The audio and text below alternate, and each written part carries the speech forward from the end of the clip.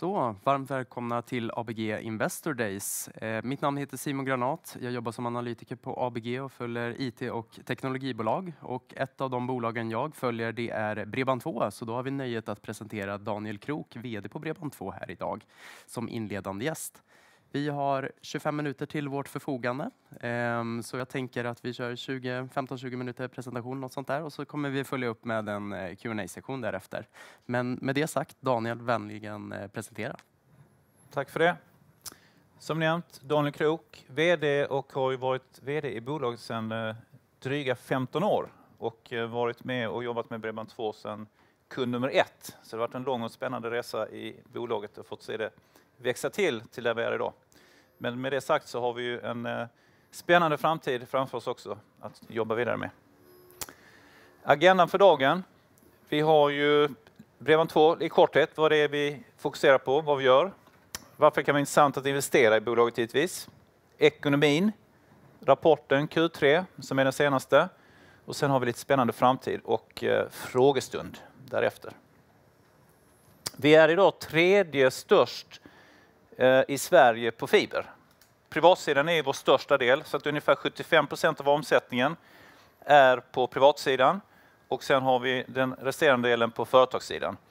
Och just givetvis privatsidan, det är ju där de största mängden kunder är. Och vi är idag dryga 500 000 kunder, alltså 500 000 kunder.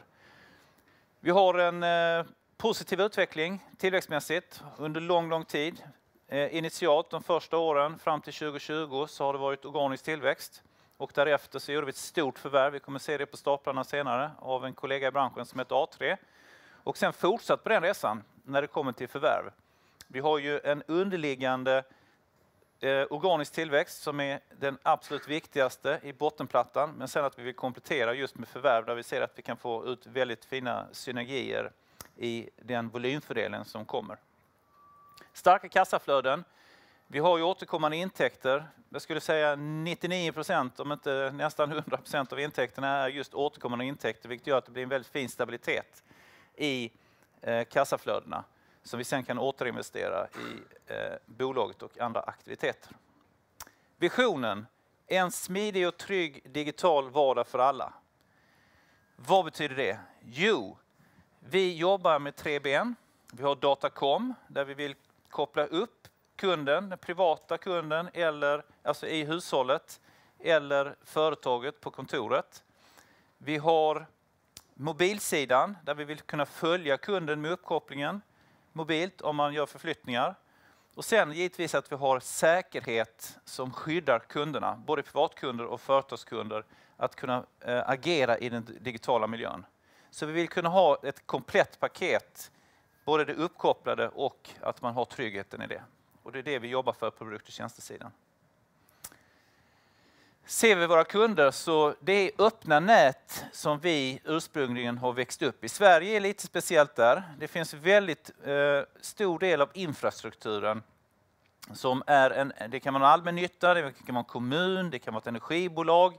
Det finns även privata aktörer. Telia har så kallade kommunikationsoperatörer eller Tele2 och Global Connect. Vilket gör att de bygger en infrastruktur där man kan nå hushållen. Där man har en gemensam både fiberinfrastruktur men också den aktiva utrustningen. Vilket är väldigt fördelaktigt och positivt för kunderna eftersom då behöver man inte ändra den tekniska miljön utan man kan i det öppna nätet ha friheten att välja vilken leverantör man vill ha. Det blir också kostnadseffektivt just på grund av att vi behöver inte varje gång det är en kund som väljer en ny operatör åka ut och göra förändringar på plats. Utan då använder vi samma utrustning till alla tjänsteleverantörer som är närvarande i nätet. Så det är en väldigt stor del av den svenska infrastrukturen idag. Som nämnt, datakommunikation är vårt absolut största ben. Det gäller både privatsidan och företagssidan. Och det är fibertjänsterna som är i fokus. Telefoniväxlar kom egentligen framförallt in från förvärvet av kollegan A3. Där de kom från telefonisidan. Så det är en väldigt viktig del som vi jobbar med. Här ligger ju allting inom 5G. Där vi ju också vill vara mer aggressiva framåt. Speciellt eftersom vi har så stor kundbas på fibersidan. tillbaka till visionen, att kunna följa kunden även i den mobila sidan. Och sen har vi säkerhetsspåret.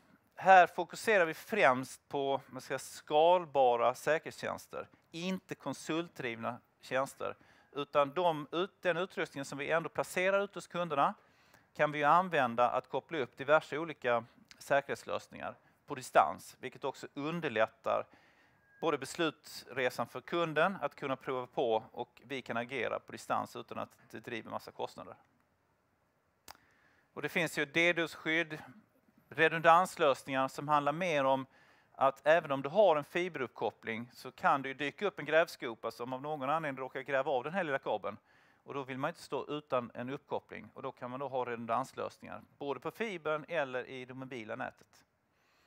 Och sen har vi brandväggar och diverse olika säkerhetstjänster på toppen av det också. Tittar vi på ekonomin så har vi ju haft en positiv utveckling under lång tid. Och vi ser ju att vi egentligen kvartal för kvartal fortsätter bygga en fin tillväxt i mixen av organisk tillväxt som är den underliggande plattan, och sen att vi kompletterar med förvärven ovanpå det. Vi ser också att vi kan väldigt snabbt få in de här verksamheterna som vi har förvärvat i den miljön som vi har, vilket är väldigt, väldigt värdefullt. Vi har en stabil och robust organisation med en infrastruktur som vi lätt kan använda till ökade volymer, och även systemmässigt att vi kan få in kunderna i våra systemlösningar för att hålla en hög effektivitet.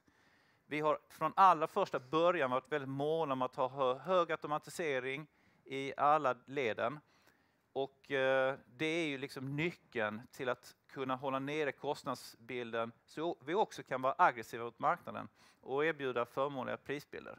Så allt det här hänger ihop. Så att också fokus på de här tre benen, inte bli för spretiga, är också en del i att kunna vara riktigt, riktigt vassa i de här tjänsteutbuden som vi har idag. Så vi har haft en positiv resa, vi närmar oss 10% tillväxt under det här året med en förbättrad lönsamhet. Och utdelning, starka kassaflöden, det vi kan använda om man säger överskottet av kapital till, ja det är ju förvärv givetvis, men vi har ju såklart utdelning till ägarna också, som vi ju successivt ser till att den blir högre över tid. Och nu har vi passerat de här dryga halva miljoner kunder och vill ju fortsätta resan där. Men framförallt är ju nu fokus på att kunna ha den kundrelationen och bygga vidare på tjänsteutbudet kring mobilsidan och säkerhet. Så att vi får hela tjänsteportföljen ut till våra fantastiska kunder som vi jobbar med.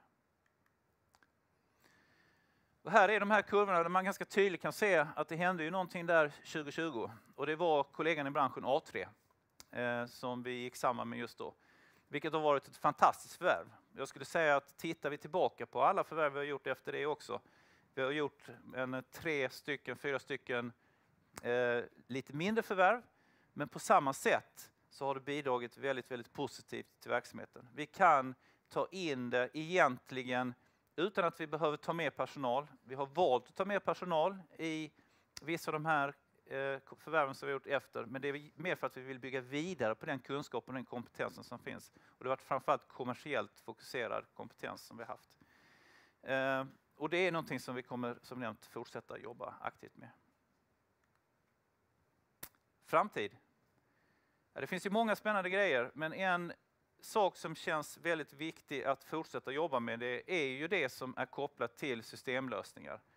Att vi ska upprätthålla en hög effektivitet i vår verksamhet. Inte bli för spretiga.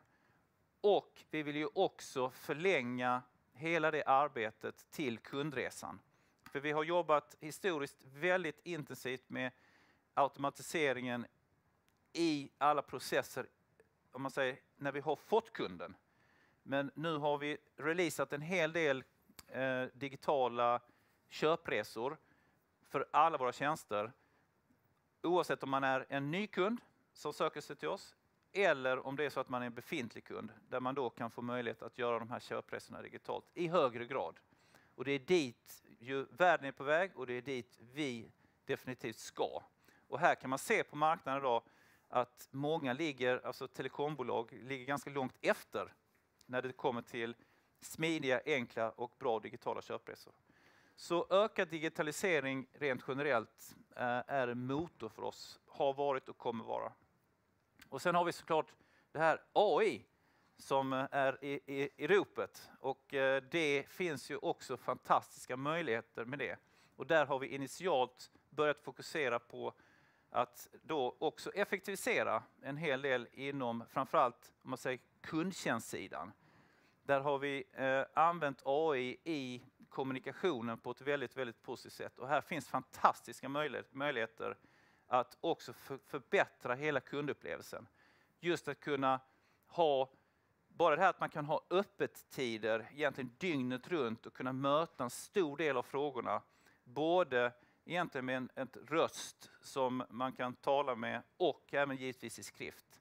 Det är inte långt bort innan man har kunnat komma dit. Men redan idag så ser vi att vi har väldigt goda förbättringar i kundresan och framförallt hur vi kan jobba med kunderna utifrån olika AI-relaterade systemlösningar. Så det är en spännande utveckling som vi följer inom det området. Det var egentligen allt jag hade, så då hoppas jag det finns många spännande frågor. Absolut, det ska jag göra mitt bästa. Oj. Jag tänkte att vi börjar lite med det du avslutade på kring digitala möjligheter och att ni jobbar mer med att digitalisera köpprocesserna. Just det. Kan du prata lite om hur långt ni har kommit där? När kan vi börja se effekter? Och kommer det här framförallt vara höjande för marginaler eller är det även så att det kan driva större topline för er över tid?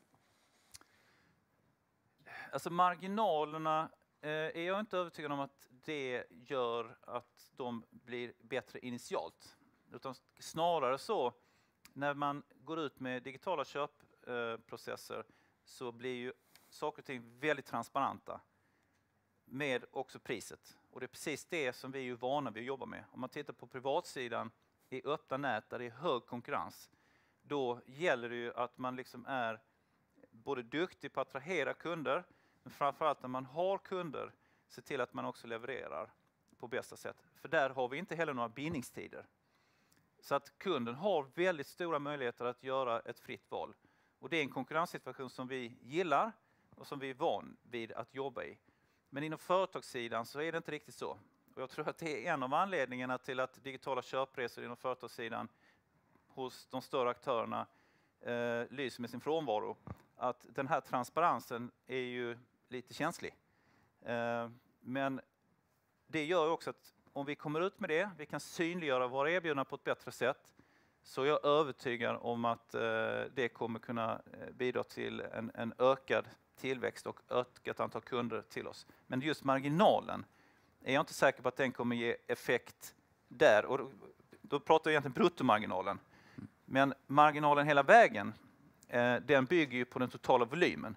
Så får vi riktigt bra fart i försäljningen, ökar vår volym, så kommer slutprodukten, alltså rörelseresultatet, såklart påverkas positivt även marginalmässigt. Så skulle jag säga. Mycket bra.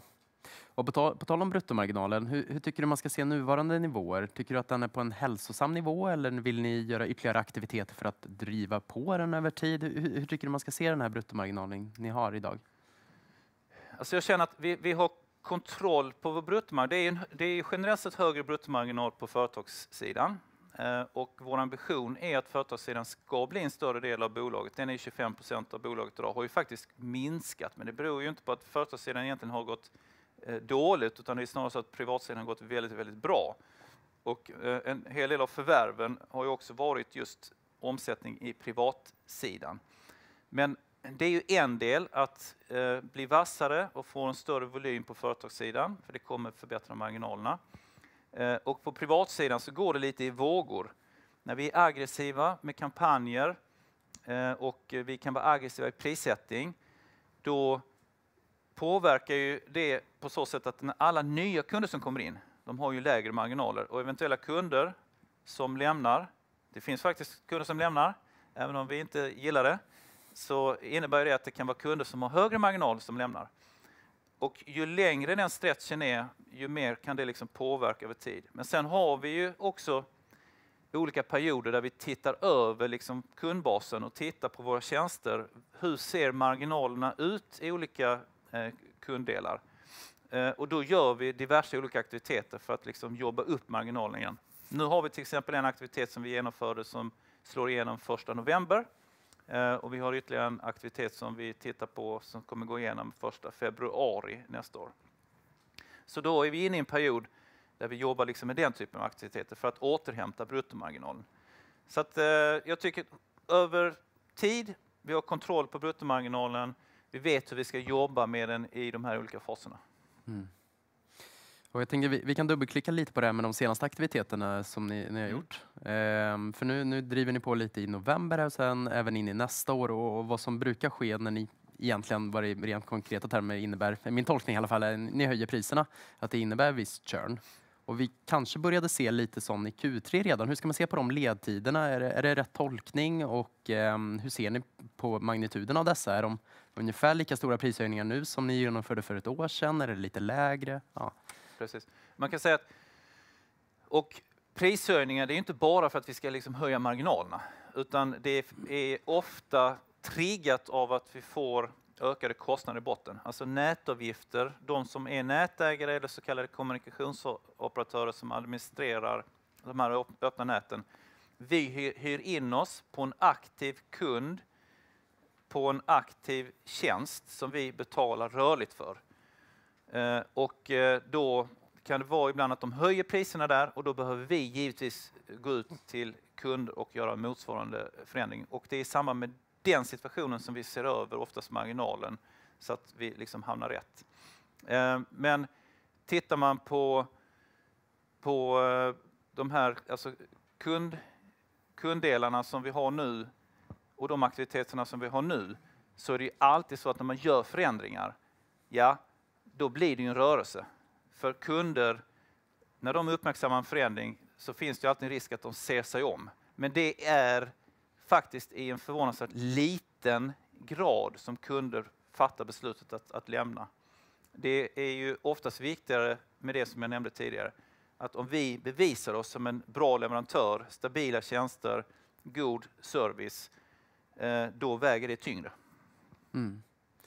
Är det rimligt dock att anta att mycket av de negativa effekterna från det här redan har tagits i en Q3 och sen så kommer då effekten från prishöjningen i en Q4? Absolut, för kommunikationen måste ju påbörjas i god tid innan kund. Så att när vi säger att men prishöjningen den slår igenom 1 november, då har vi ju börjat kommunicera från augusti i princip. Och då börjar ju kunderna notera att en förändring är på väg och då kan det bli en viss rörelse. Mm. Och nu har vi sett prishöjningar i flera år på raken, delvis drivet av den inflationsmiljö som vi har levt i. Men sen ser vi också att inflationen är tveklöst på väg nedåt. Hur tycker du att känsligheten är just nu vad gäller priser i er kundbas? Är de mottagliga för prishöjningar i samma utsträckning när vi har en annan inflationsmiljö? Eller, ja, hur ska man sätta det i paritet med erbjudandet som ni har? Alltså, det finns ju ingen som gillar att priser går upp, men samtidigt när man tittar på näten idag, det varierar lite, men många av näten har i alla fall börjat sänka priserna på de högre kapaciteterna. Alltså vi ser en förskjutning att höga kapaciteter, alltså 250, 500 och gigtjänster, att de kostnaderna för oss minskar, vilket gör att vi kan ha bättre prisbild ut på det. Så att det gör ju att kunder i högre grad förflyttar sig upp mot högkapacitetstjänster, vilket ju är hela poängen med fiber, att man ska kunna utnyttja den höga kapaciteten.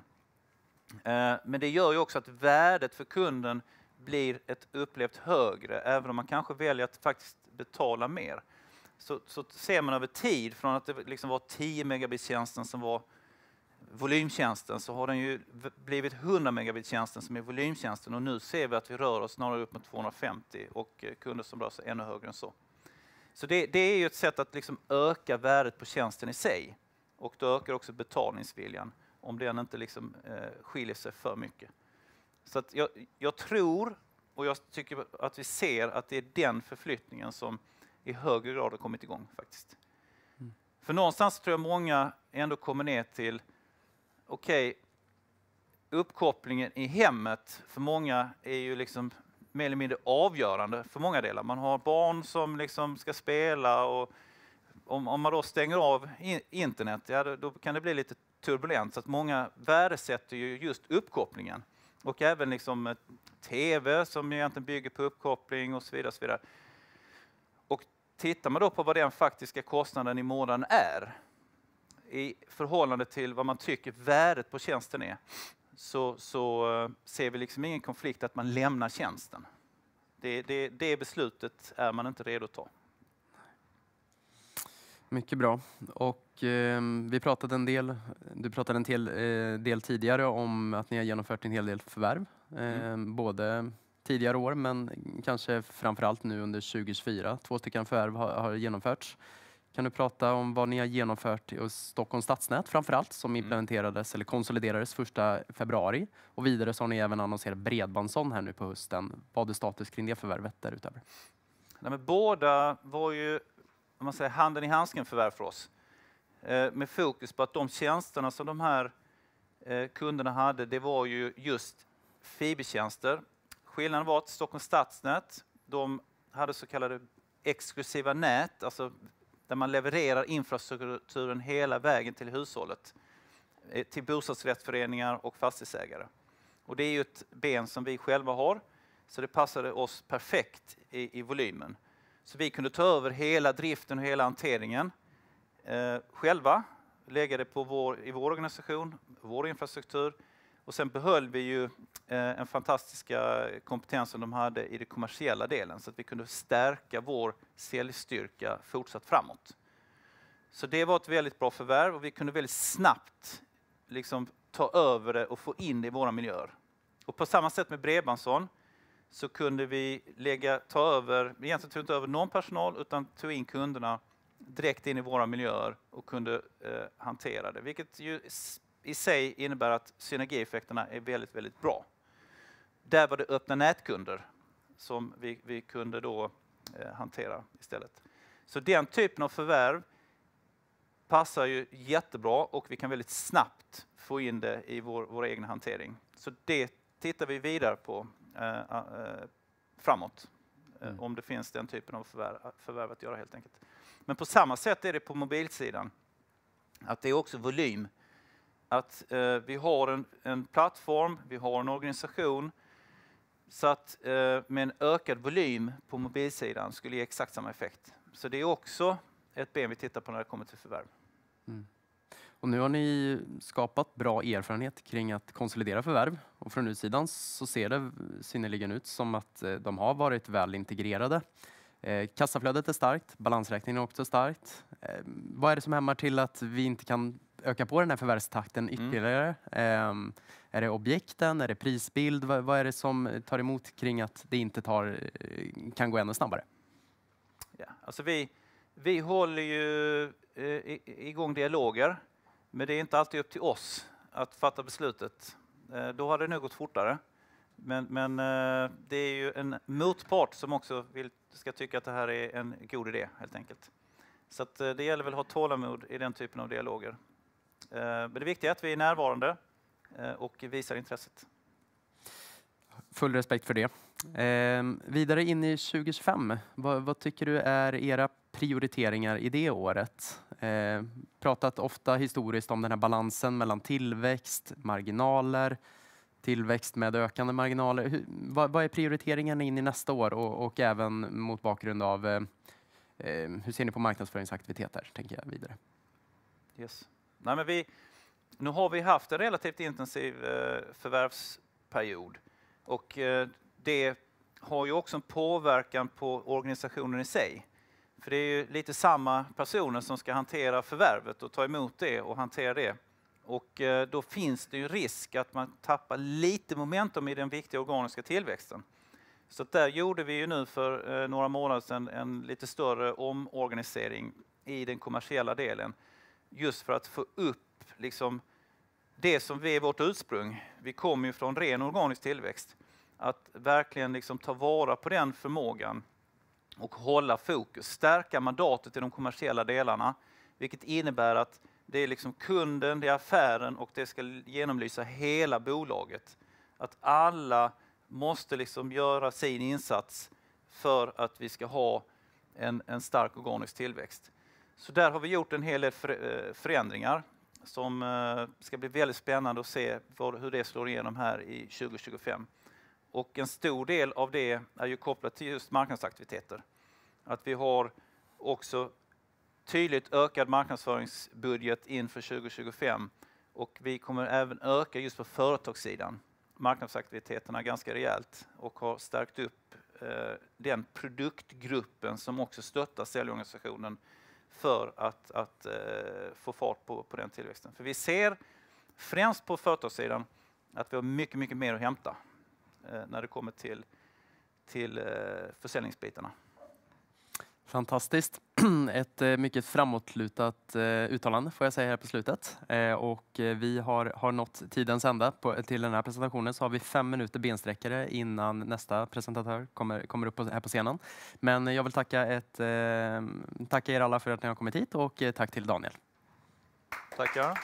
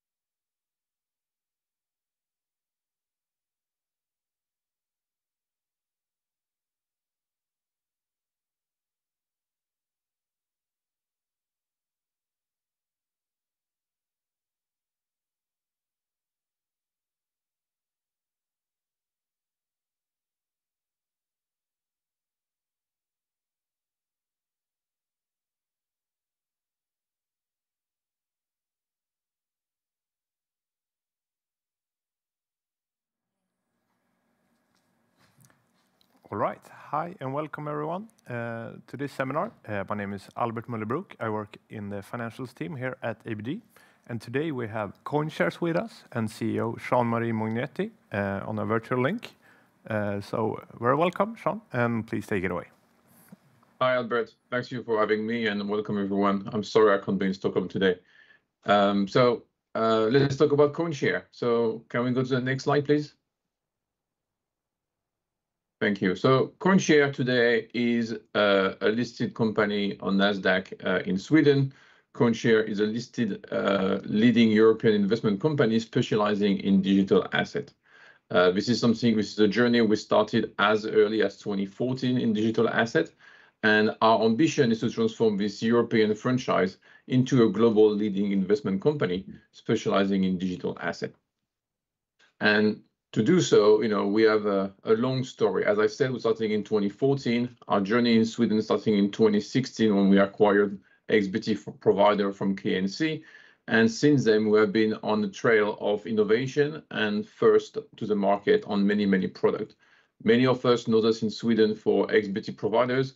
Many of us these days in Stockholm know us for the puppy campaigns, where you have lovely dogs in the tube, lovely dogs in the street, talking about XBT Provider and talking about CoinShares. CoinShares, on a bigger footprint, is about $7 billion of external client money. We're capturing about 50% of the European crypto ETP revenue and control around 40-45% of the market share in terms of AUM. We have about 20 listed products around 4 platforms. We have XBT Provider, which is very well known from you guys in Sweden. We have CoinShare Physical, which is much more focused on DSCH. We have a joint venture of Invesco called the Block Index, which is the biggest and largest globally crypto equity blockchain investment case. We manage around $1 billion in equity. And finally, we have the franchise which is building in the US called CoinShare Valkyrie, which will become fully CoinShare by mid-year next year. The company has a very strong balance sheet, around 300 million sterling or pound sterling. Sorry, I'm just trying to not confuse with ACK. So 300 million of pound sterling. The company has a unique institutional position, regulated by many regulators in Europe and in the US, audited and cybersecurity audited in many ways, and is very lean, only 85 employee or full-time employee, around 4 offices, Jersey, our headquarters, London, our main office, and Paris, one of our second biggest growing office, and a small satellite we are building now in New York, growing year on year. So when it comes to the next slide, please, and CoinShare key businesses, realistically, the way we think about CoinShare is like, not this one, the next one, please. Yeah, perfect. So CoinShare key businesses are really focused on 3 different verticals. Our asset management practices, so asset management, as we discussed, 4 platform, XBT Provider, CoinShare Physical, our Invesco joint venture, and now the expression in the US through Valkyrie, which is an ETF business which is managing around 1.5 billion in the US only. Then there is capital market. Capital market is really what help CoinShare grow from strength to strength. Capital market is really the R&D, the innovation lab, and I would say the investment arm of the company to be able to be at the forefront of innovation and stay relevant. So if you think about it in kind of in a different way, the capital market, and I know people don't like the word capital market, but unfortunately it is what it is, and that's what makes us innovative. It's almost like a lab. It's where the magic happens, and once we are happy with what we are creating, we are able to productize it and push it to asset management. Over time, we are thinking there will be a demand appearing for a hedge fund or a hedge fund product. There is smaller company in Sweden like Hilbert who are trying to go on that journey. We think it's a very nascent market. It's a very early stage market. So we are preparing for it. Investors want to see long track record and a lot of things and bells and whistle ready for it. So we have some works around that, but realistically, over time, we're thinking our capital market will more and more morph into a hedge fund solution. But that's kind of a transformative long-term process. So we're putting it out there as a frontier market between our asset management and the capital market, which is at the forefront, which is at the kind of merger of the two. If you can go to the next slide, please. Thank you. And so the way, no, this one, the next one. Perfect. So the way we're thinking about CoinShare really is CoinShare is like a non-cyclical operating system. So the design here looks like a bit like a microchips, and effectively at the core of the microchips we have the digital asset ecosystem on which we are building our research and innovation and our capital market activity. From there, we are stemming two key activity or three: our asset management practice, our capital market, and our hedge fund solution. In terms of revenue model, it's very simple. The passive asset management is driving management fees and staking fees, so it's basis point on the AUM. The hedge fund solution, when it is live and ready, will stem management and performance fees. So again, a very clear metrics on the AUM. And the capital market is the one which is a bit more tricky to appraise as an investor. The key way to look at it is a spread on volume we're turning around on the businesses, and it's a function of market term structure, market volatility, and price action. It is important to note here that the capital market has no directional trading component. It is a purely algorithmic activity, which is focusing around market inefficiency, arbitrage, and also things of this nature. So if we can move to the next slide, please. And so, the key interesting point here is like to see this slide, which is say, okay, well, CoinShare has a growing AUM. CoinShare for a long time was, I said earlier, the external AUM at the end of November, which is all public information, is around $7 billion of AUM. The key message here is like for a long time, CoinShare was very dependent on XBT Provider as its sole product line and its sole kind of like source of revenue.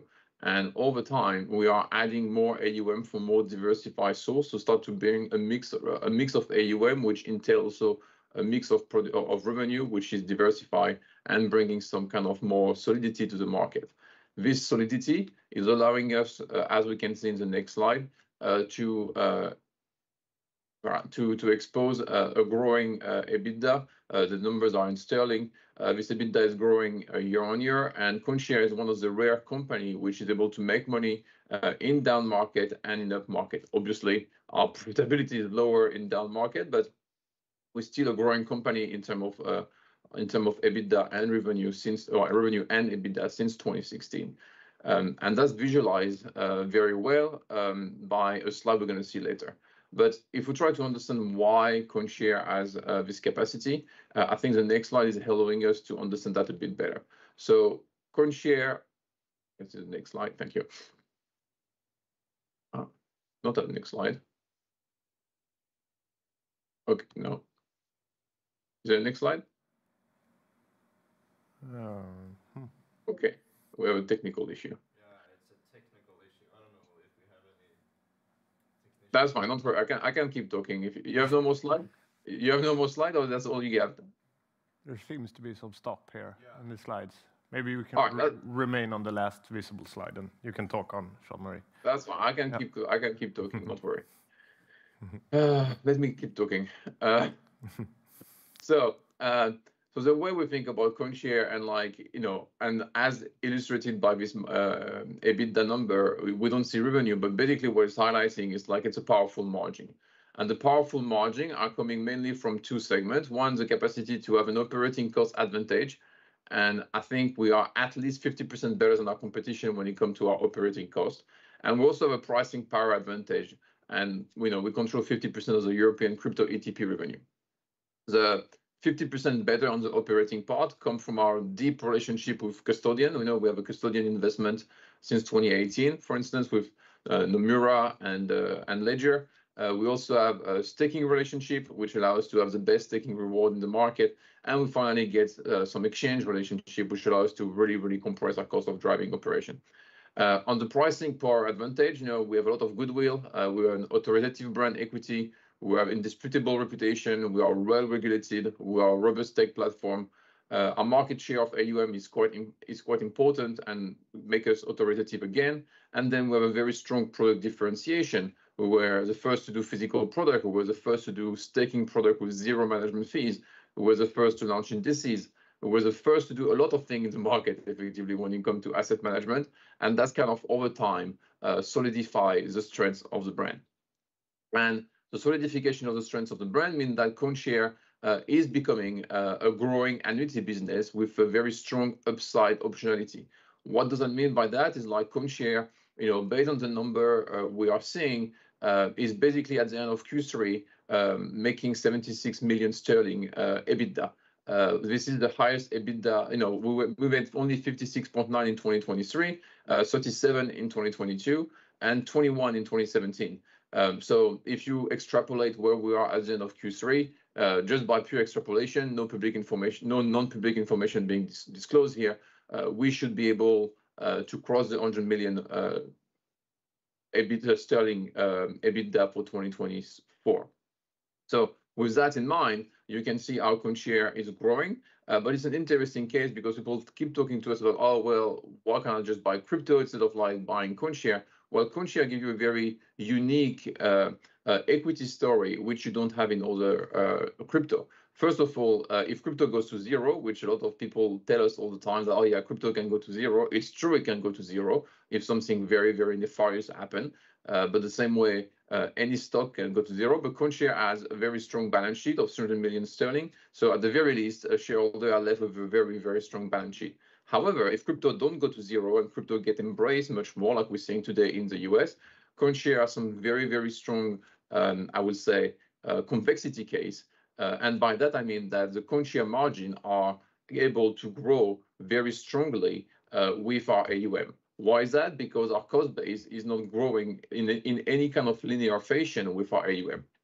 So right now, we're probably operating around 70% margin. If Bitcoin goes to, I don't know, whatever price, and our AUM goes to, I don't know, but today it's like 7 billion. If we were to manage 20 billion, we can keep the same team pretty much to still manage twice or three times more AUM. So it's not an issue at all. And so the margin for our shareholder will keep increasing. On a side note, CoinShare is also paying a dividend. It is the first time this year CoinShare is paying a dividend. We pay a quarterly dividend. The quarterly dividend is basically an annual dividend calculated for the previous year, paid in 4 installments. So we look at the result of 2023. The board of directors said, okay, for 2023, we're going to pay a dividend in 2024, paid in 4 installments at the end of each quarter, give or take. So we already paid 3. The 4th one is coming, I think, at the end of January for December 31st. And that's a unique thing for CoinShare. We are unique. There is no other crypto company which are still trying to grow whilst also making sure their shareholders are being rewarded for the loyalty. So we're very proud of doing it and very happy to do it as a company. So when it comes to CoinShare future, the question is like, okay, well, what do we do from there? So we talk about the fact that we wanted to grow the company into a global franchise. The other stuff which are important to note is like, sorry, there's a fire alarm now.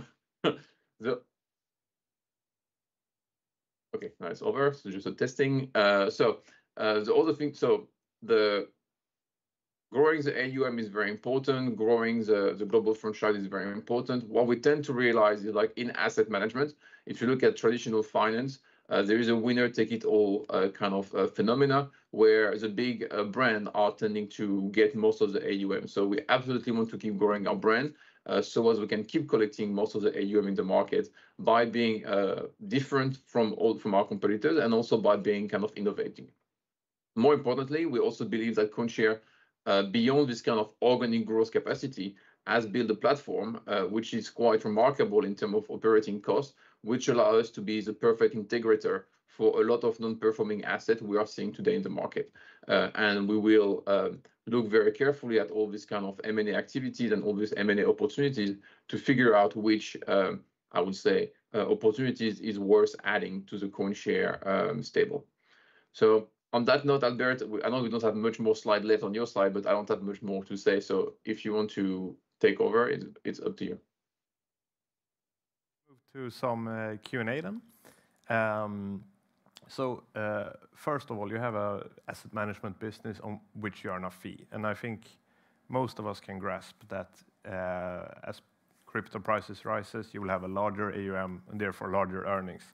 But I thought we would start by discussing some other ways that your AUM can grow. So could you maybe talk a little bit about inflow to ETP products? You have a 40% market share in Europe, but you have recently entered a much larger US market. So Could you maybe talk a little bit about? Yeah, I think there is two ways to grow. Well, there is three ways to grow. In traditional finance, there is kind of like 10% volatility. There is kind of only two ways to grow AUM. Short of like the performance, you either buy AUM by buying competition, and who is trading at a lower multiple than you, or you are able to have a very good sales team who bring AUM into the house. And in CoinShare case, we have done both. But in CoinShare case, you have, as you said, Albert, the third case, which is the price action. So price action needs to be a clear statement here, and I can't hide myself behind it. Price action will always dwarf in crypto any kind of, I would say, capacity from our sales team to defend AUM or to bring new AUM or even the acquisition model. So if Bitcoin goes from wherever it is now to 250,000, which is some numbers we're seeing today in the press, clearly our sales team won't be able to match that with like new inflow. It would be price action. When it comes to inflow from organic growth, i.e. from our sales team development, it is very interesting to see that our sales team in Europe is pretty much ranking #1 this year against the big franchise like Fidelity and WisdomTree.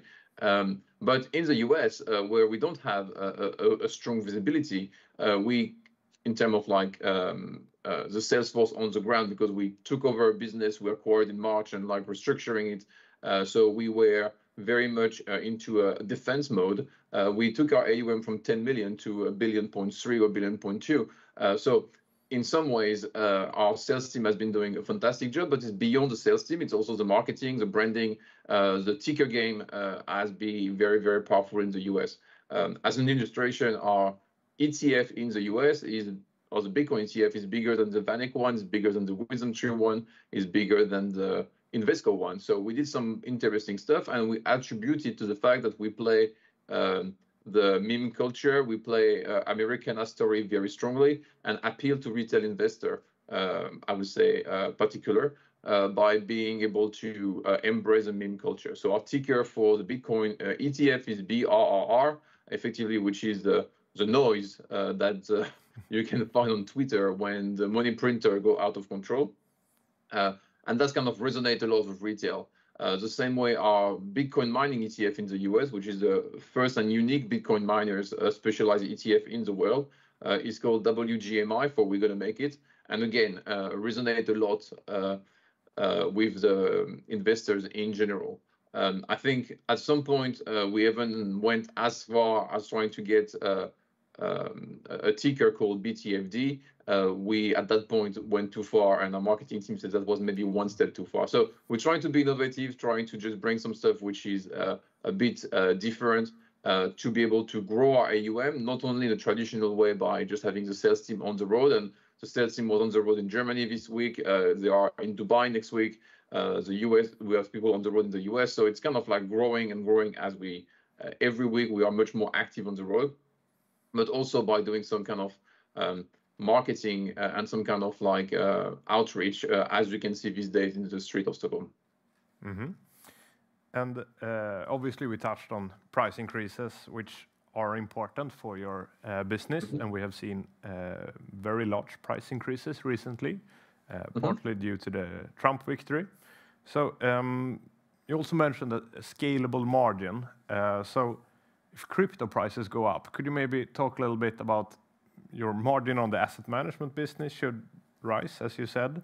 How will it affect the capital markets? Is rising crypto prices good for your there? And yeah, so it's a very good point you mentioned, Albert, because people tend to struggle to see, okay, how do we modelize the capital market business? And I kind of like came to the realization that thanks God we have enough data point to start thinking about it a little bit differently.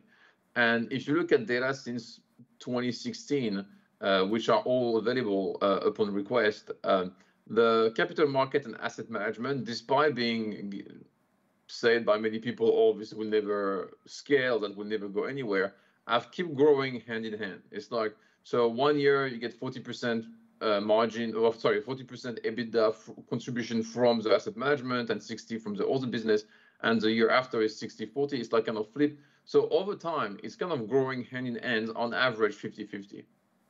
And this relationship, remains true. This relationship is an interesting one to keep an eye on.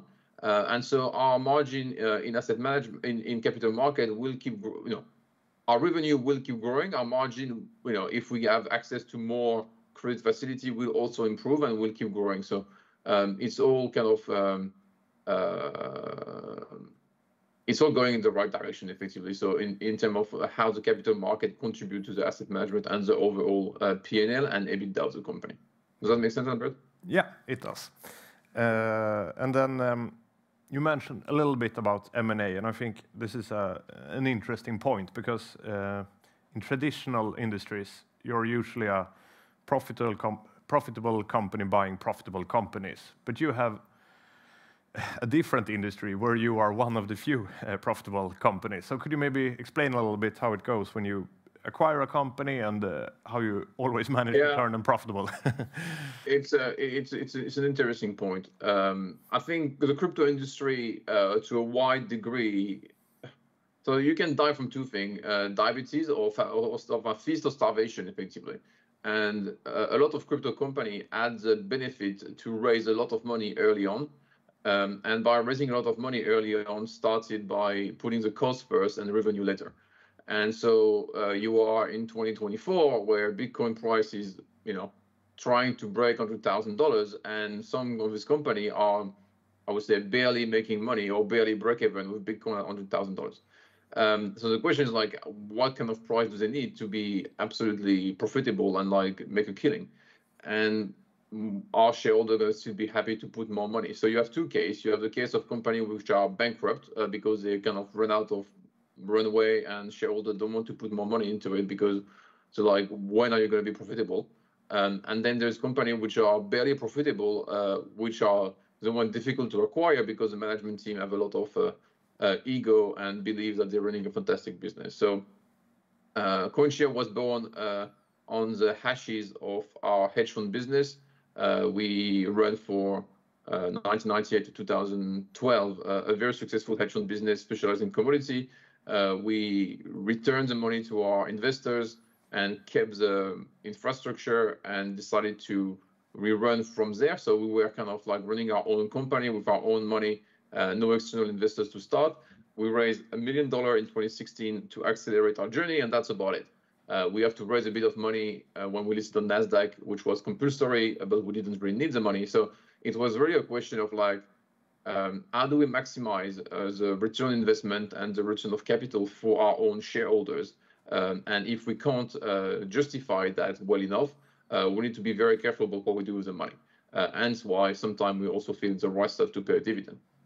So all things being considered, we are running our company with some kind of, I would say, Protestant orthodoxy when it comes to our balance sheet and our income statement, to make sure that we are maximizing the shareholder value and not just maximizing the Twitter value or the Facebook value. So it's very easy to spend all our money on external advertising and external feel-good kind of marketing.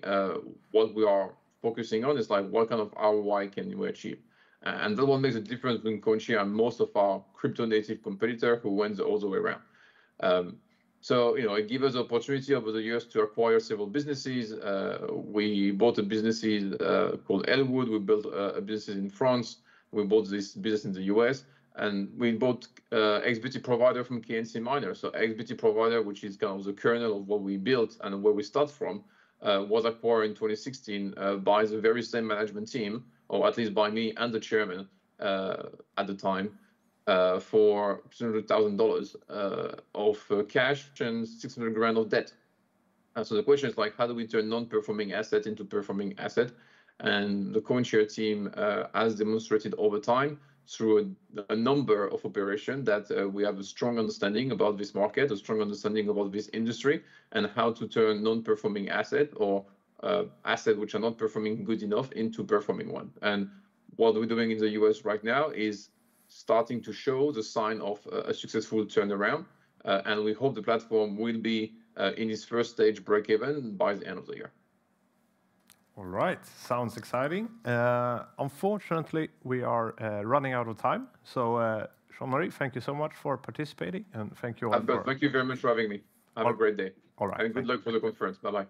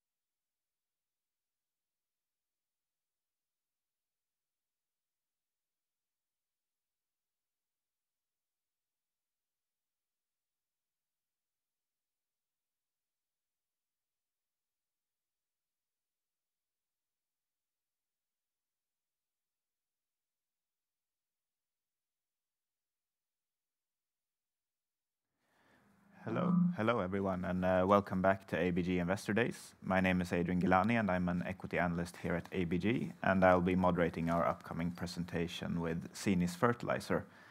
With us today, we have Charlotte Becker, Head of IR and Communications at Cinis, and she'll give a roughly 20-minute presentation, and hopefully we will have some time for Q&A at the end as well. So with that being said, I'll hand the word over to you, Charlotte. Thank you very much. So, fertilizer production today emits more greenhouse gas than aviation and shipping. And today's production depends on fossil fuels. So with a growing population, but without it, we wouldn't be able to feed even half of the world's population. We rely on good fertilizers. So what we need to do is find smarter and more environmentally friendly ways to produce fertilizer. And that's what I'm going to talk about today. I don't know how much you know about fertilizers, but there are basically three main nutrients that all plants need to grow. It's nitrogen, phosphorus, and potassium. Maybe you've heard NPK, and that's the fertilizer combining all these three. I'm only going to talk about the K today, potassium fertilizer, and more specifically, potassium sulfate, which is this, a white, water-soluble mineral fertilizer. So what Cinis Fertilizer does is we produce a low-carbon mineral fertilizer called potassium sulfate, and we do this in our production facility in Örnsköldsvik.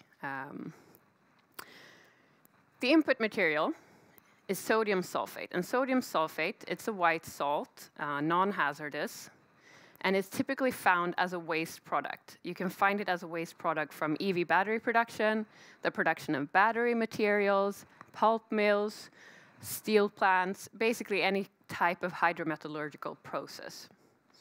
And what they do with this sodium sulfate today is that they dump it into our seas, into the oceans, or they send it to landfill. We combine this sodium sulfate with potassium chloride, which is a naturally occurring mineral salt, and the end product is a water-soluble potassium sulfate fertilizer. The byproduct is sodium chloride, which is just regular table salt. So this is a proven process. It's been around since the 50s, but what's unique and what we've patented is the use of waste materials into this production process. The entire process has been designed to be energy efficient, recycle water, and obviously it runs on fossil-free electricity. So the result is a fertilizer with a really low carbon footprint. Today's dominating production process, the mining process, relies on fossil fuels, both for their input materials, but also as an energy source to run the process. And compared to them, we have half the energy consumption, about 20% lower production cost, and up to 100% lower CO2 emissions when we're using fossil-free electricity. So we can produce a fossil-free potassium sulfate and sell it at the same price as the fossil-based ones, making it an easy switch for the farmer. If you look at a higher perspective and the market trends, there are several strong trends that are providing tailwinds for sustainable potassium sulfate, SOP, growth. There's the increased food consumption with a growing population, growing wealth. We eat better, we eat more, we eat other types of foods, and we don't have more land. So we need to produce more food using the land that we have, and fertilizers are crucial in that. There is a sustainability awareness. Farmers know that they need to reduce the carbon footprint. Agriculture stands for almost 25% of our CO2 emissions today. But there's also the issue that many, many industries are struggling with, and that is reducing waste. And we can do both. A big question that seems to be only growing for every day now is independence and self-sufficiency. For many years, the fertilizer industry has been looking for ways to reduce the dependency on China. Then in 2022 came Russia's invasion of Ukraine, and that obviously increased more a need for European fertilizer production. And now, with increased geopolitical instability, we need to make sure that we have fertilizer production domestically. On top of this, of course, there's a favorable price development. We're talking about the price difference between the input material MOP and the end product SOP. And this has remained stable over time and now is even at higher levels than the 20-year average. But we'll get back to that. But all in all, there's a very, very strong case for sustainable production of potassium sulfate in Sweden. So what we've done is that we've secured offtake and intake agreements over time. We have agreements with leading battery producers such as Ascend Elements and BASF, where we're supposed to take sodium sulfate from their battery production of battery materials. Recently, we also signed an agreement with Ragn-Sells, where we actually get paid a gate fee to take care of the sodium sulfate. And that really shows what type of waste issue we're dealing with. We're getting paid to take our input material. Potassium chloride, the naturally occurring mineral salt, we buy it from K+S at a long-term agreement. They're one of the largest players in the mineral and fertilizer industry. For our first production plant, we've sold all of the production to Van Iperen, which is a Dutch wholesaler of fertilizers. We also have an agreement for another site in Sweden, so up to 300,000 tons of potassium sulfate per year to Van Iperen. For our next production facility that's going to be based in the US, we have a letter of intent with K+S. But this is really the most interesting thing. So about 2 years ago, in October 2022, we listed the company on Nasdaq First North. And we also raised capital to finance our first production facility. In February 2023, we broke ground, and less than 15 months later, we started up production. That's a really, really, really short time when it comes to industrial projects. Of course, there have been challenges along the way, but there are basically no other industrial projects that have been executed recently in this such short time. And I think with that, we became not only the first green mineral fertilizer or fertilizer production of industrial scale in Sweden. It's not just important for the climate, it's important for Sweden and for Europe's self-sufficiency, making sure that we have fertilizer production in Sweden, in Europe, securing the food supply. What we've been working on now is the ramp up of the production facility, and it has been slightly slower. I think we maybe didn't anticipate how difficult it is, having a completely new production facility, a new team, about 30 people who need to not only get to know each other and how to work together, but also understand all of the pipes and tanks and everything that you need to keep track of inside a production facility. But we have 6 shifts, so it's 24/7 operations. The capacity is 100,000 tons of potassium sulfate per year, which at a full year's production is a revenue of around 700 million SEK using today's prices of SOP.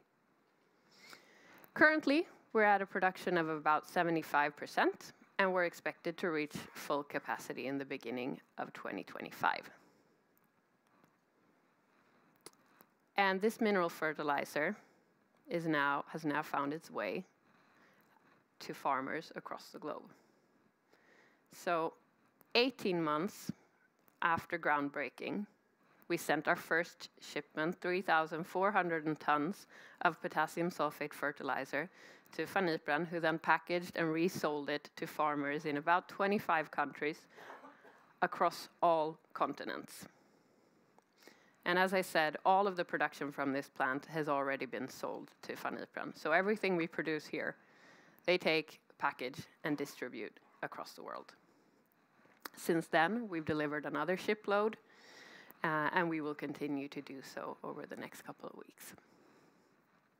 But I think what's really, really interesting here is that this is a product that is making an impact for farmers and their CO2 footprints. Not tomorrow, not in 5 years, but today. They already have the product in their hands and can use it. And 1 ton of our product, compared to the dominating one today, saves about 300 kilograms of CO2. What we're going to do next is take all of the learnings from the first site, which of course there were plenty, and build a production facility in Hopkinsville, USA, in Kentucky. And what we're doing here is that we're co-locating with a battery producer called Ascend Elements. They have several battery recycling facilities, and now they're in the final stages of building another battery production site and battery materials production. We're going to build this production facility in steps of 100,000 tons, and that is to match the scale up of Ascend Elements and ensure that we don't take a big investment until we see that they're ready. And it's also, so it's a way of reducing the risk. They're starting up their production early 2025, and with that, we expect to start building by the end of 2025. After that, we have a full plan of building 6 production plants until 2030. That's an installed capacity of 1.5 million tons of SOP, potassium sulfate, per year. So the first one, Örnsköldsvik, it's already in place, it's already producing, already generating cash. And then we have the second one being planned in Kentucky. And for the next 4 ones, we have discussions with basically several of the largest EV battery materials producers in Europe, US, but also globally. If you then look at the more financial part of it, as I discussed before, the input material we need is called MOP, potassium chloride. And we use it to produce SOP, potassium sulfate. Since everyone needs to use MOP, potassium chloride, to produce SOP, potassium sulfate, these 2 prices covariate. And historically, there's been a price premium of about 200 to 300 euros per ton. You see that there was a strange price spike. That was due to, first, it was China cutting off exports of potassium sulfate fertilizer, needing it for domestic production. Then sanctions against Belarus, and on top of that came Russia's invasion of Ukraine. But what you see now is that since about a year ago, prices have stabilized and found their way back to a more normal stage. But what has increased is the spread between MOP, the input material, our biggest cost, and SOP, the end product. On top of this, there is a premium. This is a standard potassium sulfate that I'm presenting the prices for, but we're producing a water-soluble product, which is a premium product. So there's an additional price premium on top of this. As I mentioned before, we've chosen not to charge a green premium. We would rather make a big impact, sell big volumes from the start. But of course, there is a possibility that you could get those in the future. So with that in your mind, we've set these long-term financial targets, a profitability of 25% EBITDA margin, long-term low leverage net interest-bearing debt over EBITDA below around 2.5 times. And since we're planning to build more production facilities and use cash flows for that, we won't be giving out any dividends for the near future. So to summarize, this is a case with a very low technical risk. It's an established technology. We have a production facility that's up and running. We have offtake and intake agreements for several plants in place. We have a big plan to build 6 production plants. First one, it's already there, just 5 more to go. It's a really, really big environmental benefit compared to the alternatives on the market today. Up to 100% lower CO2 footprint, half the energy consumption, and a lower production cost.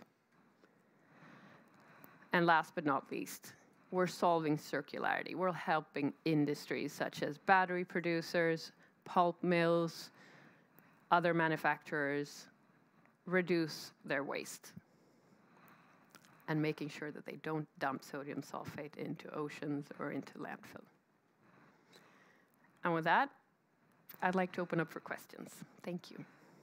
Perfect. Thank you a lot for that presentation, and a bit quicker than 20 minutes as well, so it leaves more time for Q&A, which is great. I'd just like to start off in the current facility in Örnsköldsvik. Obviously, the focus is on ramping up the volumes, and you mentioned it took a bit more time than expected. Can you elaborate on what these sort of unexpected issues were and whether those are mostly behind us now? Yeah, I mean, there are several things.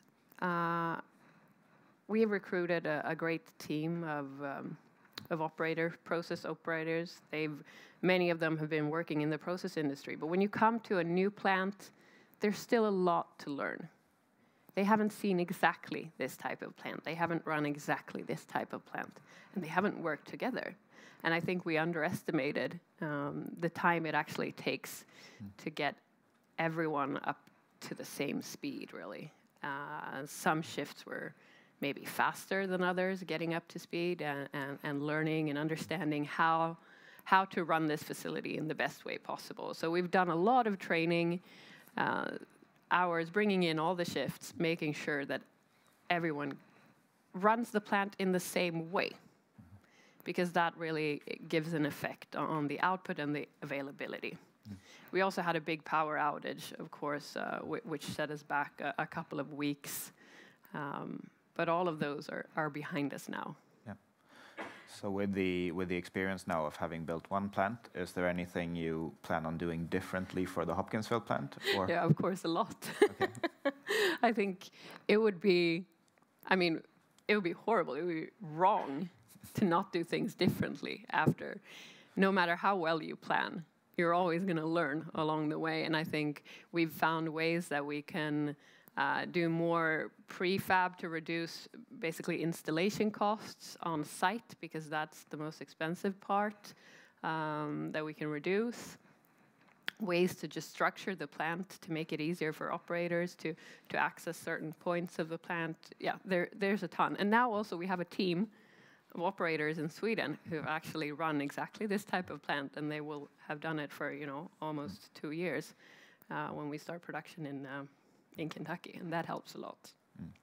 So also just what's the rationale of going as far out as the USA for the second plant? Because a couple of years ago there were plans of building more plants in Sweden. What's sort of changed since then?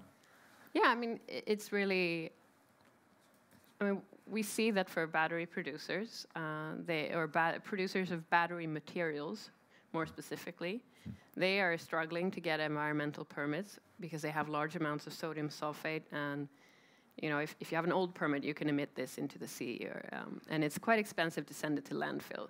So we play a really important role for these companies. And we saw that Ascend Elements, they had a very strong development. They have a good track record. They've put up several battery recycling plants. And now they're building this gigafactory, and they had a very quick timeline. So it was basically a matter of their timeline being quicker than some of the projects in Europe, which is why we prioritized them. I mean, the original plan was to build in Skellefteå next to Northvolt, and I think we're quite happy now that we chose to focus on Kentucky before that. Understood. And obviously plan A as well was to source MOP from Northvolt also for the Örnsköldsvik plant. Yeah, sodium sulfate. Yeah, exactly. Yeah, sodium sulfate, sorry. And can you just talk about the sort of situation now with Northvolt volumes not ramping up? What's the plan for sourcing inputs at the moment in the current factory? Yeah, so in the current factory, I mean, we're sourcing the majority from producers in Spain, and then we're adding on more and more waste streams from mainly surrounding industries that are close by the facility in Örnsköldsvik. So the Ragn-Sells contract was the first one. And it's actually a much better contract financially than the one we had with Northvolt, because we actually get paid to take care of it. And that's the type of contracts that we're going to add for Örnsköldsvik. Yeah. And just moving on a bit also to the pricing of the product, you mentioned that you've chosen to not take out a green premium pricing. What's sort of the rationale behind that? And also how do you assess your possibility of perhaps getting a green price premium in the future? Yeah, I mean, it's two parts. I think, I mean, the fertilizer industry, it's concentrated on quite a few large players. So actually getting access to sort of the distributors and the end users, it takes a lot of muscle, and we don't have that. So we think collaborating with someone selling it in bulk is a good way. And if we can price it at the same level as the fossil-based products and still make a profit, we think that's the best way forward, because then you can sell large volumes from the start. It makes it so much easier. I think everyone can recognize this, that in theory, everyone is willing to pay more for, more sustainable jeans or a broccoli or whatever. But when you're standing there in the store and it costs 3 times as much, you're maybe not as eager. And that's what we see. We believe that farmers are no different. So that was the choice. And I think what we're seeing now is that when the end users are getting the product in their hands and they see that, it has even higher quality actually than the fossil-based products that they've been using, that also creates an increased will to pay for it and pay a premium. Maybe for the CO2 reduction, but also for the quality. And then we have the margin, as you mentioned, is determined by the spread between the SOP price and the MOP price. And obviously it's very logical that SOP should be priced higher as it's an upgraded version, but what sort of drives the spread of the two materials, and what's your view on whether that spread might increase or decrease going forward? Yeah, so I mean, as I said, all SOP needs to be produced using MOP, so that's why you have that natural spread. And then Mannheim process is the dominating one, stands for like 50% of the market. So basically they've been sort of the price setters, and they use fossil fuels for their production, input materials, also running the process, sulfuric acid, which can be quite expensive. But if you look at the price spread now, it's over 300 euros per ton, and so way above the average. And what we see, all the analysts, the potash analysts, very niche market, but they see that this spread is going to remain stable at these higher levels, or even increase, because the SOP market is undersupplied. There is an increasing demand for SOP. As the soils get drier, you need to switch to this premium fertilizer, and there just aren't enough projects being built, and the facilities in Europe are closing in on decommissioning because they're old. Yeah, and as for the margin target, do you assume an expanding premium or an expanding spread going forward to be able to achieve the margin target, or what's that based on? I mean, we usually try to be slightly conservative and use an average spread for our calculations. And I think, what we've seen for this year and in the near future is that, Northvolt not delivering sodium sulfate, that has cost us. And so unless we can find new sources of sodium sulfate at the same price as Northvolt or even lower, we have an added cost of about 45 million per year. But it's still within reach. Yeah.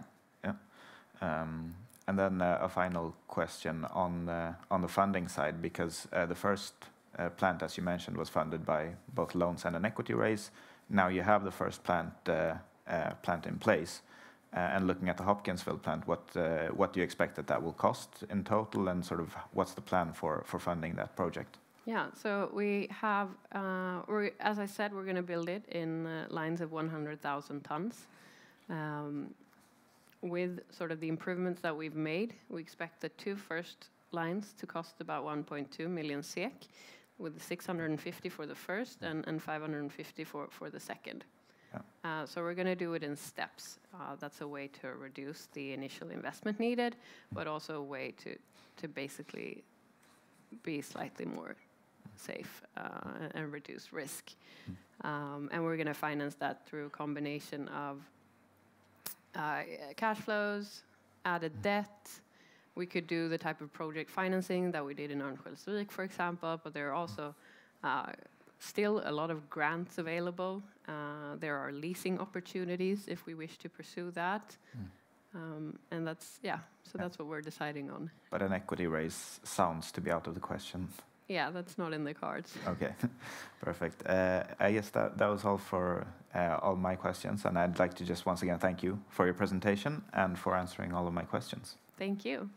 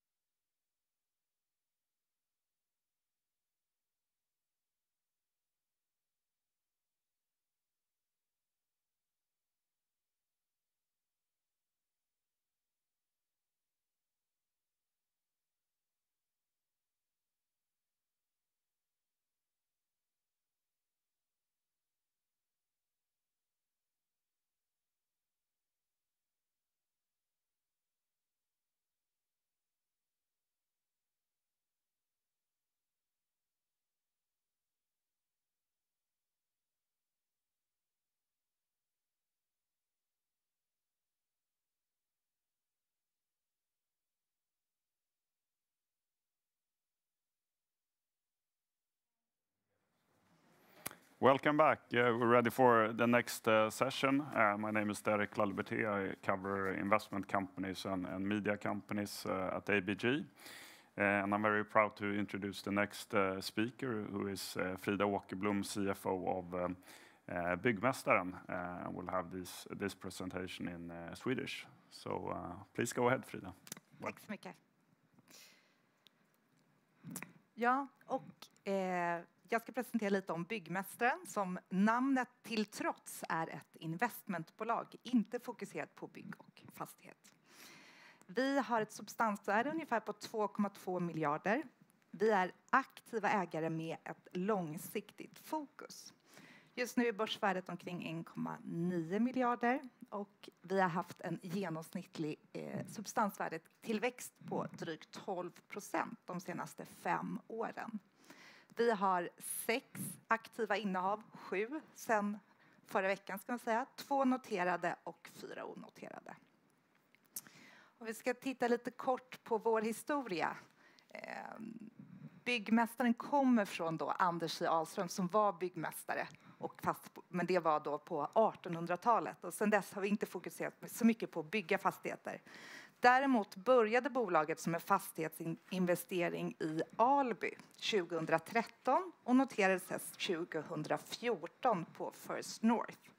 Så de första 5 åren var bolaget ett fastighetsbolag. I samband med det så förvärvade man också ett bemanningsbolag som var fokuserat på fastighetssektorn.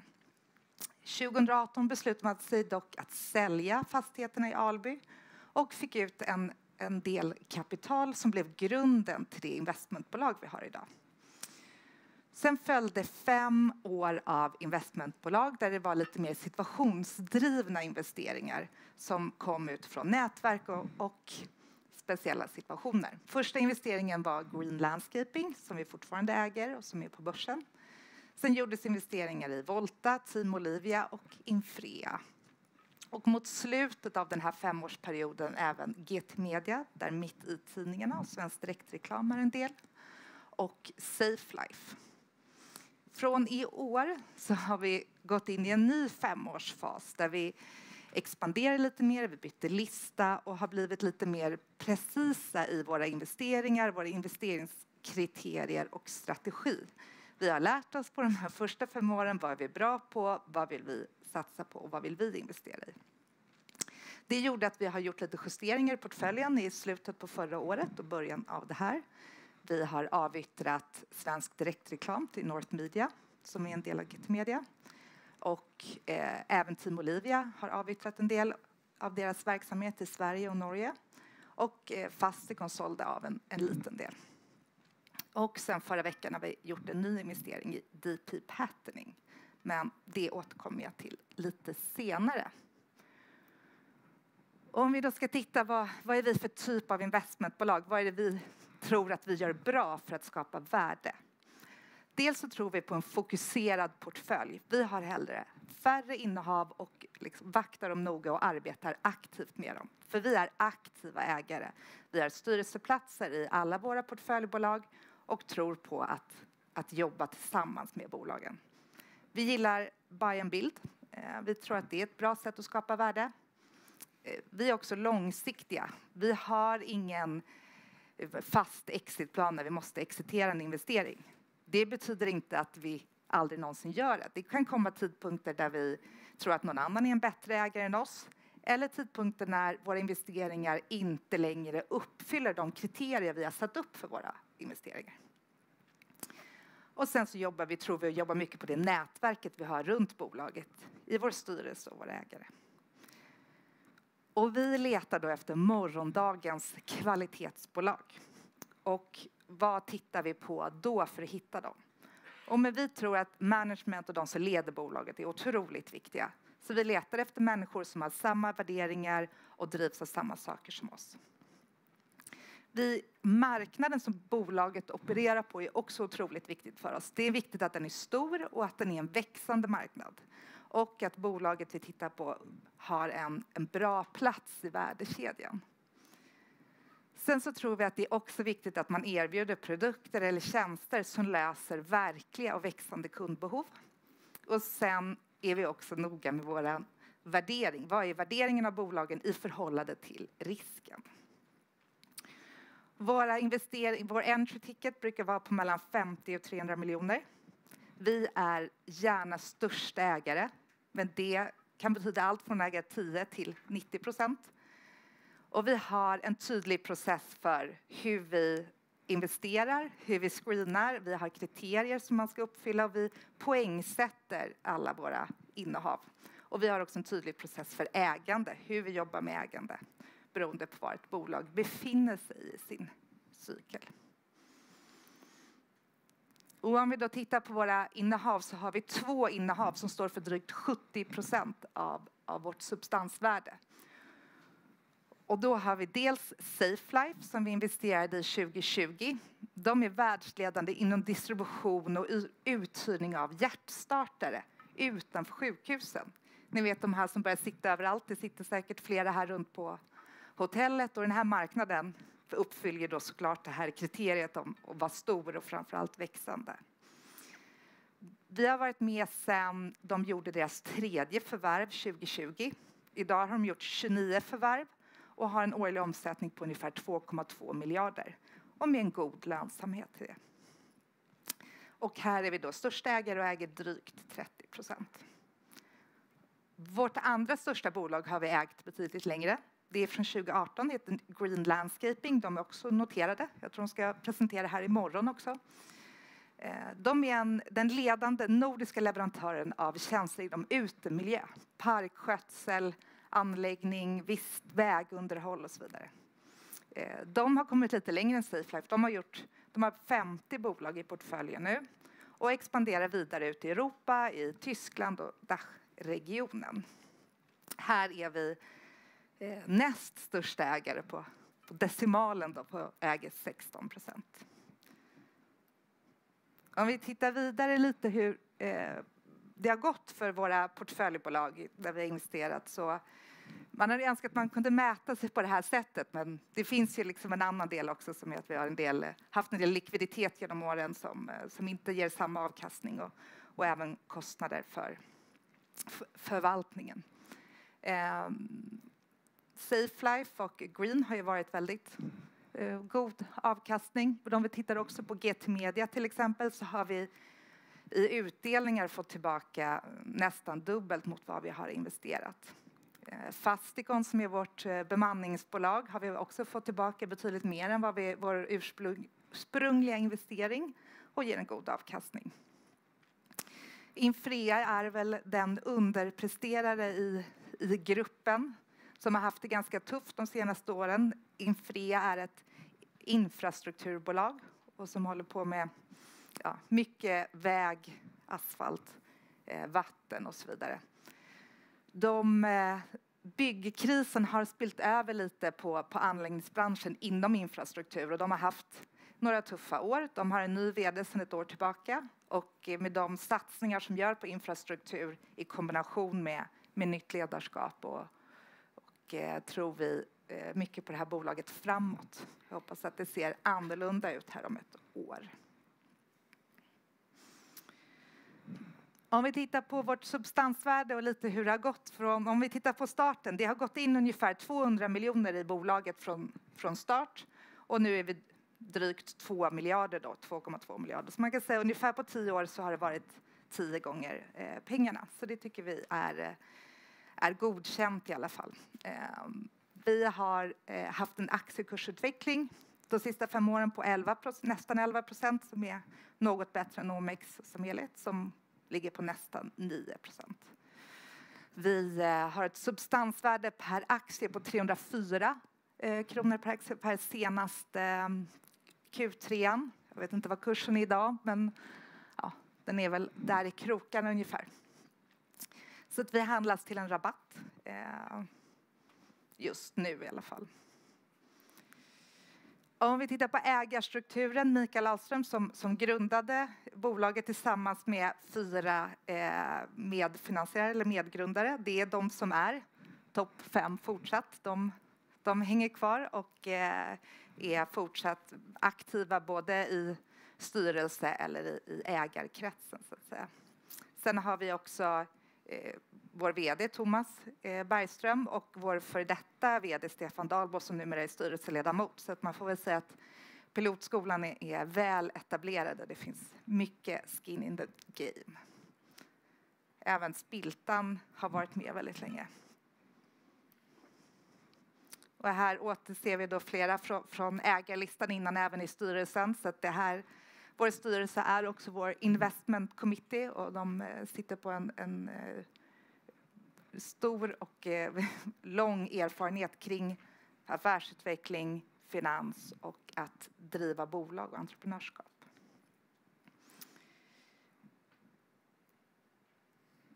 Om jag ska säga några kortord om vår Q3, den kom ut här för några veckor sedan.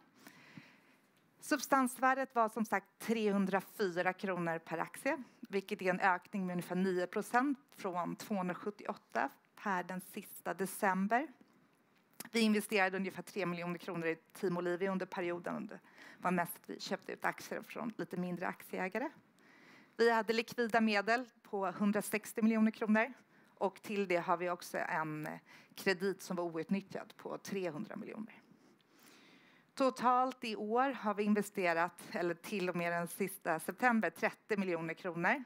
Och vi har erhållit utdelningar på ungefär 200 miljoner kronor. Och vi bytte lista till huvudlistan 19 juni i år. Efter Q3 så har vi då investerat ytterligare 45 miljoner kronor i SafeLife som fortsätter att förvärva. Och Team Olivia har avyttrat 4 miljoner aktier i Humana som de fick i betalning när de sålde deras norska verksamhet. Vi har också investerat 25 miljoner kronor i ny investering i DP Patterning. Och sen så förra veckan hade vi vår byggmästardag. Så att om man vill höra mer om oss så kan man gå in och kolla på vår hemsida så finns det lite filmer där. Och då kan man också höra ett urval av våra portföljbolags vd:ar presentera bolagen lite mer. Vi har då investerat i DP Patterning här förra veckan. Och det är superkul. Det är vår första nya investering på några år här i ett nytt bolag. Och vi har då investerat 25 miljoner kronor med en option att investera 25 miljoner till senast sista juni 2025. Och det här är ett Norrköpingsbaserat bolag som har utvecklat en ny teknik för att tillverka flexibla kretskort. Och det är då genom torretsning. Det vanligaste sättet att tillverka flexibla kretskort är genom kemisk etsning. Så det är stora kembad, så det är en ganska komplex process i logistikmässigt. Du måste ha kembad och det tar ganska mycket och det påverkar miljön ganska mycket. Så med den här tekniken så går det enklare och är mer miljövänligt. Och det har också en kostnadsfördel. Så att det här uppfyller verkligen den här marknadsdelen som vi har som kriterie. Och det här är från ett forskningsprojekt inom RISE. De har hållit på i 15 år. De har aldrig tagit in något kapital. De har aldrig lånat några pengar. Och är liksom värderingsmässigt väldigt likt hur vi arbetar. Så de står nu inför liksom en tillväxtfas. Vilket passar väldigt bra för oss att gå in. Om vi ska summera lite då varför man skulle investera i Byggmästaren så är det vi har en historik av att skapa bra värde över tid. Vi är aktiva ägare som tar ansvar för våra innehav. Vi spelar i samma lag. Styrelser, medarbetare, alla investerade och även våra portföljbolag så är management investerade. Det är generellt sett skulle jag säga bra att spara i investmentbolag. Du får liksom en bra riskjusterad avkastning om du har ett långt perspektiv. Så det gäller även oss. Och det är också ganska kostnadseffektivt om man jämför med vissa fonder. Och nu skulle jag också vilja säga med vår rabatt så är det en ytterligare potential för en liten högre avkastning. Och att vara noterat ger ju också en kvalitetsstämpel. Det är enkelt och det ger en transparens man kan följa sin investering.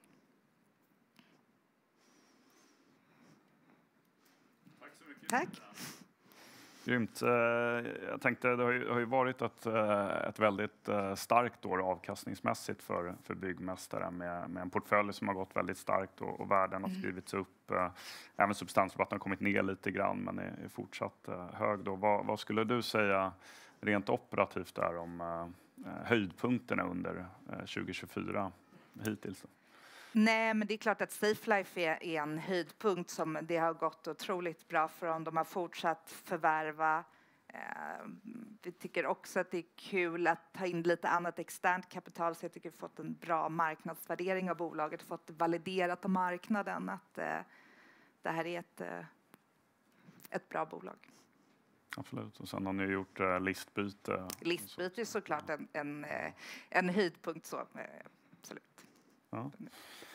Sen tänkte jag, ni har justerat upp värdena i den onoterade portföljen en del här under året. Vad är det egentligen som har drivit det? Det är ju framförallt Safelite som har drivit det och deras förvärvstakt.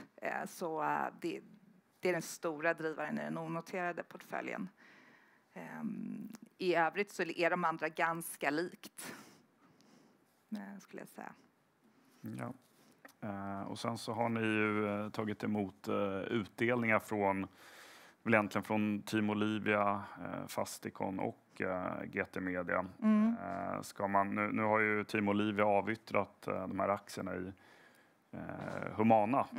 Så ska man förvänta sig ytterligare utdelningar som ska stärka balansräkningen här. Ja, det är en fråga för Team Olivias styrelse, men vi har väl en förväntan att de aktieägarlån vi har, att de ska återbetalas här under Q4. Att det förväntar vi oss nog. Ja. Om vi tittar lite framåt, vad skulle du säga vad är främsta fokus för er nu här under kommande året? Ja, men det är ju att fortsätta att arbeta med våra portföljbolag. Det är det viktigaste vi har och vi ser stora möjligheter hos våra bolag framåt. Så det är alltid vårt största fokus. Sen så tittar vi aktivt också nu på nya investeringar. Så det är såklart också det vi har ingen stress, men vi hittar gärna någonting mer. Apropå, du nämnde ju lite där, men apropå nya investeringar och balansräkningen har väl även efter DPP här så har ni väl ändå över 100 miljoner i netto kassa egentligen. Vad är målsättningen här när det kommer till förvärv och liksom hur många möjligheter tittar ni på så där, om man får fråga i? Nej, men vi tycker att det är en ganska bra marknad för möjligheter just nu, så vi tittar hela tiden och vi har ett bra inflöde av case. Sen är vi disciplinerade i vad vi säger ja till och har en tydlig process med kriterier för att man ska komma vidare från varje steg. Men vi tittar mycket och ser många spännande möjligheter och hoppas, men det ska vara rätt också. Ja. Ja, du nämnde lite om processen där, men kan man säga något om, alltså har ni något särskilt sektorfokus när ni tittar på nya investeringar? Nej, vi har inte det, och det skulle jag säga är en styrka, att vi är inte sektorspecifika. Däremot så är det viktigt för oss med track record av lönsamhet, en stabil tillgång och så vidare. Men sektor är inte, det är viktigt att vi förstår verksamheten så att vi kan bidra. Jag tänkte om kan man toucha lite på DP patterning där. Jag tänkte att nu investerar ni 25 miljoner och så eventuellt en option på 25 miljoner till. Och det låter ju otroligt spännande. Hur ska man se det lite grann? För det blir fortfarande ett väldigt litet förvärv i förhållande till ett substansvärde. Det är ju bara någon procent. Så ska man se på varför gör ni det här? Det är väl en fråga som flera ställt sig, men jag vill också samtidigt, vår första investering i Safelite var också 25 miljoner. Vi är försiktiga till vår natur, för liksom, det är viktigt att managera risk också. Och vi ser stora tillväxtpotential för bolaget. Så det är klart att vi investerar inte någonting med ambitionen att det ska vara 1-2% av vårt substansvärde, utan det förväntar vi oss och hoppas att det ska bli mer än så småningom. Stor potential och det kan kanske dyka upp nya möjligheter till och investera mer helt enkelt när man ska leverera på affärsplan och expansion och annat. Då. Ja.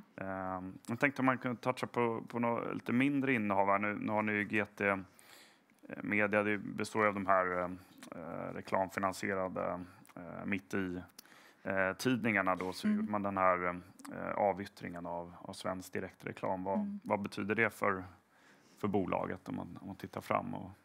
Nej, men mitt i tidningarna, vi tycker att starka lokalnyheter är otroligt viktigt för samhället i stort. Jag menar, mitt i tidningarna är en väldigt liten del av vårt substans naturligtvis. Men vi tycker att det här är en viktig produkt för samhället. Det når 1 miljon stockholmare varje helg och som i genomsnitt läser den i 15 minuter. Det är få medier som får den uppmärksamheten.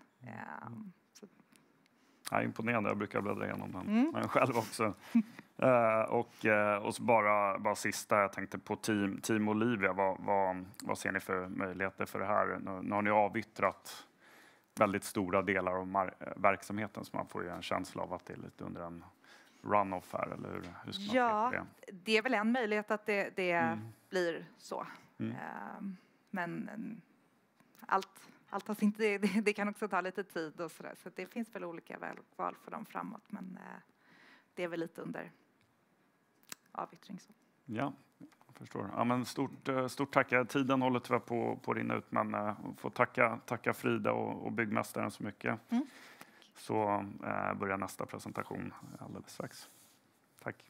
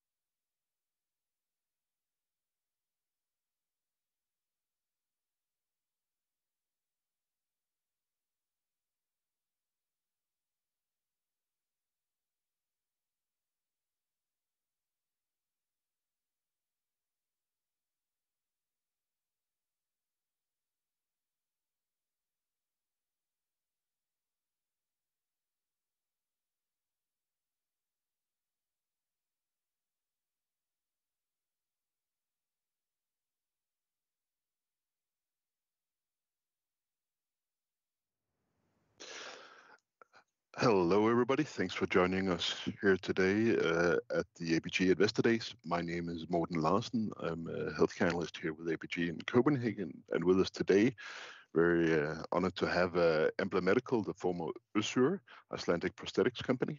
And with us today, we have Klaus Sindahl, the head of IR. And many of you also know him from his former work at Hansa. But Klaus, why don't you take it away and talk us into Embla and where we are? Thank you so much, Morten. If we can please have the next slide, please.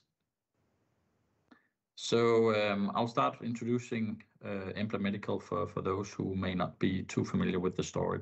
So we are a global leader in innovative mobility solutions addressing patients with mobility challenges. So we are based out of Iceland, as Morten stated, but we are listed in Copenhagen since 2009 and with global operations in the broader orthopedic space. Today, we operate in 36 markets, mainly in the mature Western markets where reimbursement infrastructure has been established. Also, innovation is very key to us. So we launch new products every year and invest around 5% of our sales into R&D and innovation. This year, we expect to invest around $40 million. Over the years, we have demonstrated a solid track record of profitable growth with a 17% CAGR since our listing in 1999. Growth has been generated through a healthy combination of organic growth and also through acquisitions. Please turn to the next slide, please. So we operate across 3 business segments, which are illustrated on this slide, which all address the need for patients with mobility challenges. Our legacy business is prosthetics, which makes up roughly half of our revenue today. So we develop and produce all components going into prosthetic devices. And prosthetic devices are typically divided into 2 categories. So you have the more simple mechanical solutions, which serve basic needs for an amputee and makes up the majority of our business. And then you have the more advanced bionic solutions, which make up 20 to 25% of our prosthetic business, but is growing very strongly these years as reimbursement advances, and you also can justify health economic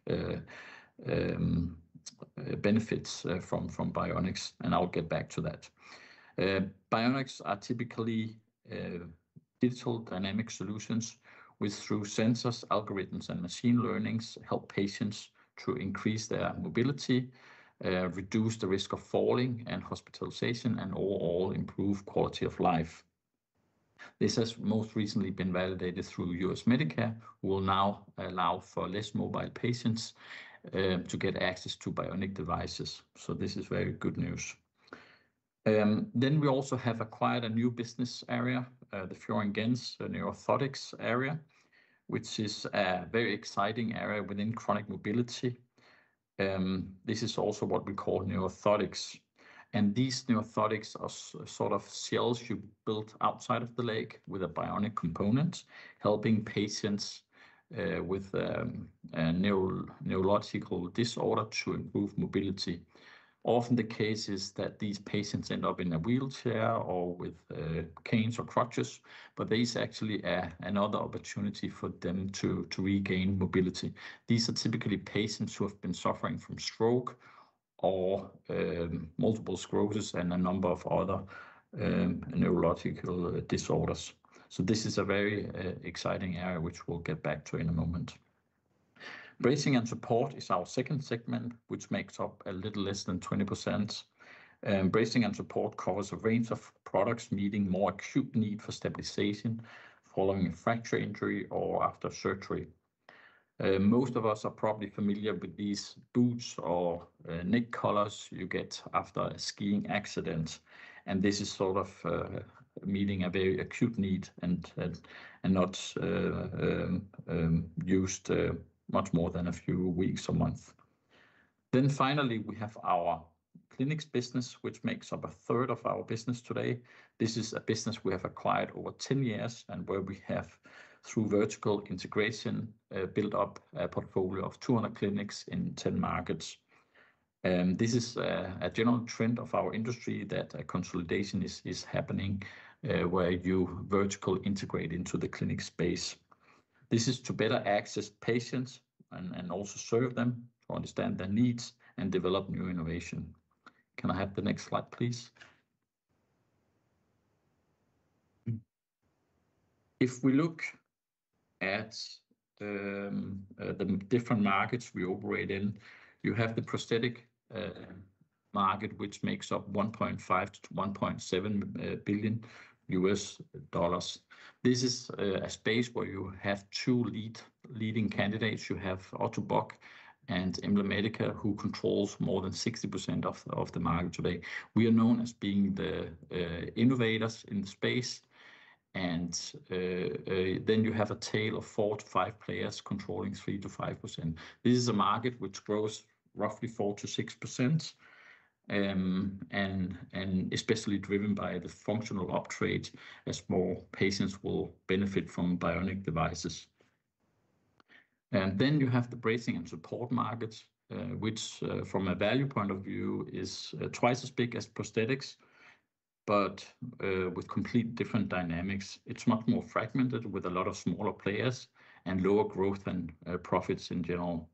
Embla has roughly a 5 to 7% market share in this space, and we have throughout the years pruned our business and divested a few entities to be much more profitable. Today, the bracing and support business makes up 1/5 versus 1/3 a few years back. A more active population and consequently more injuries is driving growth in this segment. Then finally, we have our patient care business, which, as I mentioned before, is undergoing a consolidation this year, similar to what we have seen in the hearing aid industry. So we have acquired 200 clinics over 10 years, and today we hold roughly 3% of the market. Can I have the next slide, please? This picture is rather fundamental to understand in terms of Embla and the industry's growth right now these years in prosthetics. So what you see from this picture is that value-added innovation is critical to our industry. So what has been the standard of care up until 10, 15 years ago are these simple solutions, a wooden leg or mechanical leg. But over the last 10 to 15 years, you have seen a gradual trade-up of and use of more advanced technical solutions which have emerged. These solutions are built on sensors, machine learning, and AI, as I mentioned before, and will allow patients to be much more mobile versus the standard of care in most of the emerging markets today. This is an ongoing growth trend and a growth paradigm for us to see more patients fitted with bionic devices, as this leads to improved quality of life and reduce hospitalizations and fall accidents, as I mentioned in the beginning. Also, from a price point of view, there is quite a difference between the more simple solutions versus the solutions today. Sometimes you see up to a factor of 5 to 10. So the more simple devices will probably be sold at around $2,000 to $4,000, versus a reimbursed knee would go for $30,000. Can I have the next slide, please? Geographical expansion is also a major theme for Embla Medical. As I mentioned earlier, the majority of our business today is in the more mature Western markets where we see good infrastructure and reimbursement. But there's still plenty of growth for us to go for in the emerging markets, as we see increasing awareness and willingness to pay for good solutions. So what we're trying to illustrate here is that 90% of our business today is in the Western markets, covering around 5 million amputees. But 10% of our sales is in the emerging markets, which represents roughly 25 million amputees, or 80% of all amputees. So there's plenty of growth to go for if we can get into these markets. And we have a strategy to do so. I mean, we're looking at how we can increase awareness. There's also private pay opportunities, as well as we need to establish some kind of mobile clinics to address some of these markets in remote locations. Can I have the next slide, please? As I mentioned initially, the US Medicare has launched a new expansion reform covering K2 or less mobile patients, which is probably the most significant change to reimbursement seen over the last 2 decades. And this is a significant change which comes on the back of many research studies who have demonstrated that MPKs, so microprocessor knees, so-called bionics, provide significant benefits for less mobile patients. So this is a huge validation of the area. And we'll cover on the next slide the addressable market. But this is great news for these patients as it's now accepted by the insurers that less mobile patients will benefit from more advanced technologies such as the bionics.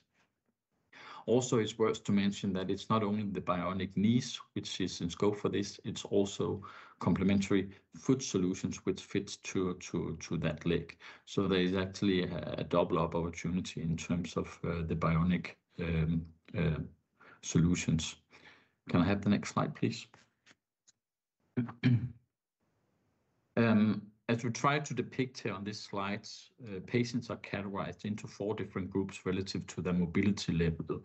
So if you look at the far-hand right side, you see that K3 and K4 patients are considered the more active, and these patients are today eligible for bionic devices.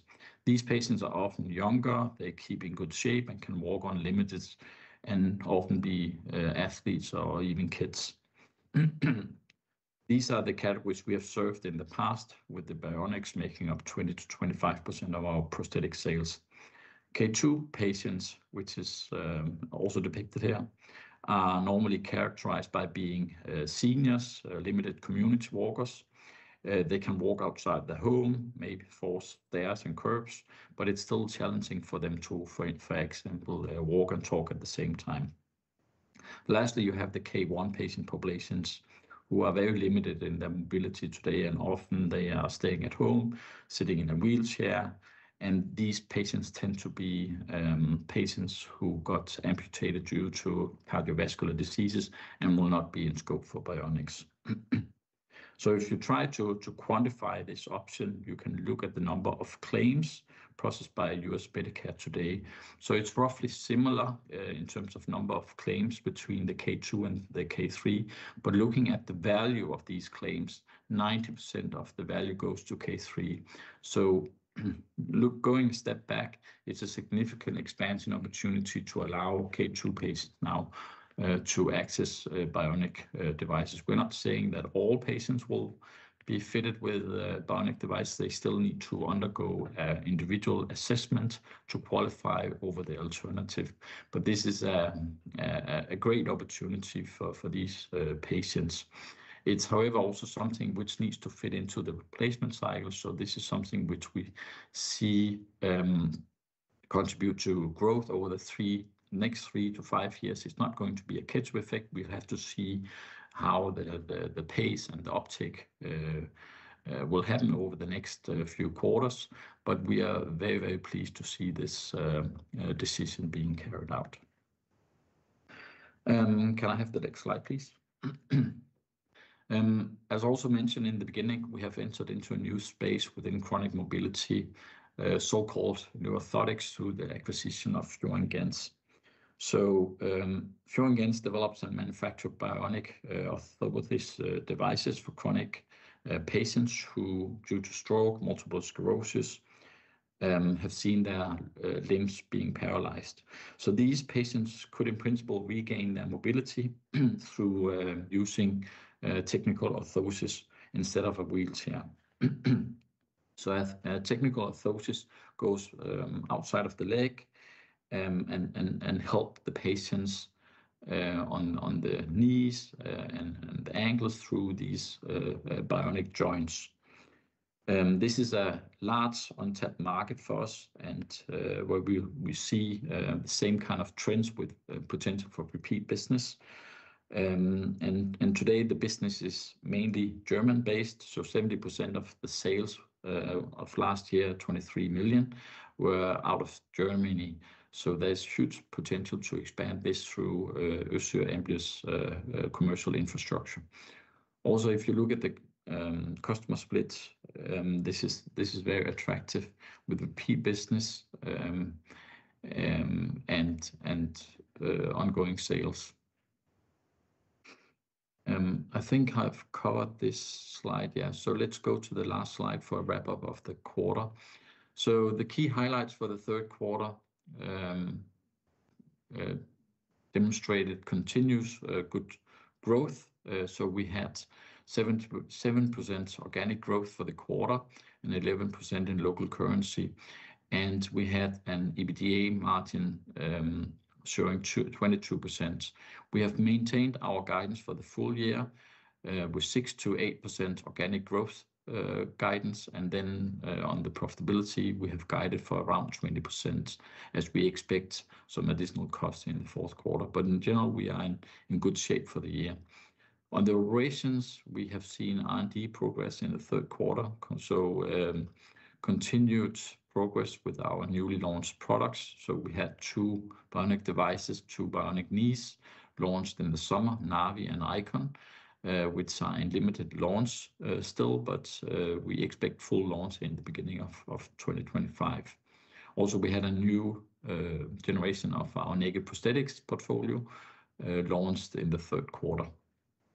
The Fior & Gentz integration is also moving according to plan and our business plan. So with double-digit growth and profits around 30% EBITDA. And then finally, we had our ForMotion brand rolled out. So this is to unify our pacing care network of clinics.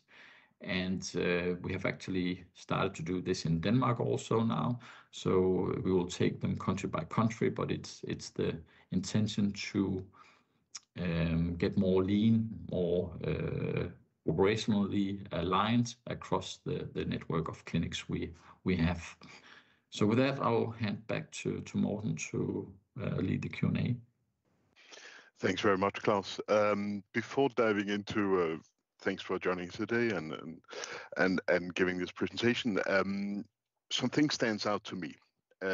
If I look at how Embla has developed over time and take a bigger picture view on this, I mean, you have always shown solid organic growth with fairly stable long-term margins over time in the last 5-7 years. But as I look what you're doing now, you seem to be, you acquired Fior & Gentz has a higher growth outlook. You have a greater mix of your business in higher growth components, prosthetics over braces and support, brace support becoming smaller part of it. You also seem to be able to move some of the margin drivers in a more positive trajectory. How should we think about the longer term trajectory here in both the growth and the margin outlook for the next mid to longer term for how Embla is looking on this? Yeah, absolutely. So if we start on the growth perspective, I mean, we have a long-term growth ambition or strategy, right, with the Growth 27 strategy, where we have guided or said that we will grow the business organically by 5 to 7%. And then on top, we should see growth to the tune of 2 to 3% from acquisitions, right? Acquiring Fior & Gentz, I mean, is spot on to that strategy within chronic mobility. So, I mean, that's part of that, right? And then the US Medicare, of course, we need to see a few quarters play out. But in general, this is very, very good news for patients that less mobile patients will be liable for an uptrade here for the bionic devices. So growth looks promising going forward. We have, however, also now close to end of the year where we have seen growth being a bit sluggish in the US market, right? Compared to Europe, where we have actually had very, very strong growth, about 13% for the first 9 months. Or for the last quarter, right? So you'll probably see a much more balanced kind of growth going forward, right? I mean, I'm not sure we can keep up with the strong growth we have seen in EMEA going forward. So it will probably be reduced a bit, and then opposite, you should probably see US trade up a bit following the US Medicare reform. When it comes to margins, I mean, we have not provided any long-term guidance for this year. We have set around 20% EBITDA. But as part of our strategy, we have said that we wanted to improve the margins year over year. And this is also what we are executing on. I mean, in the last 2 quarters, we have improved our EBITDA by 3 percentage points, which is rather significant, right? We have implemented a number of initiatives. I mean, on the manufacturing side, we have looked at the capacity. We have laid off 100 people, but also we have had a number of measures implemented on the general G&A. But there's plenty of opportunities to go for still. It's a rather conservative, a rather old industry when it comes to the clinic space also. I mean, the way you produce these prosthetics, you still use plasters. I mean, also you would envision that the handling of patients, I mean, the clinicians are spending way too much time on processing and handling data. I mean, you could probably envision that AI will help a lot on that side. So this is a space which is on the brink of a transformation. So we see good potential. And then on the operational side, I mean, there's probably also much opportunity to optimize our manufacturing footprint. Excellent. I just want to push a little on the growth, especially in the US, because this Medicare opportunity, as you point out in your slides earlier, it's a $100 million market right now on Medicare, Medicare Advantage, but it seems like you're basically looking set to double this market over some years, as it appears. Shouldn't this by itself, and this is against a company that you did little less than $800 million for the group last year, it seems like it should be able to drive a few percentage points of extra growth for I the mean, group we're by not itself precluding over that, coming years. but I mean, let's see. I mean, this needs to fit into that replacement cycle, right? So it has to take a few years. I mean, there's also limited capacity at the clinics with the CPOs taking the patients in, etc. I mean, it's not, as I said, it's not a catch-up effect, but it's something which will provide some tailwind for the business over the next 3 to 5 years, right? And it may actually double the business, but we don't know yet. We probably need to see the effects over a few quarters before we have like an informed opinion around where this is going to go, right?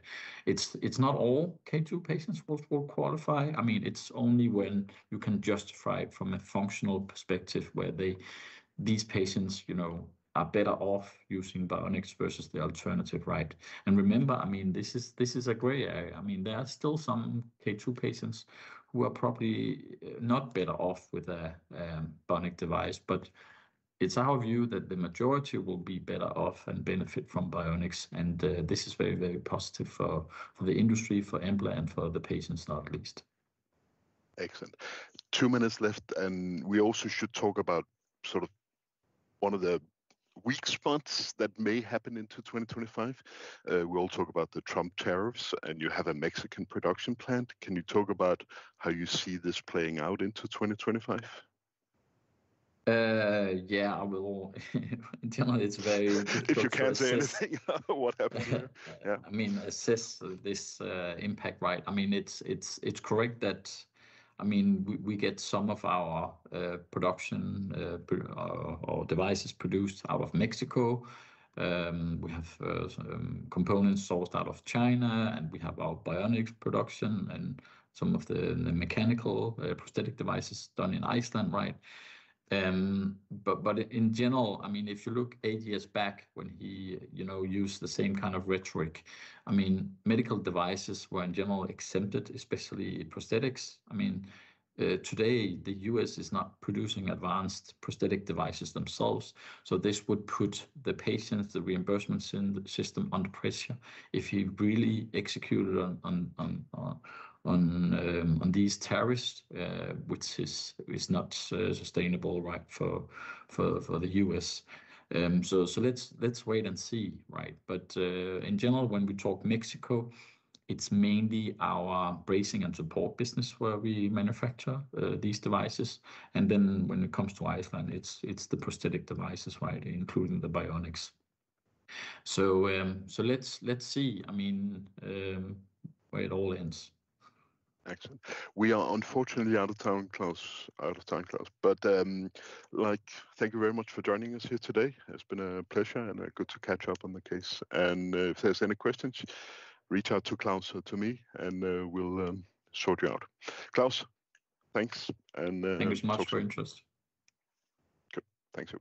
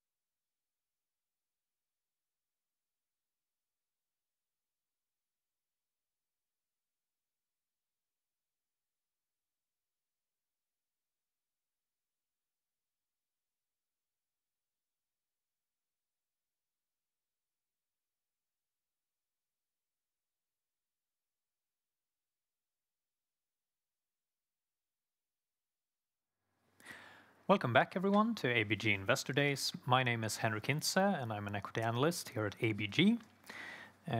With me now, I have SinterCast, a company that I follow, and the company's operations director, Vitor Anjos, here to present for us. Please go ahead. Hi, Henrik. Thank you so much. Good morning, everyone. It's a pleasure to be here again to introduce SinterCast and our story to all of you. And I would start to briefly tell who is SinterCast. So SinterCast is a company that developed a technology that enables the reliable production of compacted graphite iron that we call CGI. CGI, it's a stronger and stiffer material compared to traditional cast iron, and it's mainly used for engine applications. So the higher strength and stiffness of the material allows engines to operate at higher loads, so they will become more efficient. So we can squeeze the fuel inside the chamber harder, means that we get more energy out of the same amount of fuel. This allows then the engines to be smaller and lighter, and by being more fuel efficient will also allow them to be cleaner and save CO2 from their operation. The ones that benefit more from the use of this technology are naturally big engines that have a higher fuel consumption that drive many kilometers. As an example, I have here the Scania. Scania, it's our biggest commercial vehicle customer. We produce 3 engines for Scania, and this year they won the Green Truck Award for their new engine, a 13-liter engine, where they can achieve up to 8% of fuel saving in their operation. And they do this most because they have an engine in CGI, again, stronger, and for them we produce both the block and the cylinder head.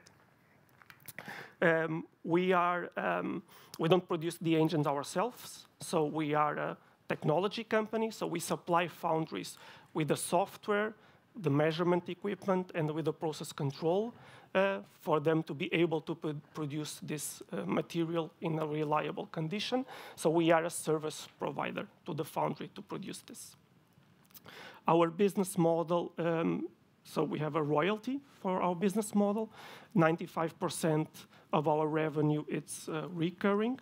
So we have a production fee, which is around 2/3 of that revenue, and we have 1/3 coming from a sampling cup, which is a consumable that the foundry uses every time to evaluate the quality of the iron that they are producing. And this is normally a single-use consumable that the foundry uses. And this consumable, we have around 200,000 of these consumables being produced and sold per year.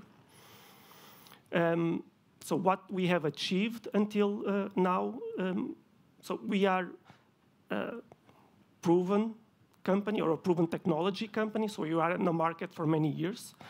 Our high series production started back in 2003 with engines for Ford and for Volkswagen Audi. At the moment, we produce around 1.5 million engines per year. For you to have a comparison, that's 5 times more than the number of passenger vehicles sold in Sweden. So it's a really high volume production at the moment. It's a highly scalable business. Our foundries will increase their production and we will have a higher revenue from it, but we can keep the same fixed cost operation, so we don't have to increase our number of people and our support in order to accommodate that growth. We have a revenue of around 5 million Swedish crowns per employee. We have an operating result of 1.5 million Swedish crowns per employee and an operating margin greater than 30%. Last year, it was 31.8%, and this year so far, from the first quarter to the third quarter, 33.8%. And as you will see further on, our goal is to achieve 40% by 2028. We have a double-digit compounded annual growth. So in the last 10 years, it was 9%. In the last 15 years, it was 15%, so a very big growth. We started paying dividends back in 2010. So we have already 14 years of increasing ordinary dividend. And due to the advantages of our material to the truck manufacturers or to automobile manufacturers, we have a saving of around 10 million tons of CO2 per year.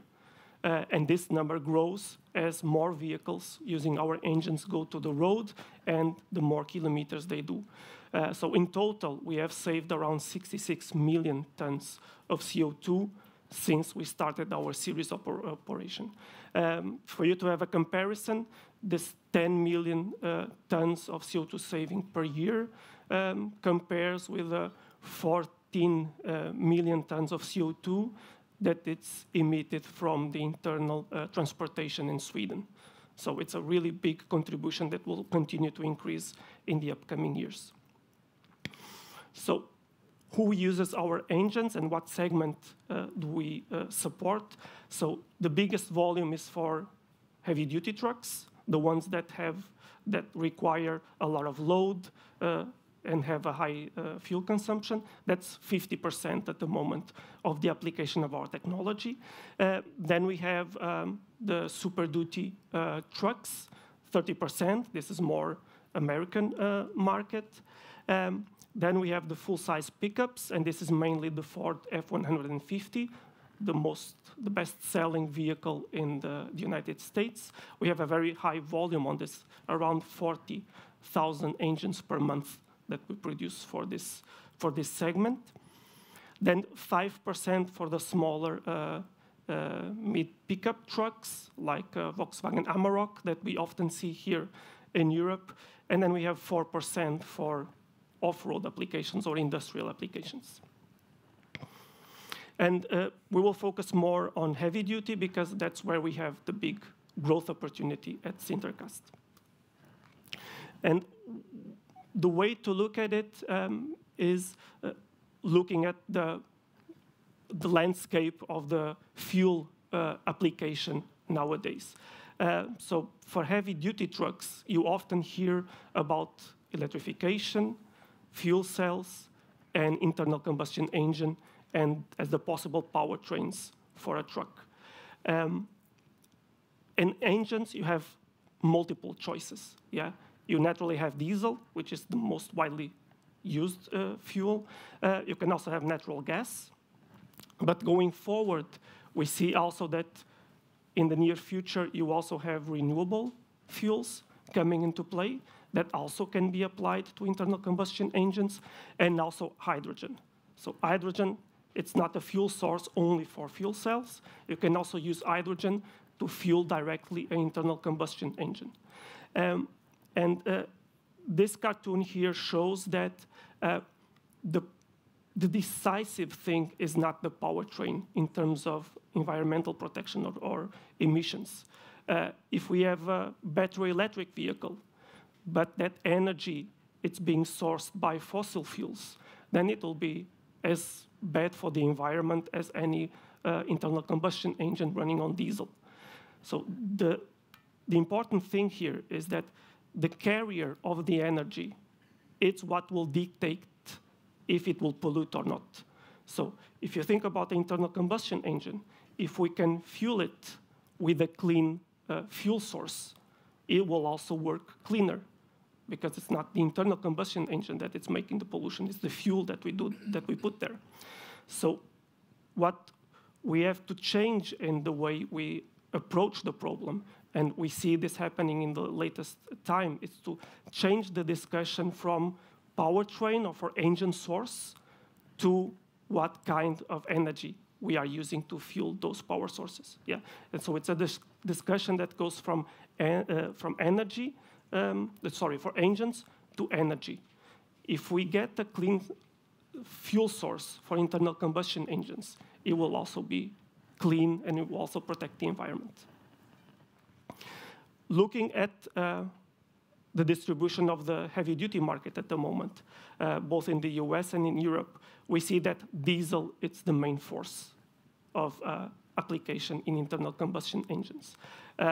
If we look at electric vehicles, it's nearly nothing. It's a residual percentage that we see of penetration of electric vehicles in heavy duty. If we compare now what's happening in the US, so in the United States, they sold 276,400 trucks, and 441 of them were electric. Here in Sweden, at Scania, last year, they sold 96.7 thousand engines, and from this, 246 were electric. So it's a very small percentage of penetration for very specific applications that it might get some use, but not for the bulk of the use of heavy duty. And to explain a little bit how the industry is moving along the time in terms of emissions, and also the opportunity for SinterCast in promoting and applying CGI as a material for engines, we will share here what was the evolution on the emissions legislation over the last years. So from time to time, Europe applies a limit for the emissions that are allowed from heavy-duty vehicles. And every time a new legislation is coming, then there has to be a technological leap to comply with those new regulations. And the biggest variable that engine designers can tweak in order to improve the efficiency of the engine, it's to increase the pressure of the engine during operation. So if they increase the pressure and the temperature of the engine, they can take out more energy from the same amount of fuel that they put inside. So this increase in the pressure inside of the engine requires a material that is stronger and gives more assurance that the engine will not fail during its lifetime of operation. And we see that it was in 2005 with Euro 4. It was around 210 bar of pressure. Nowadays, it's at around 250 bars of pressure. And in the future, for the Euro 7 that will come out in 2028, 2029, the pressure will probably be at 270 bar. And in order to comply with this, then OEMs need stronger material for their engines to do this improvement in pressure. And we saw that for Euro 4, DAF started with it, so they changed their engine to a CGI engine. As the time went by, for the Euro 5, we saw DAF, MAN here in Europe, Navistar in the US, and Hyundai in South Korea also stepping in and having their CGI engines. With Euro 6, Scania also came on board. Daimler also started, and Hyundai increased their volumes. And today we see that Traton Group, so this is Scania, MAN, Navistar, and Volkswagen Bus and Trucks, also further adopted CGI for their engines. And in total, this means that from the new engines that are sold at the moment, 40 to 50% of them have a CGI engine inside. And because we have a good visibility in our market, because it takes 4 years for an OEM to develop a new engine, we kind of know what will happen by 28, 29 when the new regulation comes into force. And what we see is that CNH from Fiat, Iveco Group, already announced that they are switching for a CGI engine for the next generation, and with that others will follow, the ones that did not make this jump yet. And we forecast that the penetration of CGI in the market will be around 80% by 28, 29, because those OEMs that did not make the change, they will have to make the change if they want to further improve their engines, and CGI is the way for them to do that. And I talked about CNH. We have here a quote that it's just from the 27th October from Fiat Powertrain that belongs to the CNH Group. And they say that, I will read, one common innovation FTP chose for the XC13, which is the name of the new engine, regardless of fuel type, was to migrate from standard casting for the cylinder block and head to compacted graphite iron. This enables us to lighter, but also to more rigid, he said, so that aids emissions and also the amount of cylinder pressure that we can maintain. So they get a higher pressure inside of the engine.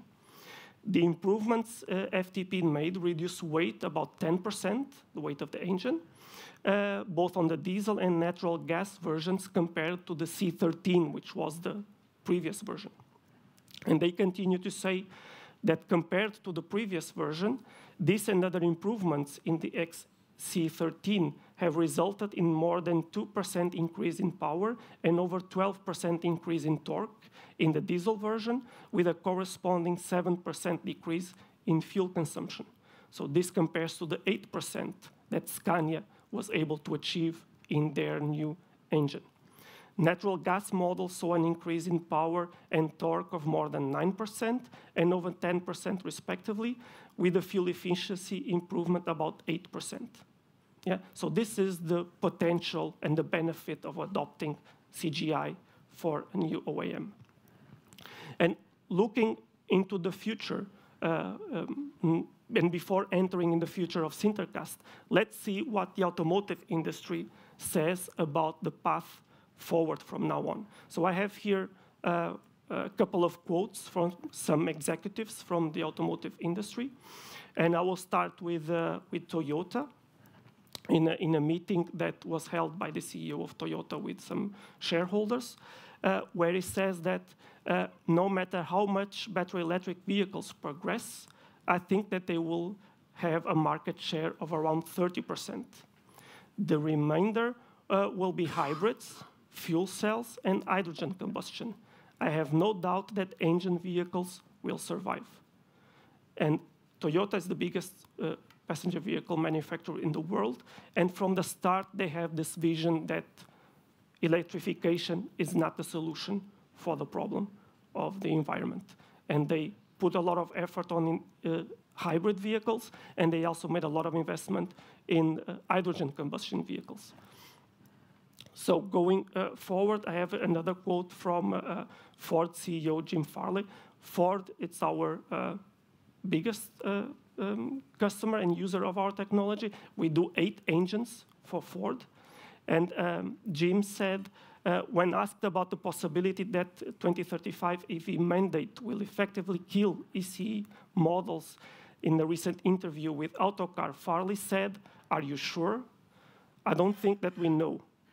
When you need a transit for your work, or you need a rancher with a pickup in the US, electric power, it's a terrible solution." He then continues to say, maybe the solution will be hydrogen, or the sustainable fuel thinks it's coming along. Whenever someone starts telling me that they know the future, I hear a warning buzzer in my ears. There are no certainties in our industry. I've heard this stuff 1,000 times. And we see that they are struggling also to put their electrical vehicles to play. If we go to Volvo, Volvo also made a big push for their electrification. And we see now from the CEO of Volvo that they are pushing back in that strategy. And they think that indeed hybrid vehicles will be the ones doing the bridge between electric and some other new technology in the future for combustion engines. Also for Volvo Trucks, we see here the chief technology officer from Volvo Trucks saying that he thinks that will be a need of different solutions. There is no silver bullet in order to decarbonize all road transport across the globe. We will need to have a little bit broader palette. He said that I have 15,000 engineers, and they will develop the best technology to meet what you want to achieve, but don't ban technology. Stenqvist stated this year, in 2024, Volvo Trucks will spend more money in internal combustion engine development than ever before. And Volvo is not making this investment in new engines to be in the market only until 2030. They are doing this investment so that internal combustion engines will be used way up to 2050. And in this path, the first versions will be diesel, then they will be renewable fuels, and then they will probably be hydrogen. But CGI will also play here, in this example, a critical role in this evolution for Volvo. Just to finish it, also an example from Deutz, also an automotive a manufacturer for engines in Germany. In this plot, they showed the evolution of the different fuels that they predict they will use in their vehicles. And we see green, we see the fuel cells, electrification, and others. And then by 2050, they predict it will be a mix of diesel, renewable fuels, and hydrogen. And the funny thing is that if we plot an horizontal line in this graphic, we see that from the starting point now till 2050, they plan that they will produce the exact same amount of engines. They will just migrate from 100% diesel to a mix between diesel, renewable fuels, and hydrogen. But they will continue doing the same amount of internal combustion engines. So where is the industry going? We see that there is a change from euphoria to reality. So electrification, euphoria, it's coming down. And we are seeing that we need other technologies also to come into play, which are closer to the needs of the end user. The discussion going from engines to energy. Yeah, energy, it's what will dictate if a given engine will pollute or not. Decarbonization to defossilization. So going into renewable fuels and let us recycle the carbon that we already have out and do new fuels that have zero impact for the environment. And the long-term solution will be a mix. And this chart shows that this table, on the left, we see different vehicle types of different sizes. And then we see what will be the most probable use of fuel in that vehicle. And we see that it will be a mix. This is from the Department of Energy from the United States. And it will be a mix. And for the big vehicles, that mix will be between hydrogen and renewable fuels. And that's a real opportunity for CGI because those engines will need CGI to improve their operation. And then last slide, where is then Sintercast going? Yeah, I showed how the industry is going. Now, where are we heading as a company? So we see a strong installation outlook for 2024 and 2025. Our average is 8 million Swedish crowns of new installations, and we will have an average in these 2 years higher than that. And that's a good indicator of the further adoption of our technology.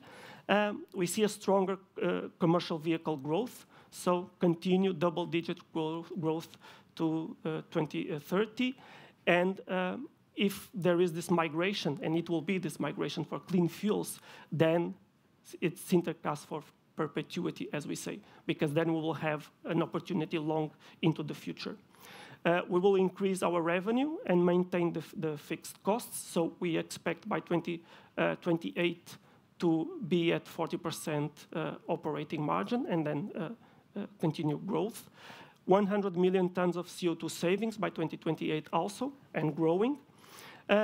We just last week announced that we started our second campaign for share buyback. And still with this buyback, we are aiming to have our 15 consecutive year of increasing ordinary dividends. And our target is to go all the way to 25 years of increasing dividends. So that's all from my part. Thank you so much for listening. All right, thank you very much for that. Just to quickly follow up on one of the last slides you showed here on the fuel types of the future, could you just clarify the difference between hydrogen combustion and fuel cells and the Sintercast opportunity there? Yeah. So Fuel cells also work with hydrogen. They use the hydrogen to produce electric energy for the engine. In the case of internal combustion engines, that is used like the traditional fuel. It's injected in the chamber, it's squeezed, and it works like a diesel fuel. The differences are internal combustion engine can work with hydrogen with a lower purity. And fuel cells, they tend to work only with hydrogen with 99% or above of purity. So internal combustion engines are not so demanding to have a good operation. And indeed, a study that we did with one of our customers showed that using an internal combustion engine fueled with hydrogen, you can reach a higher efficiency than with a common diesel fuel. So there is a big potential on the use of hydrogen in internal combustion engines. Then the other advantage is it's a technology that we know, and it's proven and has evolved for more than 100 years. So everybody knows how to operate an internal combustion engine, and this is a carryover. So the technological adoption, it's much smaller. And in fuel cell vehicles, you will still need a lot of expensive and rare materials in order to do batteries and to do other components that you don't need for internal combustion engines. Internal combustion engines made of iron, they can be entirely done with recyclable material. You don't have to get more raw material to produce more engines. Okay, and finally, one last question. So how should we as investors view the coming 12 months here? You have one production program shutting down here during the autumn. We're getting some weaker signals from the automotive industry, but at the same time, your installation pipeline seems to be record high at the moment. So how should we piece this together? Yeah, so this year, with the stoppage of that program, we went from an average of 3.8 million engine equivalents to 3.3. That's how we will end this year. And although we will have growth next year, that growth will pull us back to where we were before we lost the program. So we estimate that we will need this 12 months to recover from that loss. And from then on, then we will continue to increase our volume above that 3.8 million mark. The good installation outlook, it's a reassurance that there is investment from the foundries in the technology, and they are doing this investment for the upcoming years. So that's a good indicator of increasing volumes. And also from the market perspective, the input that we get from the industry is that during next year, the market will recover. So we are not expecting a long-lasting situation of lower volumes like we are seeing this year. So during next year, things will normalize, and then we will continue the growth as we forecast. All right. Thank you very much for that, Vitor. That's all we have time for today. You're welcome. Thank you so much. Thank you.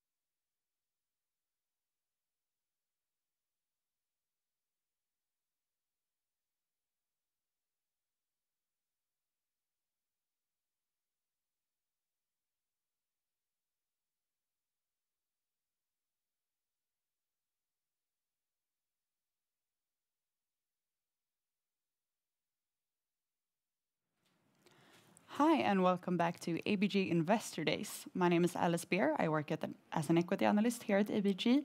And with me today, I have Peter Åsberg, CEO of Midsona. So with that, please go ahead, Peter. Thank you so much. And I'm pretty much going to talk about two things that we see in this first picture. One, that we're seeing a new sunrise for Midsona. I will talk about our development and what we have done, and most importantly, what we are doing. And then Midsona is all about healthy and sustainable foods.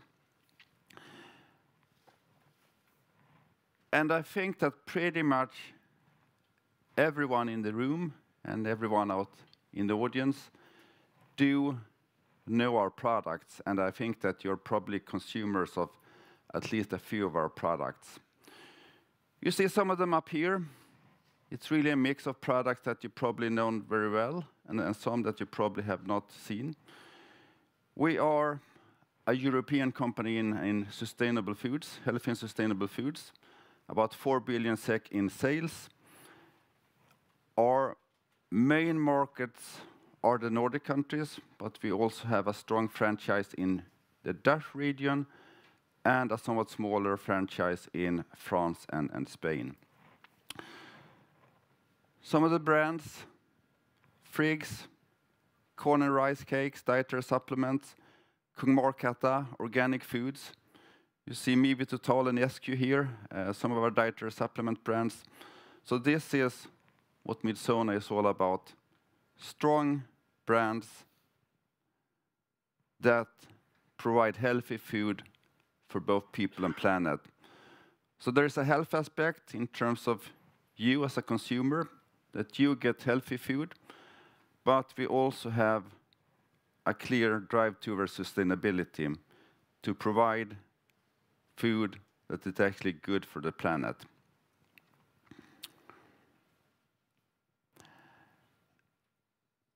And there are strong needs and strong macro trends that really makes this segment look very attractive.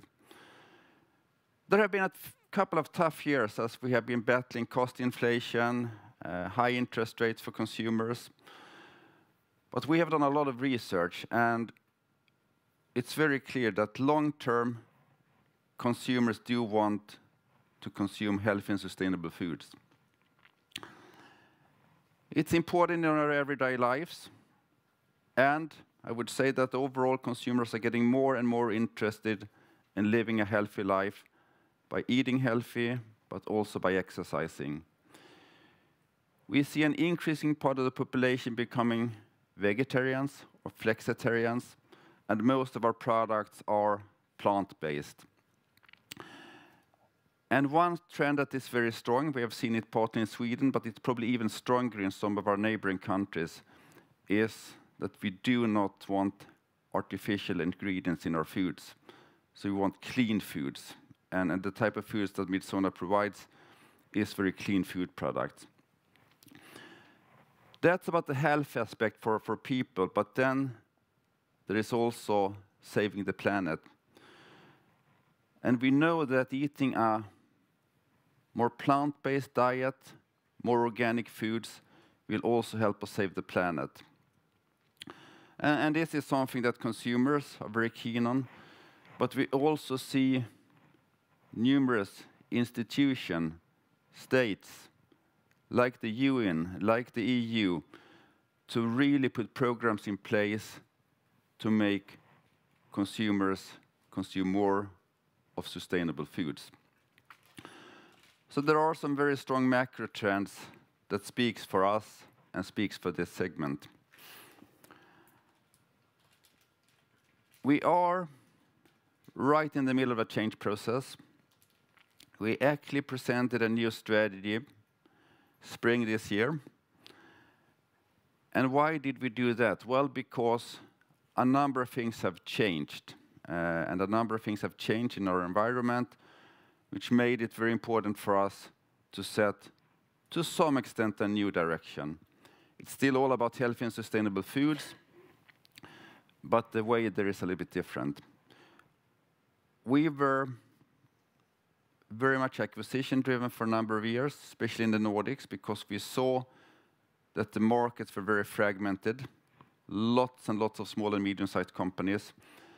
So we set out to build a strong Nordic franchise and continued also out in Europe by a few acquisitions out in Germany, France, and Spain.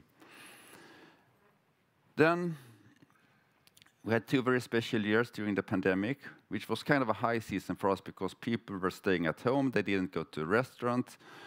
So we had very good sales during that time period and also very good profits. And then, to be quite honest, we have had a couple of very challenging years. And it all started by the horrible war in Ukraine, which meant that we had huge cost inflation. Also, supply chains were broken, and energy prices started to creep up. Also, interest rates started to creep up. So, consumers, to some extent, changed their behavior. And we have worked very hard to overcome those issues, and I will talk more about them later. But of course, we also see a sunrise now in the sense that the consumer sentiment is getting better again. Consumers are starting to have a little bit more money in their wallet and will increasingly have so as we get into 2025 and 2026. There is no inflation anymore, or more normal inflation, I should say. Interest rates are coming down, and also energy prices have come down. So we see a consumer that is more positive, which will, all else equal, be to our benefit. Our strategy, this is just a summary slide, and I will go more into detail, but it's built on 3 distinct pillars. One is to really drive our organic brands, ekologiska in Swedish. So organic brands, which stands for about 50% of our total sales. Then we have also a portfolio of conventional health brands, and there are a number of brands that we want to drive harder. But then also, as we have made all those acquisitions, we have been a company that has been quite complex. So we're working a lot in terms of reducing complexity in our portfolio.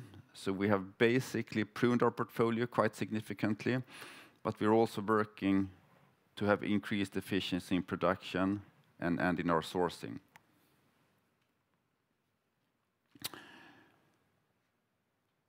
I think that we do have some very strong and attractive brands. And what really summarizes it is that they're all healthy and sustainable to some extent. They are a little bit different, and I would say that the gold standards in terms of sustainability and health is our organic brands, which we have won by every major market. I will come back to them. But then we also have a number of strong brands like Friggs, Earth Control, Gainomax in sport nutrition, and also some supplement brands.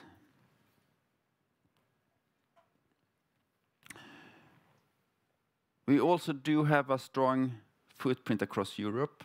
As I said, our main business is in the Nordics, but we also have a strong foothold in the DACH region and also down south in Europe. We also have production facilities so that we can produce most of our own products. We are working to do this in a more efficient way. As we have acquired companies, we have quite a few factories, and we're now working to make them more efficient and more specialized to, in that sense, drive more efficiency and thereby drive down cost in the portfolio.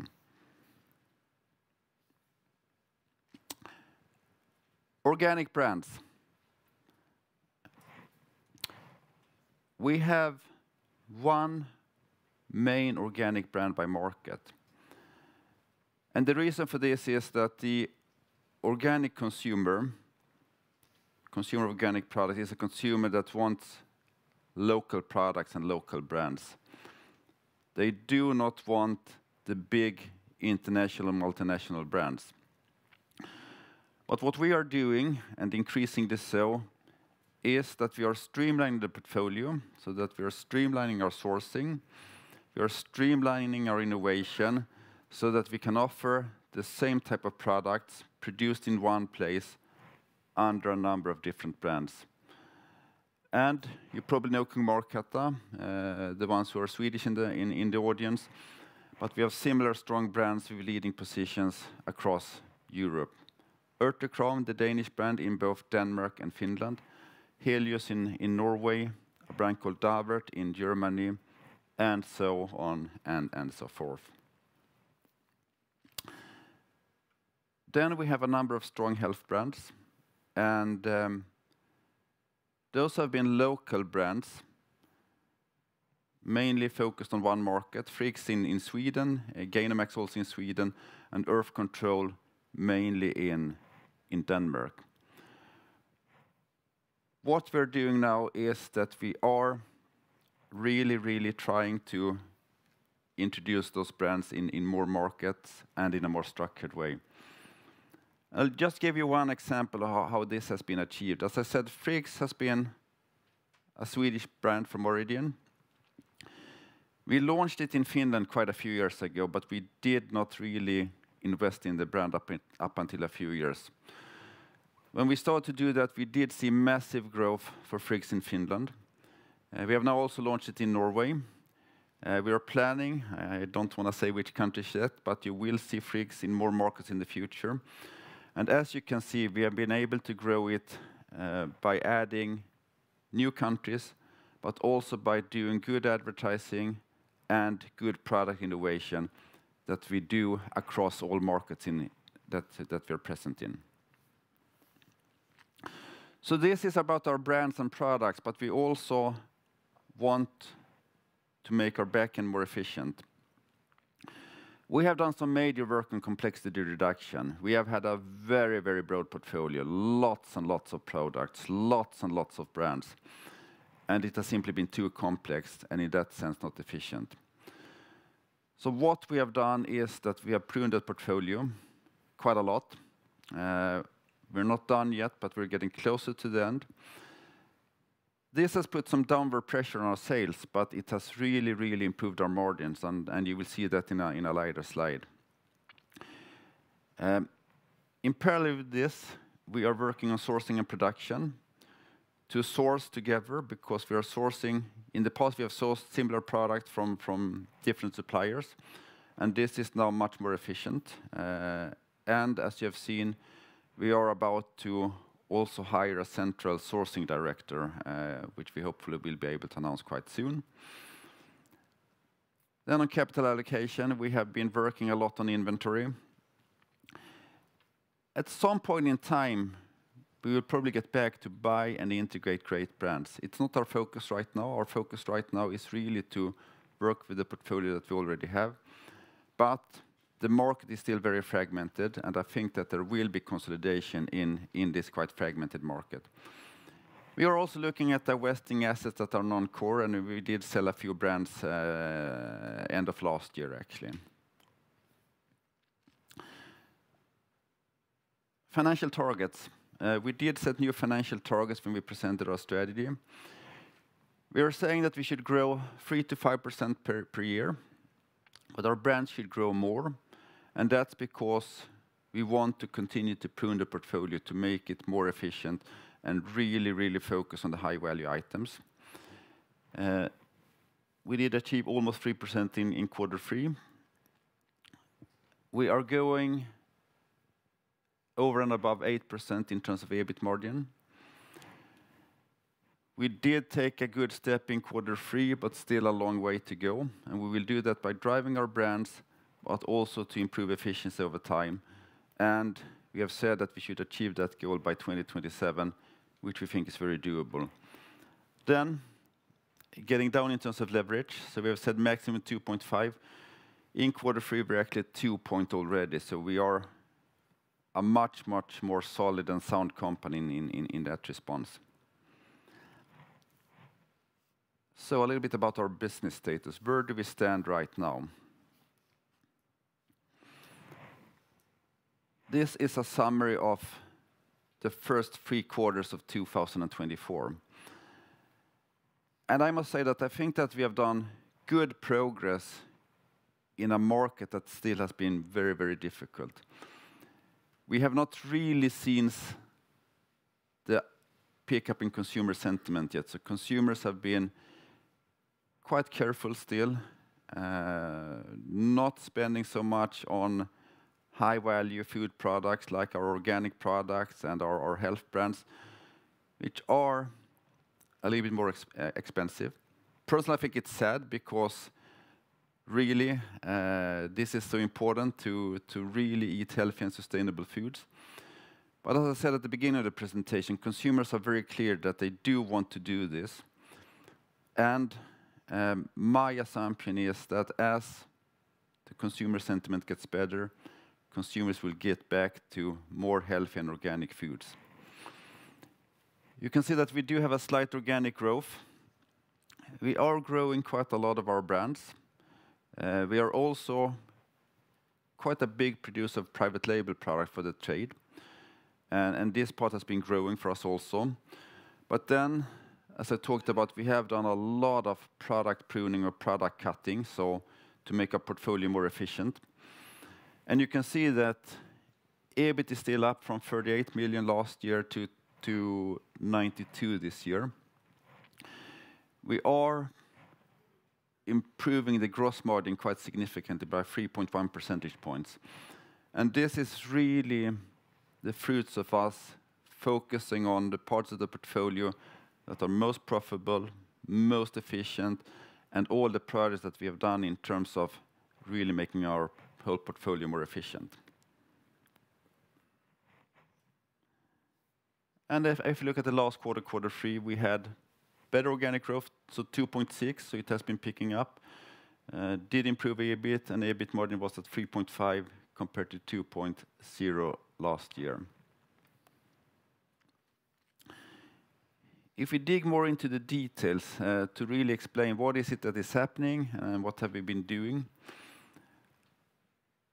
what I'm really happy about is that we do have organic growth for organic products.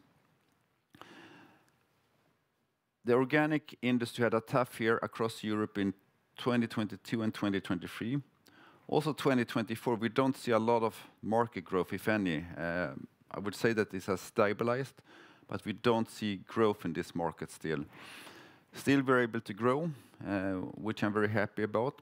And as I said, as we see a pickup in consumer sentiment, we think that the demand for organic products will be bigger. Our health food portfolio is down by 4%. But this is really due to the fact that we have stepped out of a lot of unprofitable private label contracts. So Friggs, which is our biggest brand, both in health foods, but also totally in the portfolio, is still growing and growing quite nicely. But we have stopped things that did not make sense, and this has really helped us to drive our gross profit. Then very good organic growth in consumer health. We did get a new contract in Finland. Consumer health is like dietary supplements and natural remedies. Very good growth because we got a new licensing agreement in Finland, but also because we have been able to grow quite a few of our brands. And here you can see the transformation in a sense that what we have done is that across all our three divisions, we've been able to improve the gross margin quite significantly.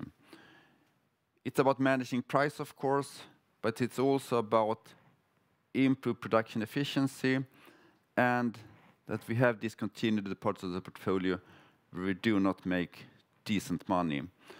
So a much more solid portfolio, much stronger compared to what we have seen in the past. We continue to drive our brands. Just a couple of examples. We've introduced new spreads under the brand Davert in Germany quite recently,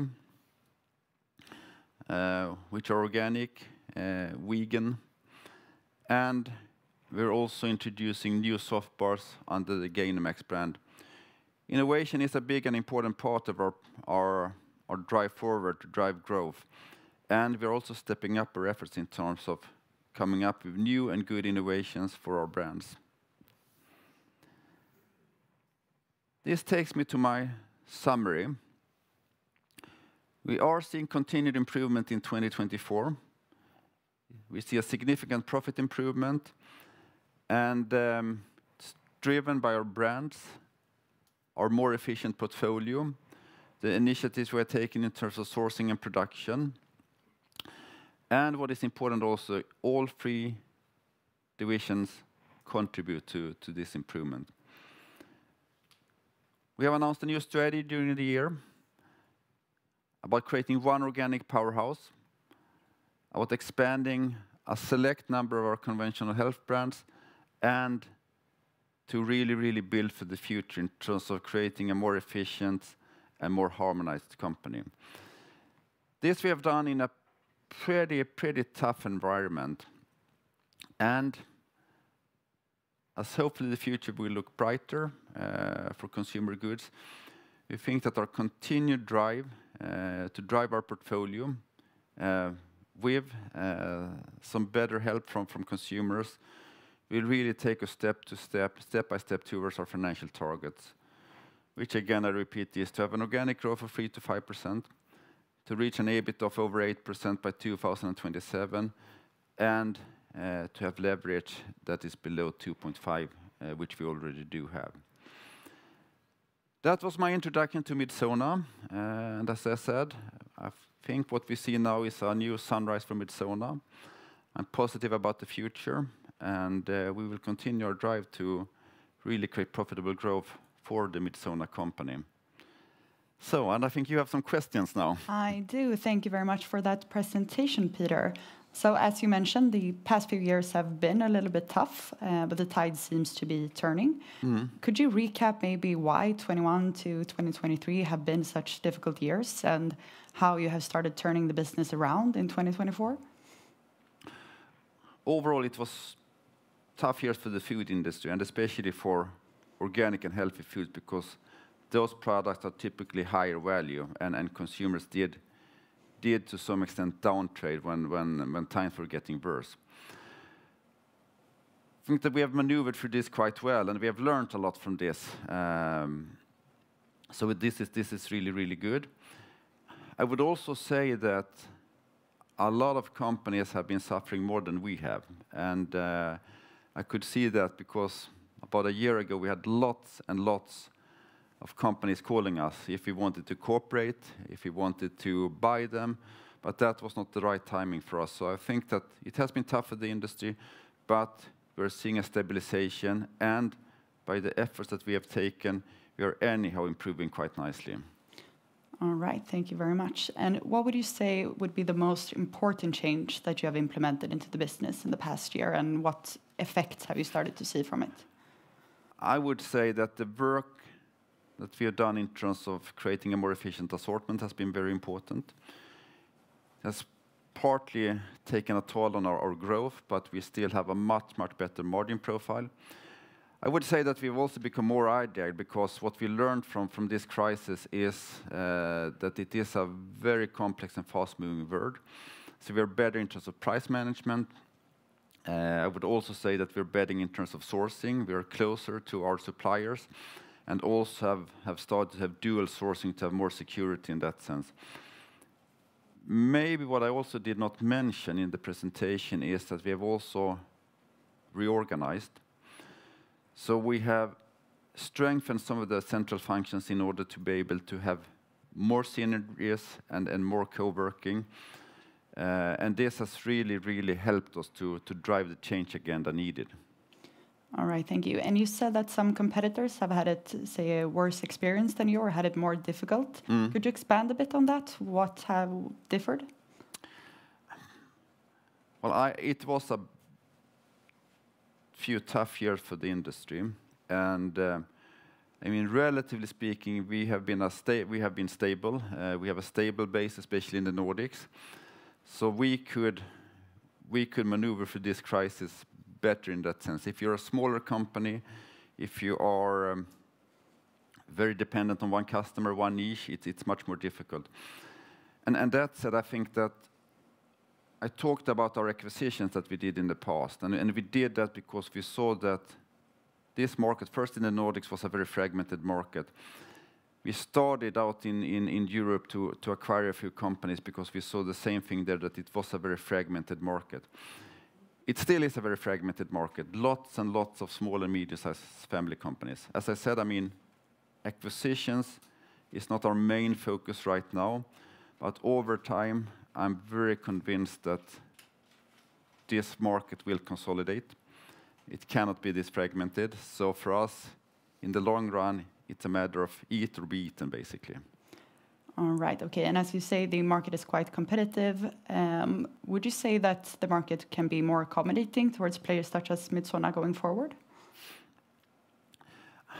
The way I think about it is that, and I've talked about that during the presentation to some extent already, is that there is a strong urge from consumers and also from customers, I should say, to provide, customers want to provide healthy and sustainable foods.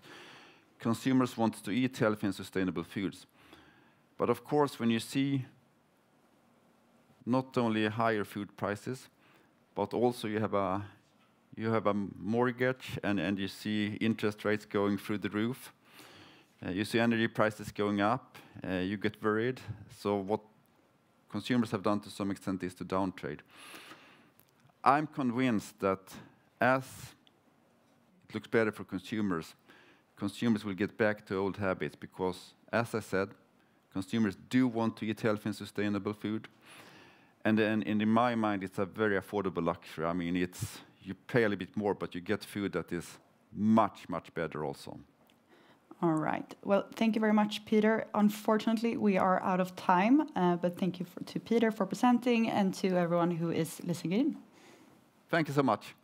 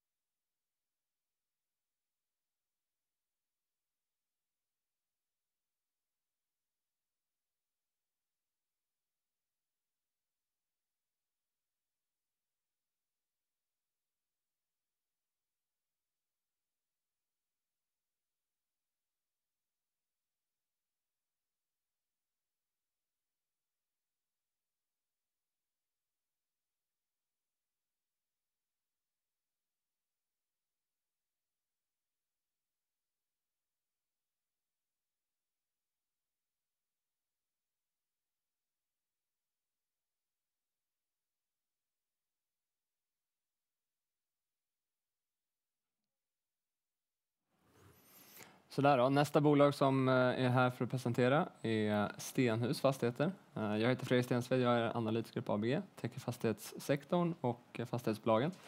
Men idag har vi då som sagt Mikael och Thomas här. Det är CFO och VD i bolaget. Vice VD. Vice VD. Operativ chef. Så jag stannar där. Okej. Välkomna. Stenhus Fastigheter firade 4 år på börsen för 2 veckor sedan. Stämmer bra. Vuxit rätt mycket sedan dess. Vi ska ta er igenom Q3 och också göra några utvikningar. Vi tänkte hålla på i ungefär 15 minuter så det blir tid för massa frågor. Om vi börjar med lite nyckeltal. Till att börja med så kan man ju säga att vi har vuxit då sedan introduktionen från 50 000 kvadratmeter till vad vi har idag. Och som mest hade vi 1,1 miljoner kvadratmeter. Tittar man på våra nyckeltal så brukar vi titta på vår framtida intjäningsförmåga som idag ligger på 411 miljoner i förvaltningsresultat. Vilket gör att börsvärdet vi har idag på ungefär 4,1 miljarder, ungefär en multipel på 10. Vi har hyresintäkter på dryga miljarden.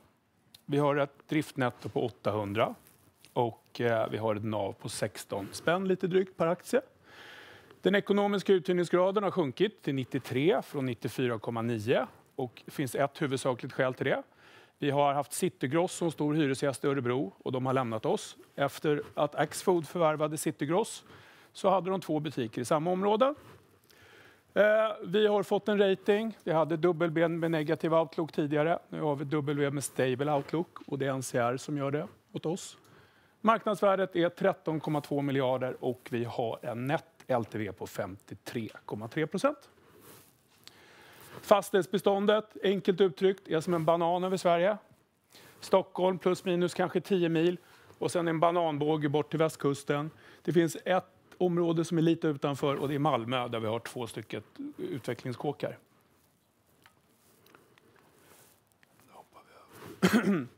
Vår affärsmodell är tämligen enkel. Vi jobbar i 4 affärsområden. Det första och största är lager, lättindustri och logistik. Det är precis som det låter. Och det andra området är handel. Det är big box-handel, det är lågprishandel och dagligvaruhandel. Ett typexempel kommer jag visa lite senare på vad den typen av handel kan tänkas vara. Vi jobbar även med offentliga fastigheter. Hos oss är offentliga fastigheter vård, skola, omsorg, ingenting annat. Sen har vi kontor. Och kontor hos oss är huvudsakligen faktiskt med statliga, kommunala eller landstingshyresgäster. Men vi kallar det för kontor för det är ett generiskt kontor. Och rätt vad det är så flyttar en kommun ut och då får vi fylla upp det med någonting annat. Add-on till det här är att vi jobbar med projektutveckling. Vi köper väldigt sällan råmark men vi försöker projektutveckla de fastigheterna vi har. Jag kommer visa ett par exempel på det lite längre fram. Hållbarhet. Vi släppte vår första fullstödiga ESG-rapport, årsredovisning 2023. Vi kommer se likadan ut 2024 och arbetet med att anpassa till CSRD pågår för fullt.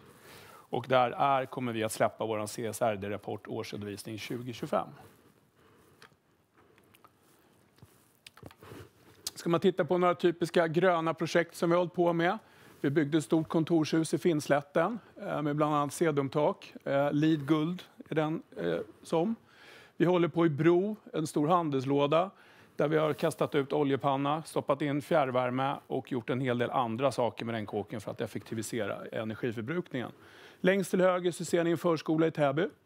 Här var också en gammal oljepanna. Där har vi stoppat in bergvärme och sänkt vårt avtryck med ungefär 50%. Där hoppar vi över. Ska vi titta lite grann på våra största hyresgäster. Vår absolut största hyresgäst är Alstom, följt av Santa Maria. Santa Maria är det bolaget som vi konsoliderar in via Backaheden där vi äger ungefär 76%. Och så om man tittar på den här listan kan man väl säga generellt sett så är vi rätt stolta över den. Man återfinner väldigt många namnkunniga och stabila både bolag och myndigheter. Den här listan är ungefär 35% av våra totala hyresvärde. Typiska kåkar hos oss. Om vi tittar längst upp till vänster så har vi en typisk kontorskåk. Det här är Tyresö kommuns kommunhus. Men det är ett kontor. Ligger ovanpå Tyresö centrum. Tar vi den i mitten, en typisk bilhandlarkåk. Det här är Bilias Mercedes-anläggning i Kista, Akalla. Längst till höger så ser vi Samariten, en typisk offentlig fastighet. Här har vi hyresgäster som Botkyrka kommun som driver äldreboende. Stockholms läns landsting som driver vård, central- och tandläkarmottagningar och ett antal olika specialistläkare och sånt som är nära anknutet till det. Samariten är också känd som Tumba sjukhus historiskt, för den som är intresserad. I Norrtälje, ett typiskt handelsområde. Det här är typiskt den typen av hyresgäster som vi vill ha och vill jobba med. Här har vi Willys, dagligvaruhandel. Vi har Rusta, vi har Normal, vi har Jysk och vi har Blomsterlandet. Lågpris kombinerat med dagligvaruhandel. I mitten så har vi vår i särklass största kåk, värd en bra bit över 1 miljard. Det är Finnslätten, ni såg kontorshuset som vi hade byggt åt Alstom, där de bedriver forskning och utveckling. I övrigt så har vi hyresgäster som Alstom, ABB, Fortum med mera. Den här kåken är specialanpassad, en gammal ABB-kåk. Bland annat så finns det en 15 meter hög del i mitten där man kan hissa upp ett tågsätt, 400 tons travers. Jag vet faktiskt inte om någon byggare klarar av att bygga sånt längre om jag ska vara riktigt ärlig. Det blir Skanska kanske. Längst till höger, en Dollarstore. Just den här ligger i Skiftinge. Skiftinge är ett område som vi successivt projektutvecklar. Kommer visa ett exempel på det alldeles strax. Längst ner till vänster en typisk terminal. Det här är Sveriges största möbeltransportör, bortsett från Ikea. LVC Tibro och ligger i Tibro. Har legat där i typ 50 år. Bygger ut ungefär var 5:e till var 10:e år. Det är en låg byggnad med bara massa lastluckor överallt. I mitten en lagerlätt industri logistik. Det här är Rockwools anläggning i Skövde. Där de både producerar, lagrar och kör logistik. Och längst bort till höger så har vi Santa Maria-kåken som då kommer från Backaheden. Som ligger i Kungsbacka. Då kommer vi till projekt. 3 typer av projekt som vi jobbar med. Om vi börjar med det längst till vänster. Hälla Shopping i Västerås. Det här är en gammal shoppinggalleria som vi under 3 års tid har jobbat med att tömma. Det tar lite tid att tömma en sån här kåk. När vi väl har tömt den så har vi ökat den uthyrningsbara ytan med ungefär 1500 kvadratmeter. Vi tar bort alla interna ytor och vi öppnar upp med entréer från framsidan. Så det blir så kallad big box-försäljning. Den här ligger bredvid ICA Maxi. Bredvid ICA Maxi ligger Systembolaget och sen ligger en Willys, där ett väldigt starkt handelsområde. De 2 största hyresgästerna som vi hyrt ut till är Dollarstore och Motornet. Motornet är Finlands svar på Biltema, ungefär lika stora. Och de är väldigt aggressiva i Sverige just nu och vill etablera sig på massa ställen. Den där pratade jag om tidigare. Längst bort till höger så är det i Skiftinge. Just i det här fallet så behåller vi på bygget till Gem och Fix som vi också skickade ut ett PM om häromveckan. Vi har fortfarande ungefär 6 000 kvadratmeter byggrätter kvar i Skiftinge. Så vi jobbar kontinuerligt med att hyra ut och bygga ut de här 6 000 kvadratmeter. Men vi vill gärna inte ha mer än ett projekt i taget för då stör vi handeln på handelsplatsen. Tack. Varsågod. Lite siffror. Det här är Q3-siffrorna som vi presenterade för 2 veckor sedan. 1,5.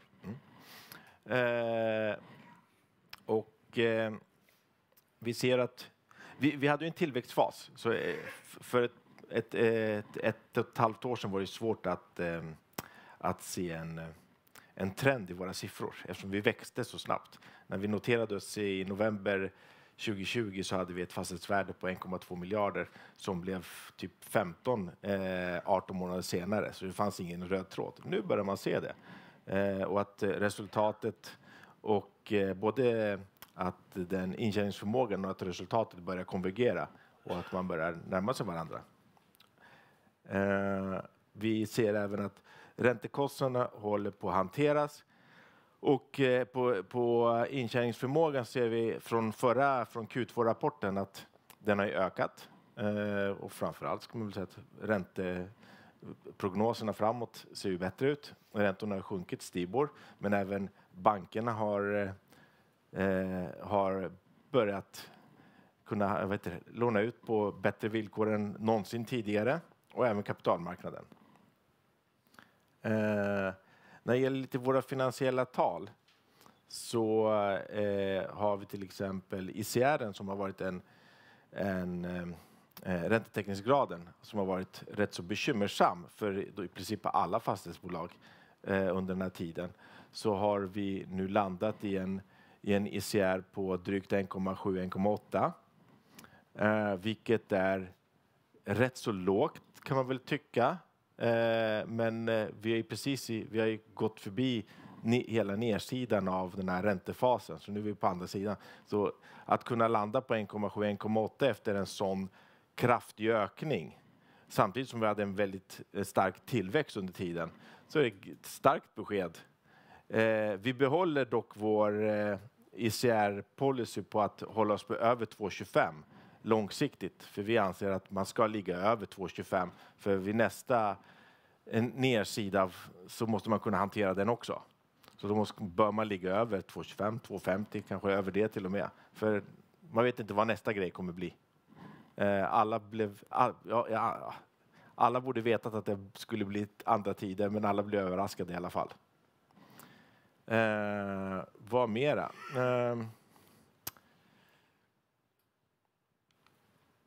På balanssidan så kan vi väl nämna att fastighetsvärdet på drygt 13 miljarder består av 130 någonting fastigheter som vi värderar externt varje kvartal. Har vi alltid gjort från dag 1. Och vi har sålt också väldigt mycket fastigheter under de här 2 åren nu, 22, 23 och 24. Och vi har alltid gjort det på bokfört värde. För att vi hanterar våra bokförda värden så att de är rätt.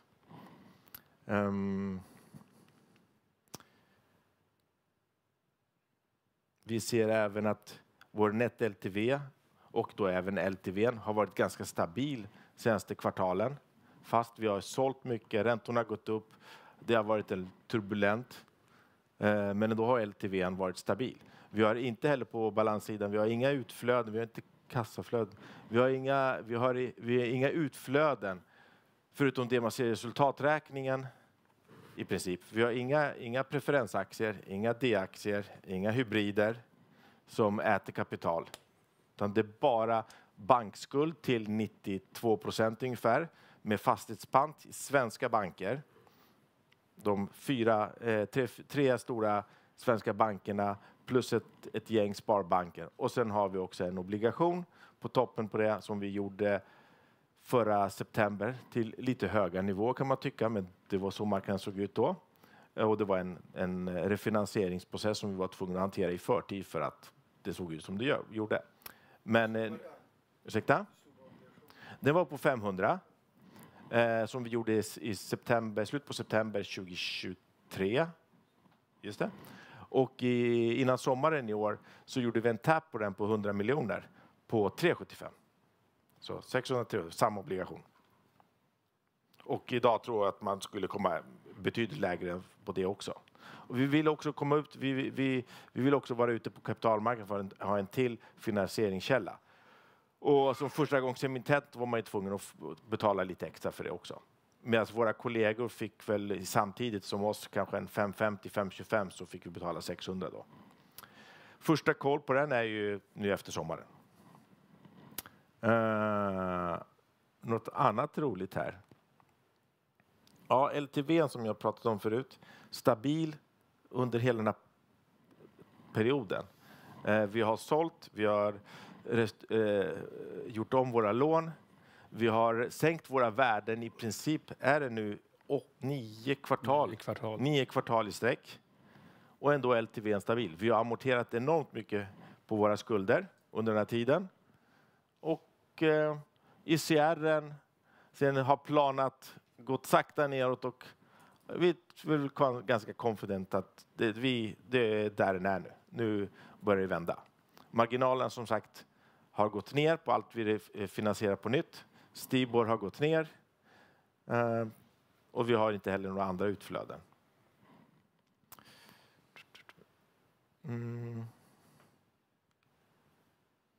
Våra aktieägare. Stenstins Holding. Det är jag och min bror. Jag är CFO, min bror är VD. Fastighetsbalder, Öresund, Länsförsäkringar och Creades också. Så det är en stabil skara aktieägare högst upp på listan som man sällan ser några större förändringar i deras innehav. Man kan väl helt enkelt tillägga att vi är rätt stolta över att ha den här ägarlistan för att vara ett så ungt bolag. Lite extra kul att både Öresund och Creades finns på listan, tycker jag i alla fall jag. Ska man avsluta någonting innan vi kommer till frågestunden, har vi hållit på i 16 minuter istället för 15 som jag lovade, är väl att var är Stenhus nu? Jo, nu är Stenhus dags att vi ska växa. Ni har sett att vi har gjort ett antal transaktioner på sista tiden. Vi köpte bland annat en kåk i Sala där vi har ett 19 år kvar på ett hyreskontrakt med Sala kommun. Det är en typ av kåk som vi älskar. Vi projektutvecklar Gemofix 10 år och så köpte vi en Euromaster i Borlänge som ett kompletteringsförvärv. Där är ett kortare hyreskontrakt, men det i grund och botten beror på att alla hyreskontrakt som är längre än 3 år ska ner till Michelins huvudkontor för att gås igenom, och det brukar ta ungefär 1,5 år, och då är det bättre att köra 3-årsavtal för det hanterar the local team här uppe i Sverige. Så! Jättebra, tack. Om det är någon som vill ställa en fråga så upp med handen. Jag kanske kan repetera frågan också så att det hörs för de som är inne på micken, men kör igång.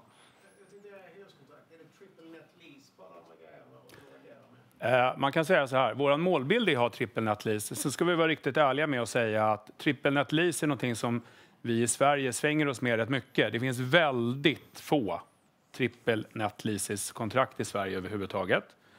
Det vanligaste är double net, säkert till 70% av fallen.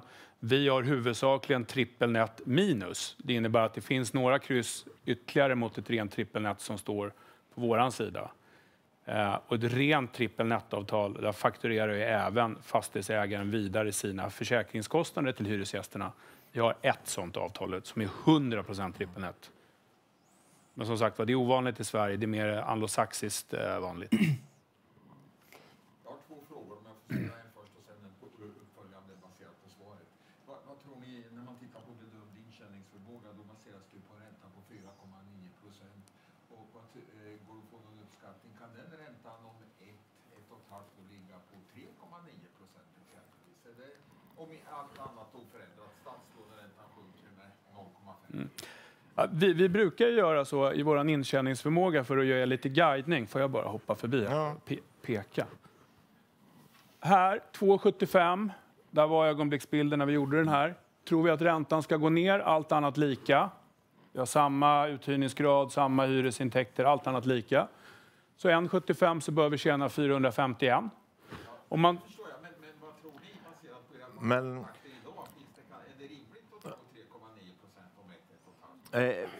Slutnivån är lite svår att kanske sia om. Men alla våra refinansieringar blir på bättre villkor.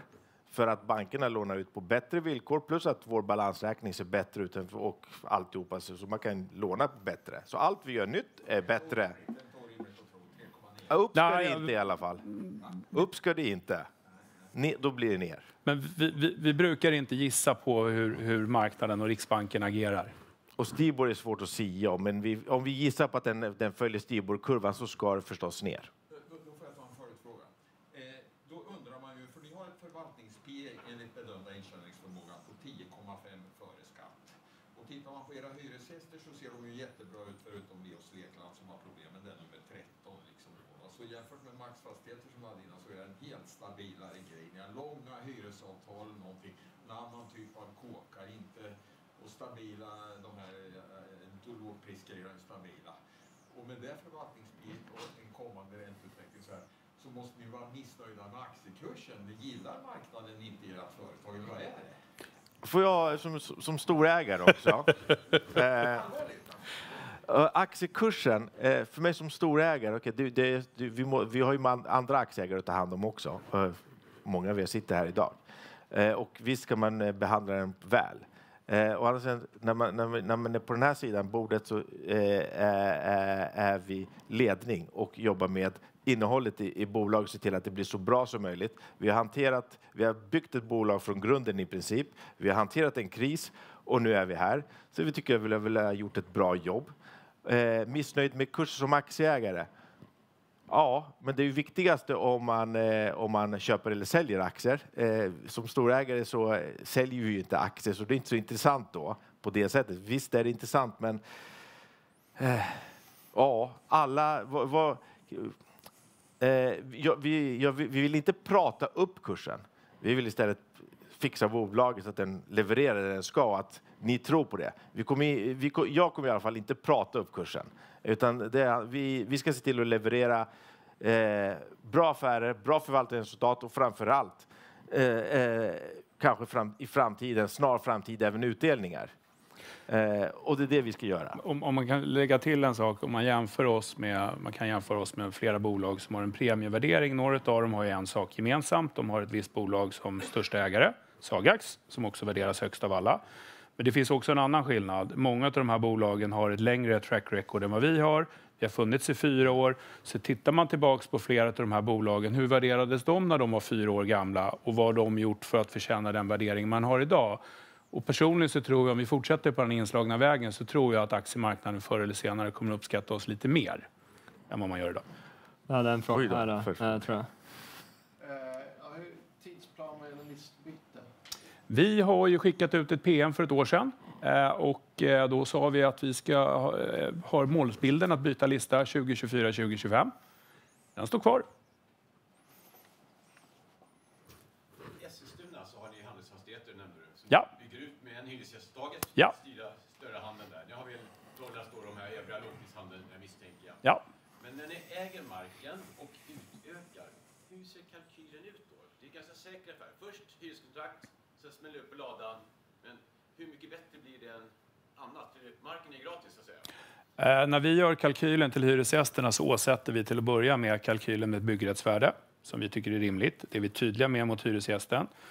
Vi siktar på en utvecklingsvinst på 20%. Det är där vi bör hamna. Då är det värt att göra det för oss, inklusive att vi ska ha betalt för byggrättsmarken i den här kalkylen. Vi föreslår då, den här byggrättsvärdet ni sätter i den kalkylen, hur förhåller det sig till ett bokföringsvärde på den marken? Typ 1:1. Ja, ni har det. Ja, vi marknadsvärderar allting alltid. Varje kvartal. Ja, fast byggrättsvärdet är ju liksom ett värde på... Byggrätterna finns ju där. Så det enda vi gör är att skicka in ett bygglov och så börjar vi bygga. Och den är åsatt ett marknadsvärde så som marknaden värderar byggrätterna. Och det marknadsvärdet får vi från våra värderare. Eftersom vi vill vara så transparenta som möjligt så gör vi ju det här 4 gånger per år. Värderas alla våra fastigheter. Okej, jag räknar framförhållande. Om ni bygger först om 3 år så är ju... Nej, men byggrättsvärdet finns ju fortfarande kvar. Vi kan ju alltid sälja en byggrätt. Det går ju. Har en till fråga där bak. Från toppen, hur mycket har ni värderat ner era fastigheter? Ja. Jag tänkte, ni handlas ungefär till 33-34% rabatt. Eller är det rabatt? Hur mycket av nedskrivningar har varit på? Totalt sett, nu gissar jag, men lite styvt 2 miljarder mellan tummen och armbågen skulle jag gissa. Vi skrev ju faktiskt, då måste man ju läsa lite mellan raderna, men när vi köpte Randviken så skrev vi faktiskt ner det förvärvet redan när vi tillträdde det. Och det syns ju i vår förvärvsanalys och man gräver lite djupare i den. Så vi tog ner Randviken-förvärvet med ett par 100 miljoner redan då. Och sen har vi skrivit ner värdena successivt hela tiden. Byggrättsvärden har vi nog skrivit ner med typ 90%. En fråga till här framme. Ja, lite på temat med listbyte. Om ni får till ett listbyte inom en alltför avlägsen framtid. Snar framtid. Använda kassaflöden till att återköpa aktier snarare än att köpa fastigheter som värderas till kraftig rabatt? Ja, det är både och. Nu är rabatten, den är fortfarande respektabel, en ordentlig rabatt. Men när man köper tillbaka sina aktier så får man inget kassaflöde på det. Utan köper man fastighet så får man ett kassaflöde. Och det får man väl värdera på hur mycket det är viktigt att växa bolaget kontra hur lönsamt det är och öka NAV då, andel per aktie. Så men när vi byter lista så är det ju ett mer konkret alternativ. Fram tills nu så kunde man göra det via syntetiska återköp som vi provade för ett par år sedan. Och det går. Och just då också var ju kassa viktigare än att återköpa billiga aktier faktiskt. Slut på 22, början på 23 så fanns det andra saker att prioritera. Men absolut, det blir ett alternativ och då kan man ju köpa dem på egen bok också. Vilket gör att man har ju helt annan frihetsgrad. Man är inte beroende av den som hanterar programmet åt dig. Så absolut. Och det ska vara en snar framtid, listbytet. Inte en snar framtid. Jättebra. Vi håller på att springa över tiden. Är det någon som har en avslutande fråga för publiken? Ni talade om förvärv och växa och sådär. Hur tänker ni då? Liksom var tänker ni? Hur mycket, liksom, vilka segment? Mer av samma, enkelt uttryckt. Vi har 4 förvaltningskontor. 1 i Borås, 1 i Karlstad, 1 i Västerås och 1 i Stockholm. Om vi ska köpa någonting som är utanför en rimlig radie från våra förvaltningskontor så ska det vara typ 100% trippelnät. Vi kan betala försäkringskostnad, men övrigt så vill vi ha det trippelnät. Jättebra, då tackar vi Stenhus. Tack. Ja.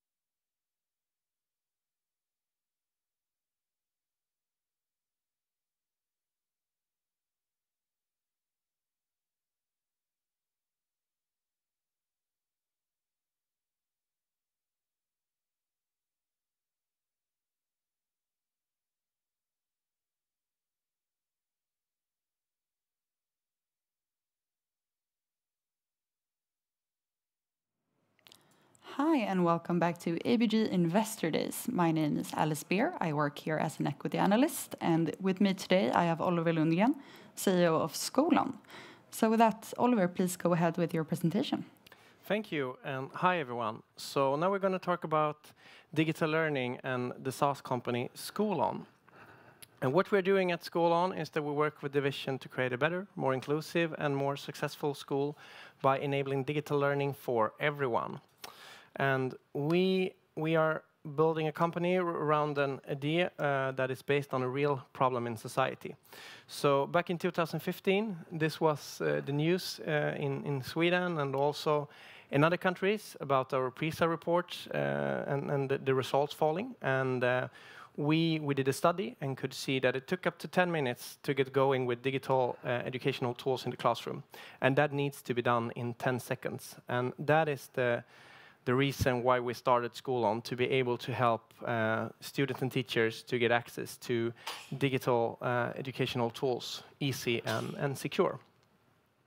And what we also find out is that there is an ongoing global change happening in the educational system right now. So moving away from a traditional way of working that have been almost the same since the beginning of the Industrial Revolution into a world where we're working more with digital tools, where we are adapting the learning more to every individual, where we also can lift away administration from teachers and so on. So both in the classroom scenario, but also overall in a school. And for example, looking at Sweden, we could see that up to 20% of a teacher's time is going to administration, in quite basic administration that should be solved by digital tools. So in this space, there's a lot of things going on and a lot of opportunities for technology to make a positive change.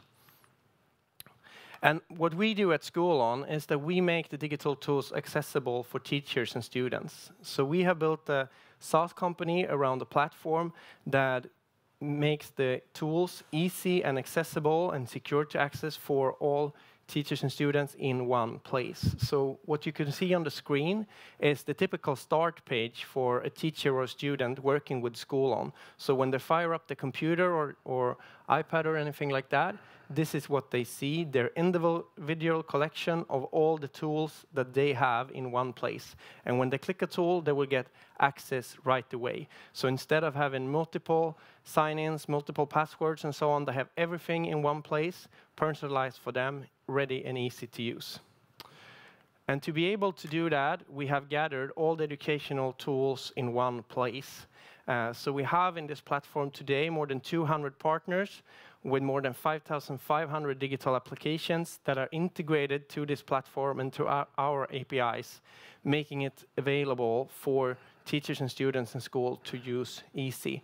And what we can help this partner with is easier onboarding, access to the right data they need to be able to run in the classroom, and also a marketplace for them to reach new customers. So we have built a complete end-to-end solution to bring simplicity and safety when using digital tools in the classroom. So besides gathering all the tools they already have, we also have an app store which enables one-click buy and automated distribution. So now it's easy for students and teachers to get on with new tools, and they can find it as in an app store we all already know, and they can buy license, even if it's one license or 10,000 licenses, they can buy it easy and get access to the right students within minutes instead of weeks, which is the traditional way of working. We have also built-in functionality in this platform for management of data, securing GDPR compliance and so on, which is a very important question for the schools and the municipalities running the schools. And we have an API framework that foster this unique ecosystem. And we have also built integration with partners like Google, Microsoft, and so on to make all the tools available in their ecosystems as well. So today, Skolon is one of the biggest and most popular edtech platforms in the Nordic. We have more than 800,000 paying users in the platform, operating in 5 countries. Sweden, where we started, are still the biggest. Here, nowadays, almost half of teachers and students have an account in Skolon, but we're also growing fast in countries like Norway, which was our second country, and England, which is a much bigger country, of course, that is an important market going forward for us. What we also have done is that we have enabled to have a very low churn rate. So we have had a churn rate roughly around 2% for the last years, and even below that in the last year as well. So satisfied with that. It also makes it possible to work on a long-term basis with the customer, which is important for us, of course, and also shows that we can really create the value for our users out there. We have built a business model which we call the two-sided marketplace, which consists of primarily recurring revenue. So we have over 90% of recurring revenue from the customers and the partners. So our primarily customer is the organizations that runs the schools and have the teachers and the students. So it could be, as we in Swedish call friskolor, or municipalities or regions or stuff like that. They buy Skolon to the users, but they can also buy content on Skolon for their users, where we then have a revenue share with the content providers. And the content providers also pay to be on the platform, to access the data, take part of the marketing place and stuff like that. So we also have a revenue stream there as well. So we are in the value chain between the end customer and the content provider, creating value for them both. And during the last years, we have been able to grow the business based on this model. So having annual revenue above 50% organically year over year. We have been able to do that with a positive cash flow from the operational activities. We have not, up until the last quarter, been able to do that with the operational profit, but that was possible in the last quarter. So the last quarter that we have reported from this half year, we also have a positive EBITDA as well. And what we have done the last years is that we have continuous growth in Sweden. As we can see, we continue to grow in our home market, but we have also started to grow more in other markets. So we have not really seen the growth kick off in markets like Norway and England and stuff like I was saying before. And this is, I would say, fueled by growth in both paying users and ARPU. So we continue to see a growth quarter over quarter of the paying users in the platform, but we also see an increased revenue per paying users. And when we have a growing user base and a growing income per user, we can see the growth that we have achieved. And this is what we are working on going forward as well, of course. And the start of this year has been similar. So a growth of roughly 50% even this year, increasing paying users, and increasing revenue per paying user. And we also have, I would say, a strong financial position. We have grown our net cash if we take away the dividend we did in the spring in May, and we have also no loans and stuff like that. So I think we will have a strong financial position for the journey we are doing here, which is good in the financial climate that we have had the last couple of years. We have built an organization with 40 members, with offices in our local markets in south of Sweden and here in Stockholm, organized, I would say, typically as a SaaS software company, where we run our own product development and stuff like that. We also work quite much with the sustainability area. This is an important area for the society, school and the future generation going in schools nowadays, and we take this very seriously together with our customers. Many of our customers have very, very high ambitions in this area as well. So we have been working with this strategically over the last couple of years and are working together with research institutes and stuff like that to also see how can we help them to get better outcome and so on in learning. So if we look ahead and what we are doing now, we think that our greatest opportunities lies ahead of us, and that is what we, of course, are working very actively with right now.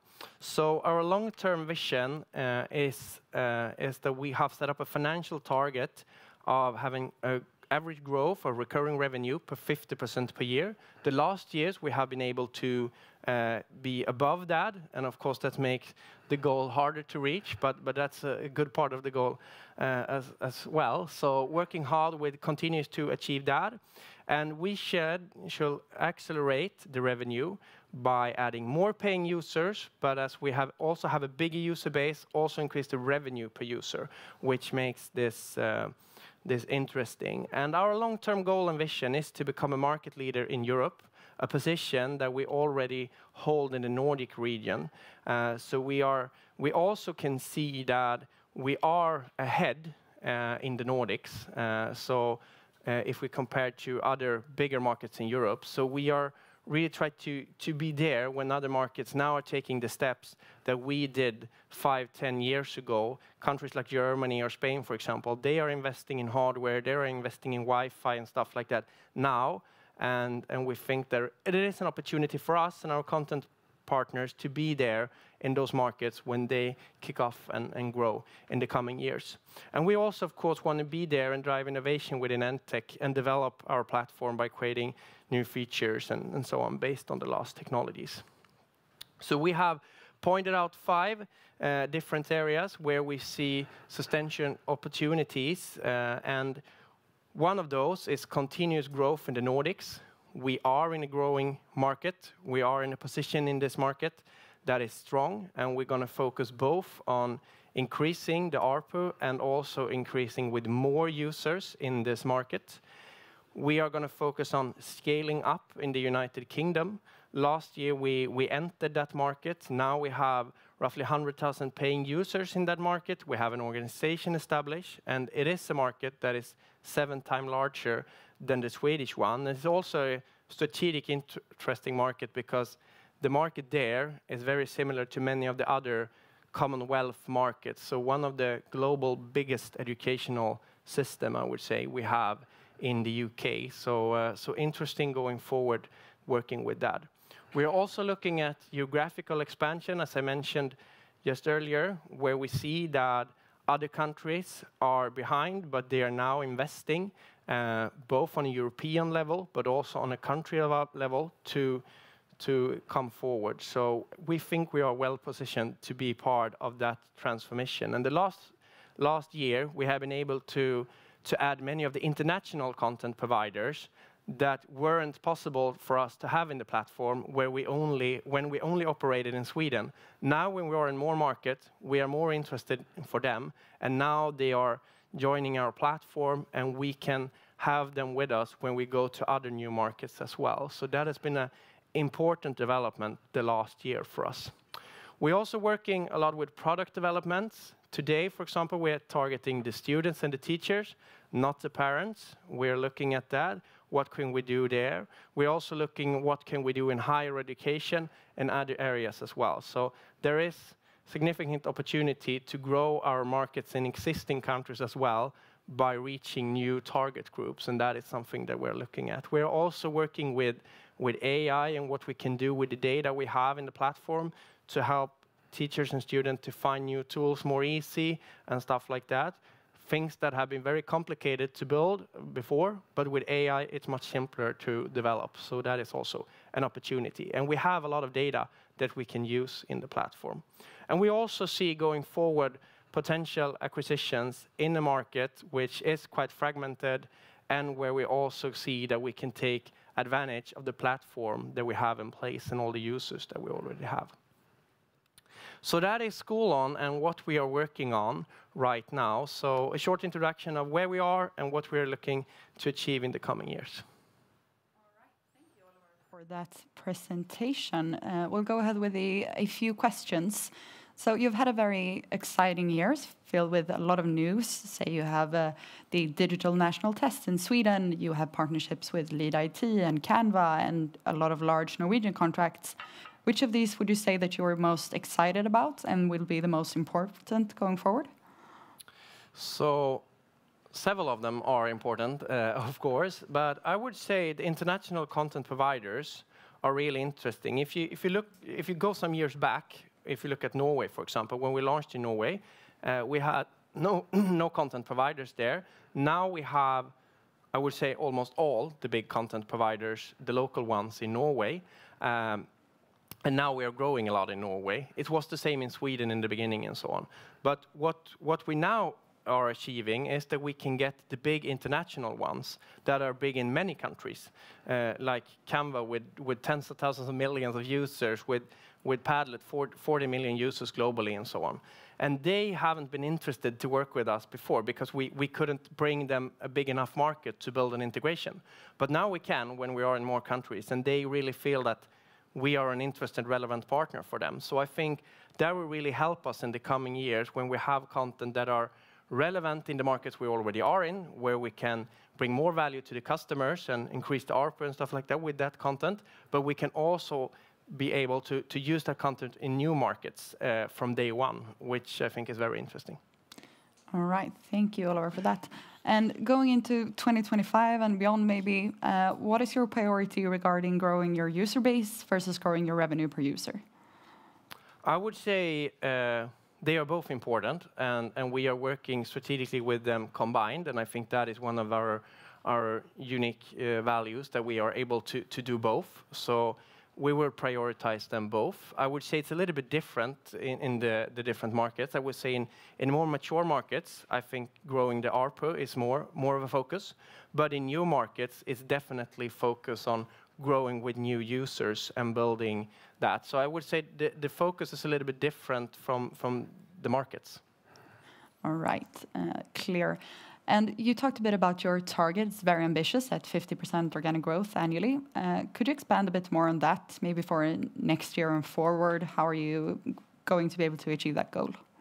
Yeah, so as you say, it is an ambitious goal. And to be able to do that, we saw that we need to expansion into new markets. We saw that a couple of years ago, and that's why we got into United Kingdom and even other countries we are looking at as well. So I would say it's a combination of continue to be very focused on growth in our existing markets, continue to bring value to our users, because if we do that, I think we have a great opportunity to continue to grow there, and also continue to be successful in new markets, adding a few more markets as well. So I think that combination, and also develop the platform, of course, with new features, new functions that can bring new value. I think that combination is what we are working on day and night, I would say, to continue to reach our goals. So very focused on delivering on the plan we have, and we really feel that if we have the plan in place, we know what to do, but execution is key here. So that's what we are focused on. All right, thank you. That's very insightful. And if we think about more the international expansion, you grew your ratio of international sales from 2% in 2021 to about 40 now, so quite a rapid expansion.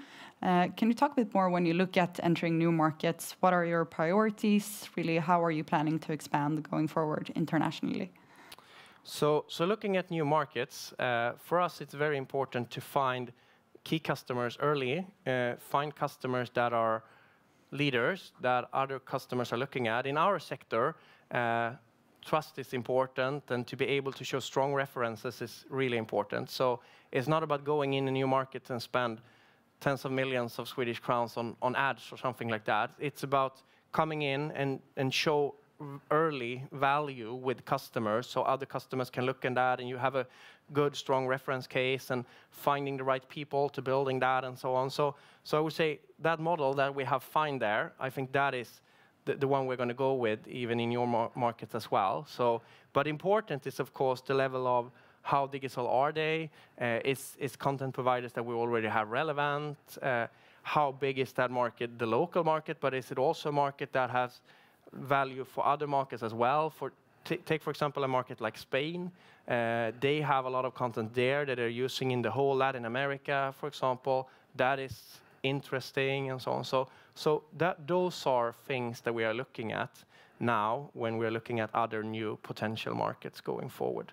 But we're going to do it step by step. We're going to do it with like generating results in the countries that we are in to be able to invest in new countries. So we should be offensive. We should be able to build, but we should also do it in a controlled way, so to say. So balancing those two, I think, is important going forward. All right. And speaking of your current markets, have you learned anything? What would you say are the key really differences in the markets if we think about customer and what they want and their demands? So as we deliver a technology platform, solving access, solving GDPR, solving data security, that is questions that are very common on the different markets. What is not 100% common is the content. So it's one tool that you work with math in one country is maybe not the same in another one, or in historically or something like that. But the questions we are working with are very similar. So it is adding the local content together with the international content that is important. And of course, finding the right local business team and stuff like that. I would say that's same in many industries, like business is local, so you need to understand the local market, you need to understand the local ecosystem, and to build from that. All right, thank you. And during your presentation, you mentioned additional user groups as a focus for you. Is Skolon available, or could it be available in the future for, say, universities and high schools? And why have you begun to really focus on younger children? So we have focused on what you call K-12, grundskola and gymnasium in Swedish.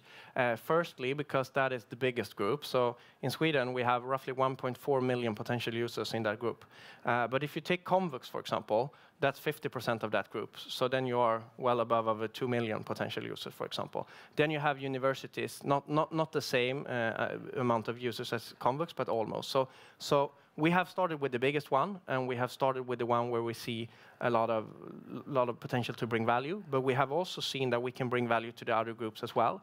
So, for example, many municipalities, they are running the Komvux as well, for example, and we have some of them that have already started to using Skolon there, and we will definitely continue working with that going forward as well. So same customer, a little bit different users, but we can still bring a lot of value. So yeah, definitely continue building functionalities that and get on board the content providers that are relevant for them in that group as well. All right, great. And if we talk quickly about competition, could you maybe explain maybe how the competitive landscape looks in Sweden and in the UK maybe? Are there huge differences? Does it look the same? Yeah, so internationally, I would say our main competitor is a company called Clever and a UK-Australian company called Wand. So globally, we are a few companies building a platform like this. But on a more local level, I would say the competition landscape is more of municipalities trying to doing their own thing, running local stuff or anything like that. So not like a pure competition here, more of other ways of working, I would say. So I definitely think that we have a great, strong position here in the Nordics, and I also think we have a great opportunity looking into Europe, because the GDPR and data regulation rules and so on create a high entry barrier for our competitors. So I think that's a great opportunity for us that we are looking on, and that we are, of course, going to try to use as much as possible. All right. And if you compare yourself to, say, Clever or Wand or any other large players, what makes Skolon stand out? So I would say it's the technology and the platform that we have built. But I mean, I have a great amount of respect for our competitors, but I see that when we are competing against them now in UK, for example, we do a bit of that, and I think that we can handle that competition well, and we are able to win customers and so on in direct comparison. So I think it's in bigger markets. I think it's also good that we are more than one driving these questions, raising the challenge for the customers and so on. So I think we can handle that well as well. All right, thank you. Unfortunately, we are out of time, but thank you, Oliver, for this great presentation, and thank you for everyone listening in. Thank you.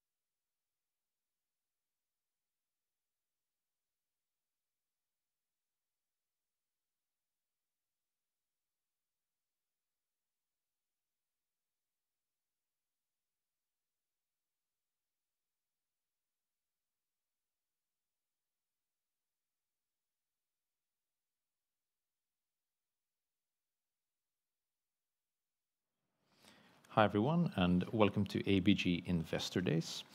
My name is Nikola Kalanowski, and I'm an equity research analyst here at ABG. With us today, we have John Westberg, CEO of Clavister. He will present to us the company for about 20 minutes, and then we'll have an opportunity for a Q&A for about 5 minutes. And with that said, John, the floor is yours. Thank you very much. Nice being here. I think we can all agree that we live in very turbulent times right now.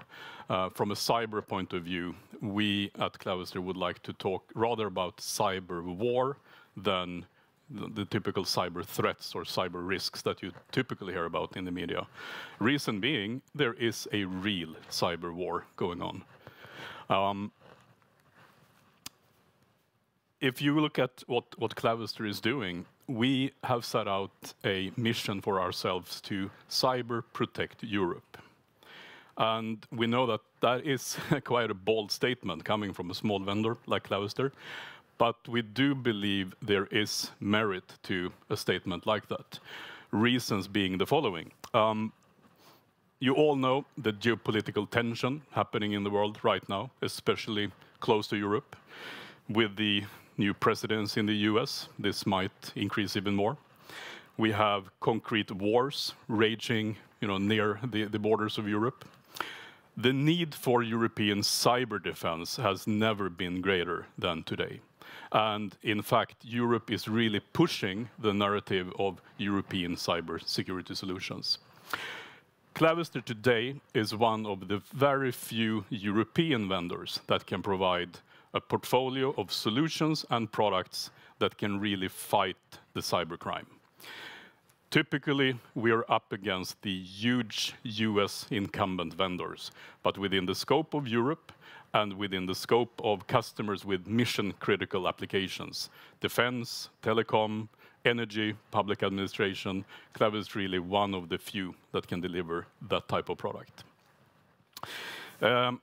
Maybe a little bit of a cliche, but cybersecurity today is a team game. It's about trust more than product. Product is important, but trust is as important. Years back, you could fight cybercrime with a fire and forget or single point of technology installation. You had an intrusion, you bought a firewall. You had a virus problem, you bought an antivirus solution. Those days are long gone.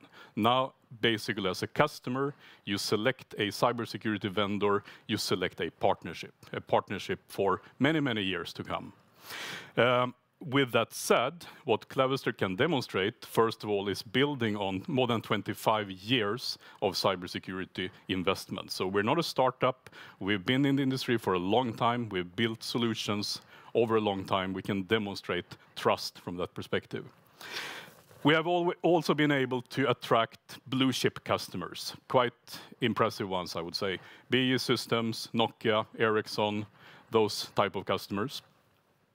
But in the type of customers we are addressing, when we talk about mission-critical applications, when we talk about defense, telecom, and so forth, third-party accreditations, third-party recognition is important.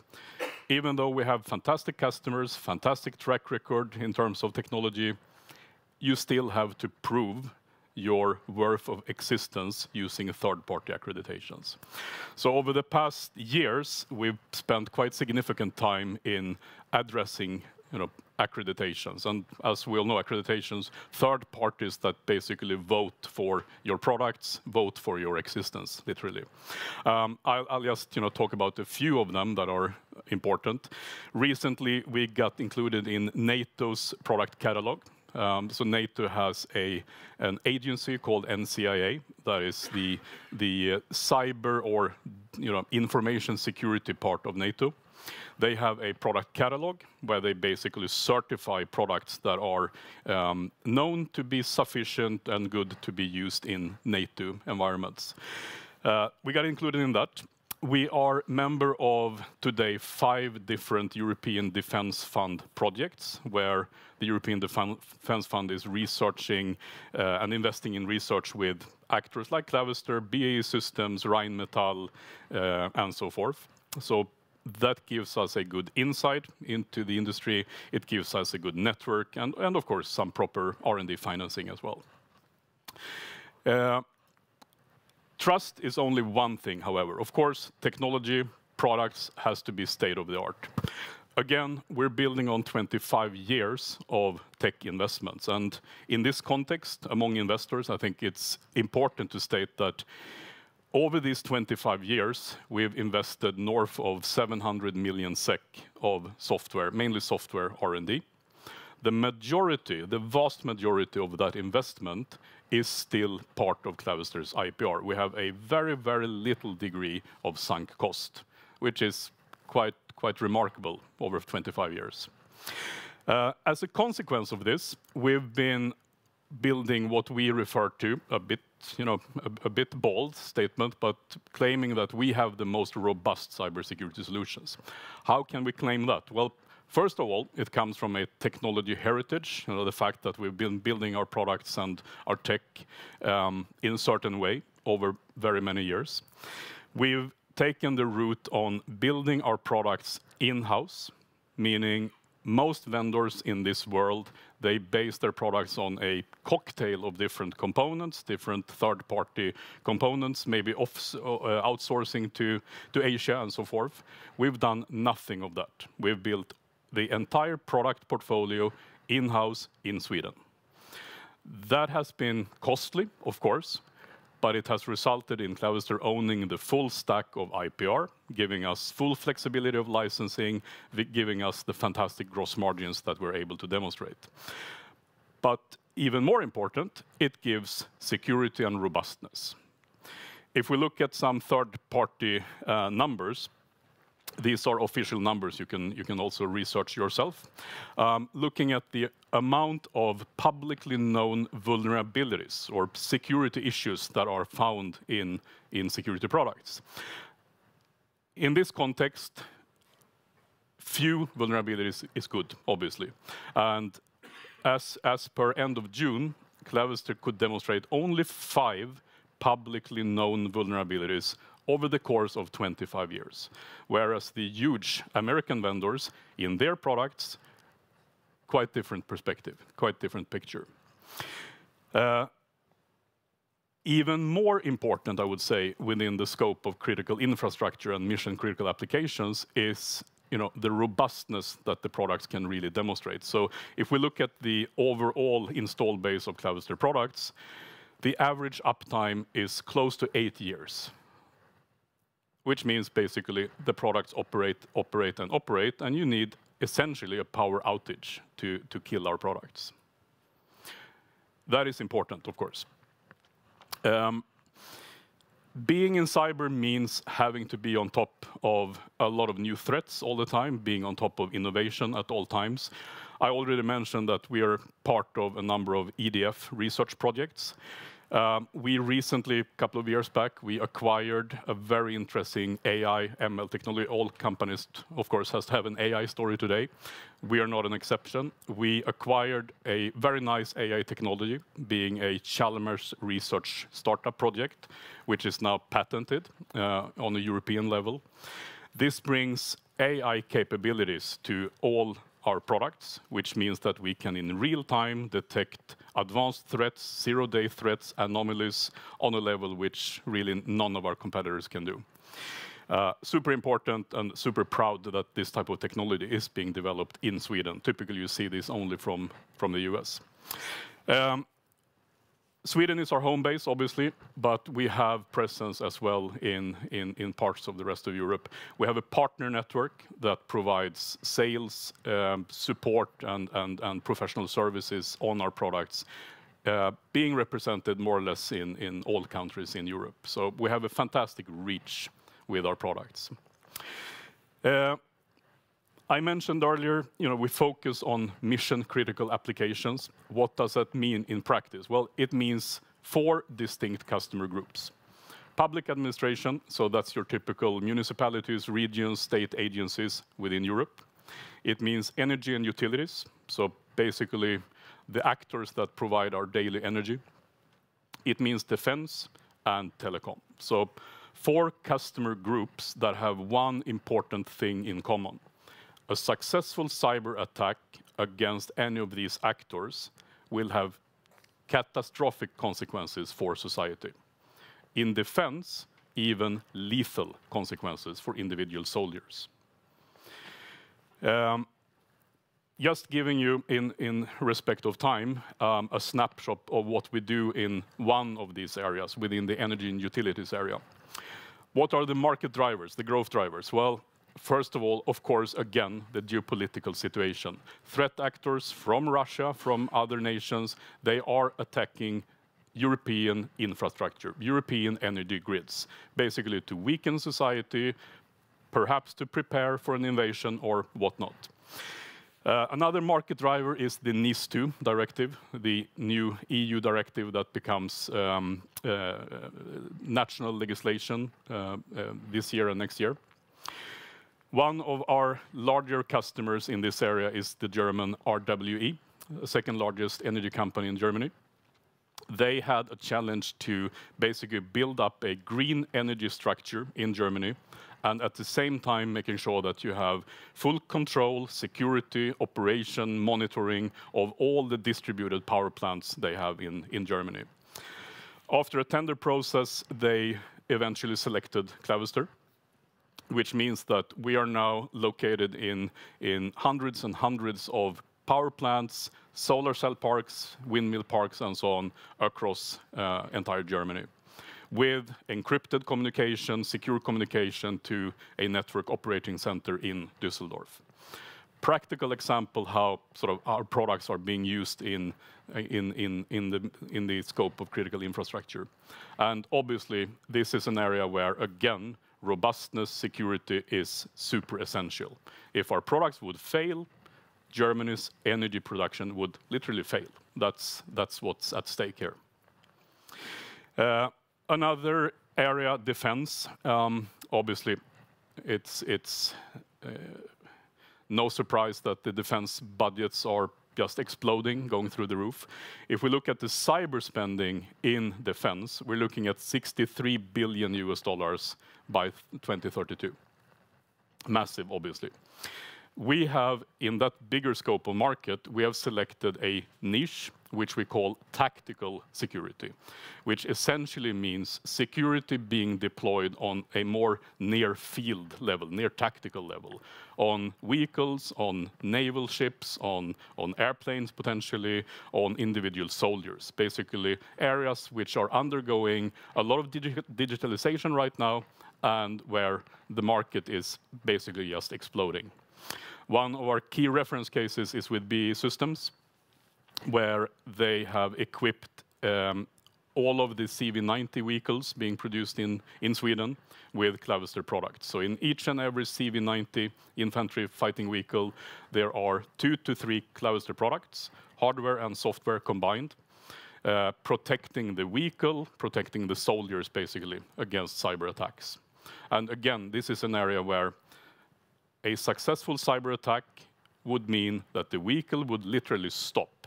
And you can imagine if a CV90 stops in Donbas in Ukraine, you can figure out what's happening. Super critical. If we move on to some financial numbers and looking at Q3, starting with order intake. Order intake is by definition a bit lumpy in Clavister. There is a base business in Clavister, which comes from our products being sold to the civilian side, if you like. Again, municipalities, public sector, energy companies, a fair degree of enterprise companies as well. This provides a stable, steady growth for us. There is a strong seasonality. Q4 is always the strongest quarter for Clavister. And then our business with telecom and defense by nature adds lumpiness on top. So that's obviously why you can see Q4 last year stands out extremely aggressively with large defense orders coming in. In terms of order book, we have roughly 230 million, mainly coming from defense and telecom orders. The turnaround time for more civilian type of orders are typically within 1 to 2 weeks, so that typically doesn't show up in our order backlog at all. If we then move to net sales, here, thankfully, we can show a much smoother ride with going back a number of years, a fairly slow growth rate, even flattish, that turned into single-digit growth, which has recently, over the past 1.5 years, turned into double-digit growth, and we're sort of approaching the 20% year-on-year growth that we have as a target. If you adjust for currency effects, there is some currency headwind, given SEK to euro and SEK to US sales, but around 20%, that's where we are operating right now in terms of growth. The majority of our sales is software licensing, and 70% of our revenues are recurring in terms of recurring licensing or ARR, if you like. Our sales is distributed over many contracts, 20,000 active contracts. So there is a broad base of steady recurring revenue growing. Typical contract length, 12 months. You might consider 12 months to be a bit low. This is by design. In the past, we had 3 years, even 5 years contracts. That created a negative lock-in for us. Basically, we were unable to increase prices. We had much less flexibility. Reality is, all customers that invest in a Clavister product or a Clavister solution, that is, it is quite a work to install products, operate products, and then you're up and running. That creates stickiness. So after 12 months, customer is not moving away anyway, even if the contracts are only 12 months. So with an average contract length of 12 months, we can have much more flexibility. We can have constant price increases on a reasonable level, of course, and be much more dynamic. Gross profit, we operate on 80% gross margin. That has been our target for a quite long time, and there is maybe a single quarter in the past 3 years that we missed that target, but around 80%. Worth mentioning when you look at Clavister, and this might be contradictory, but still worth mentioning, in periods of high growth, our gross margins are depressed. Reason being, when we ship new products, when we ship new solutions to customers, they are heavy centered around hardware in the beginning, and then comes the long tail of software licensing revenue that continues to tick over a contract period. Given that hardware, of course, is sold to a smaller margin, that creates a sort of depression on gross margin initially in that quarter. Then it picks up following software licenses. From an OpEx point of view, worth mentioning again, all our products are standardized, non-bespoke. We don't do any custom development for a single customer. We might have customer-funded development, but that is then distributed on all our customers. The cost drivers we have in Clavister are first and foremost additional sales, investing in more sales capacity, more sales capability. We have around 4 million euros or 40 million SEK of capitalized development annually, and that is a level that we're sort of comfortable with as of now, at least. We did a number of cost optimizations starting already in 2022.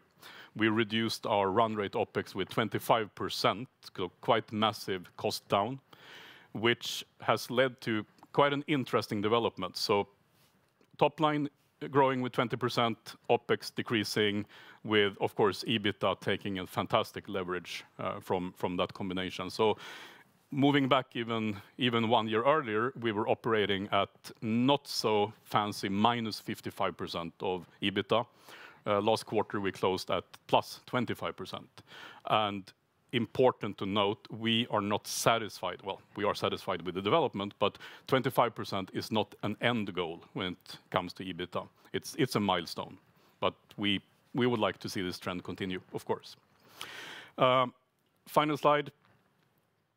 Our ambition is to be, again, operating at 20% or above in net sales growth, 80% of gross margins, we're already there, and 20% plus of adjusted EBITDA margin, and operational cash flow, which is also what we have been demonstrating in the past quarters in 2024. So with that. Excellent. Thank you very much, Jan. So you mentioned the increasing importance of technology origin, and you brand yourself as made in Sweden. Could you perhaps give us a little bit of an overview or update on the competitive landscape in that context? Right. Well, again, as I mentioned, the main large competitors within the cybersecurity market are US. Some Israeli, but mainly US. If we look at the European market, well, there are a few niche players. You could see Clavister as a small niche player, of course, but you don't see too many, let's call it incumbent vendors that we fight with. So typically when we engage in larger tenders, it is against the large US players. And in the customer groups we're targeting, the sort of European origin is a strong advantage in this environment, at least. Yep, that makes a lot of sense. And then on financials, you're targeting sales growth of at least 20% per year, and you're now, of course, close to that level. It's been supported by some growth in defense, as you mentioned, and that came from some low levels. What do you think are the key drivers of growth going forward? Well, basically, to summarize it, defense contracts are one. We still have not seen recent defense contracts kicking in on our P&L yet. That's still to come in 2025 and 2026 and onwards. All the operational changes we've made in the past 2 years, they have just started to show growth impact. So we sort of continue to see that. And of course, selected investments in sales. That's something that yields result. Maybe not in the first quarter, but 2 to 3 quarters in, that's demonstrating growth as well. Very clear. And I think what's very interesting here is the scalability of the business model.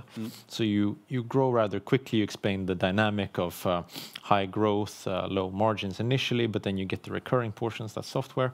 So you have these relatively high gross margins of about 80% today.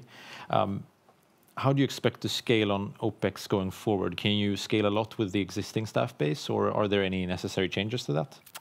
Absolutely. So, the OpEx increase that we might see going forward are mainly related to sales capacity. So selected investments in sales headcount, basically growth enablers from a sales standpoint. Just to make sort of a reflection, we brought in the huge defense contract in Q4 last year of 170 million SEK. The additional OpEx to support that contract is 1 headcount, not more.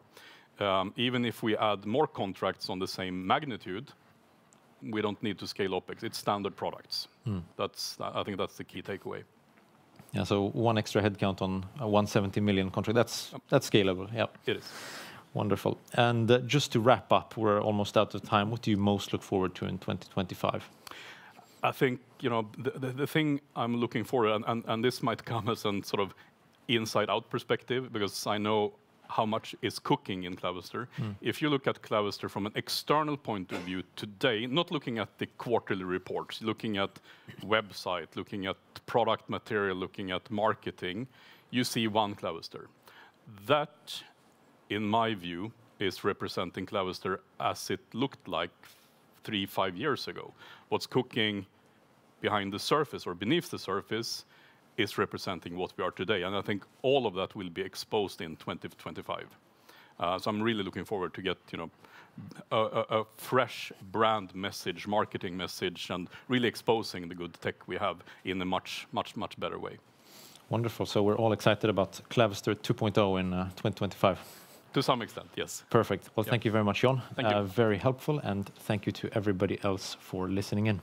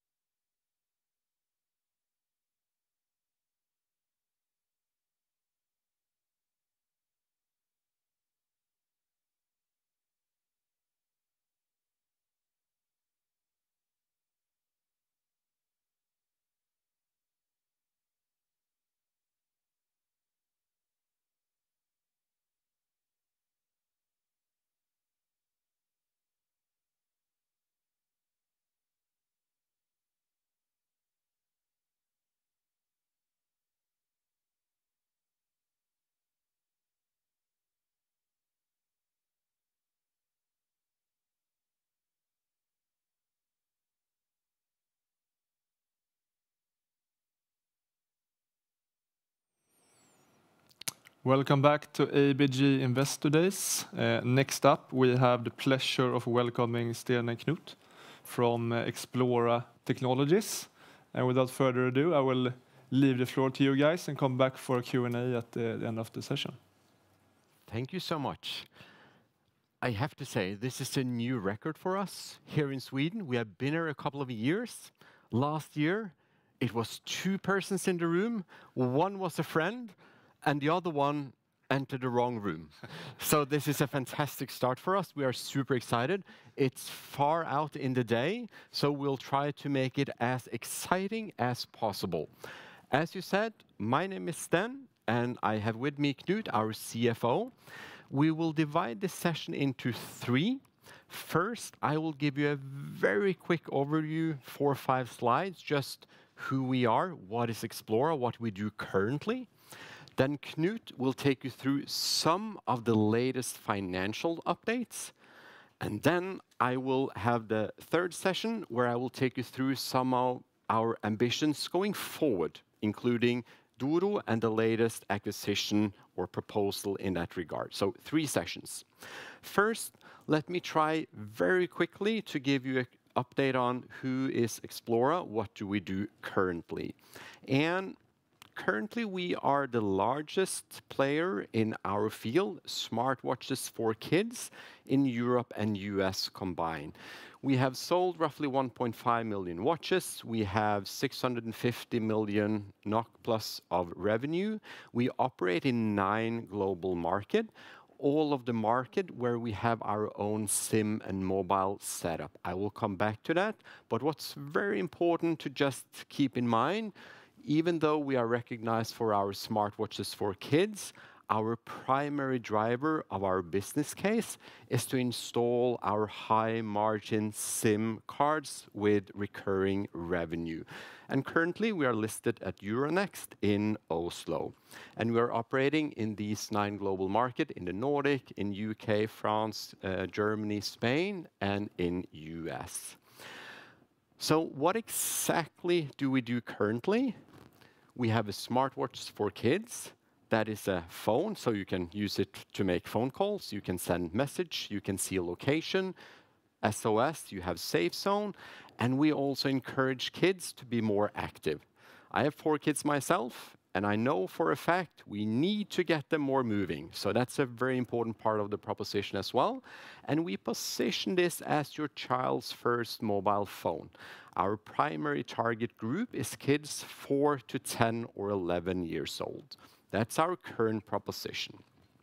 And when it comes to our intellectual property, our IP we have built on our journey, it is 4 different things. One, from the get-go, when we started the company in 2016, we developed our IoT platform, meaning that we can have data, personal sensitive data on our platform, on the parental app. And in theory, we, from the get-go, also said we can connect a lot of different products, not just kids' smartwatches, but eventually also other products, which I will come back to. Of course, we have also built 10 generations of different smartwatches for kids.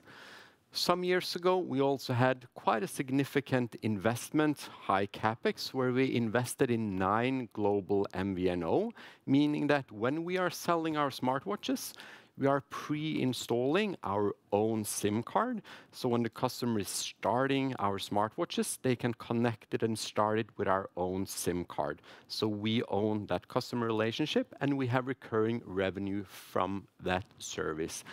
And our latest development is from something called a premium service, meaning that we can have an even higher price point per month to offer value-added services with very high margin on top of that as well. So 4 different layers of intellectual property. And with that, we have also then 3 different revenue streams. So this is the way we monetize our product. We are selling our smartwatches roughly from a price point 149 euro. And normally, we are targeting to have north of 30% margin on our hardware. Like I mentioned, we pre-install that with our SIM cards. Normally, a SIM card starts from roughly 10 euro per month, and we are targeting to have north of 80% margin on our recurring service revenue. And our third way of monetizing comes from when a telco is selling our product. Of course, they would like to install their own SIM card, but then sometime we are able to get a revenue share back from the telco as well. So our monetizing model stems from 3 revenue streams: the hardware, our SIM, and B2B service revenue streams. With that, just now you have the quick overview on Xplora for now, and then Knut will take you through some of the latest financial updates. Thank you, Stan. Good afternoon. I'm going to present you some of the key figures. On this slide, you can see the quarterly revenues in Norwegian kroner per quarter. And as you can see, we have a very, very strong development quarter by quarter and year over year. In addition, this generates quite a good EBITDA and also a good cash flow. So by end of Q3 quarter, we had 177 million in the bank. So we are a solid company. When you go into the details, I'm just going to go through a few of the key numbers here. So the quarterly revenues ended on 257 million in Q3. That was absolutely a record for Xplora. And we had then 35% year-over-year growth. Very, very strong. This generated then an EBITDA of 30 million. And we have a trailing 12-month EBITDA of 60 million. So 30 million in one quarter, we are quite proud to say that we have achieved that. You can also see that end of 2023, we had 34 million in EBITDA. And that was a big turnaround year for us, because in the year before, we had a negative EBITDA. So we have a very positive transaction in all our numbers. When you also see on the cash flow, we have a quite steady positive cash flow. And our CapEx is on a quite low level compared to a lot of other companies. In Q3, we had 7 million in CapEx, and that's mainly capitalization of engineering time and investments. And we had year-to-date a CapEx in 2024 of 15 million NOK. So we consider that as a normal level. When you look at what Sten said, we have 2 areas of revenue. One is the devices, and the other one is the services. So on the devices, we reach 182 million in the quarter.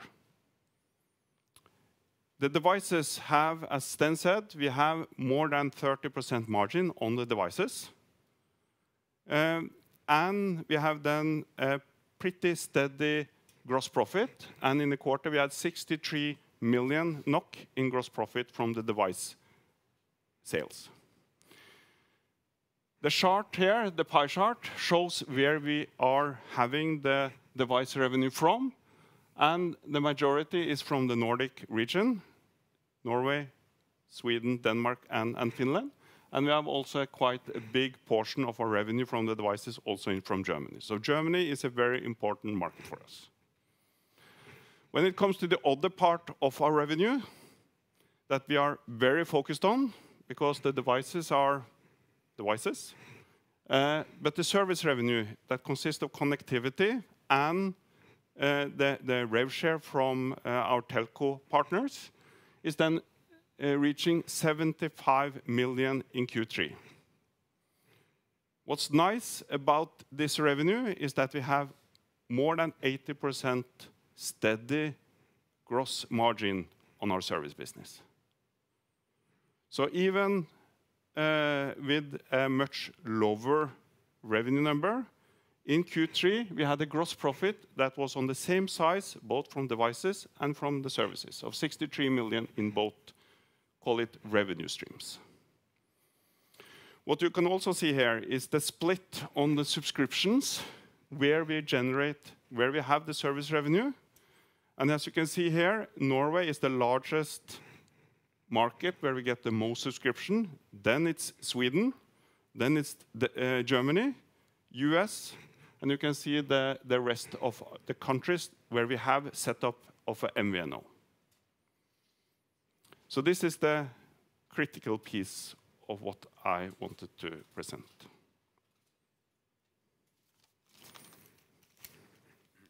Thank you, Knut. To spend a few minutes just to look ahead, as you just have seen, today we have roughly 300,000 subscription, high margin, north of 80%, and normally they are on a 12 or 24-month contract.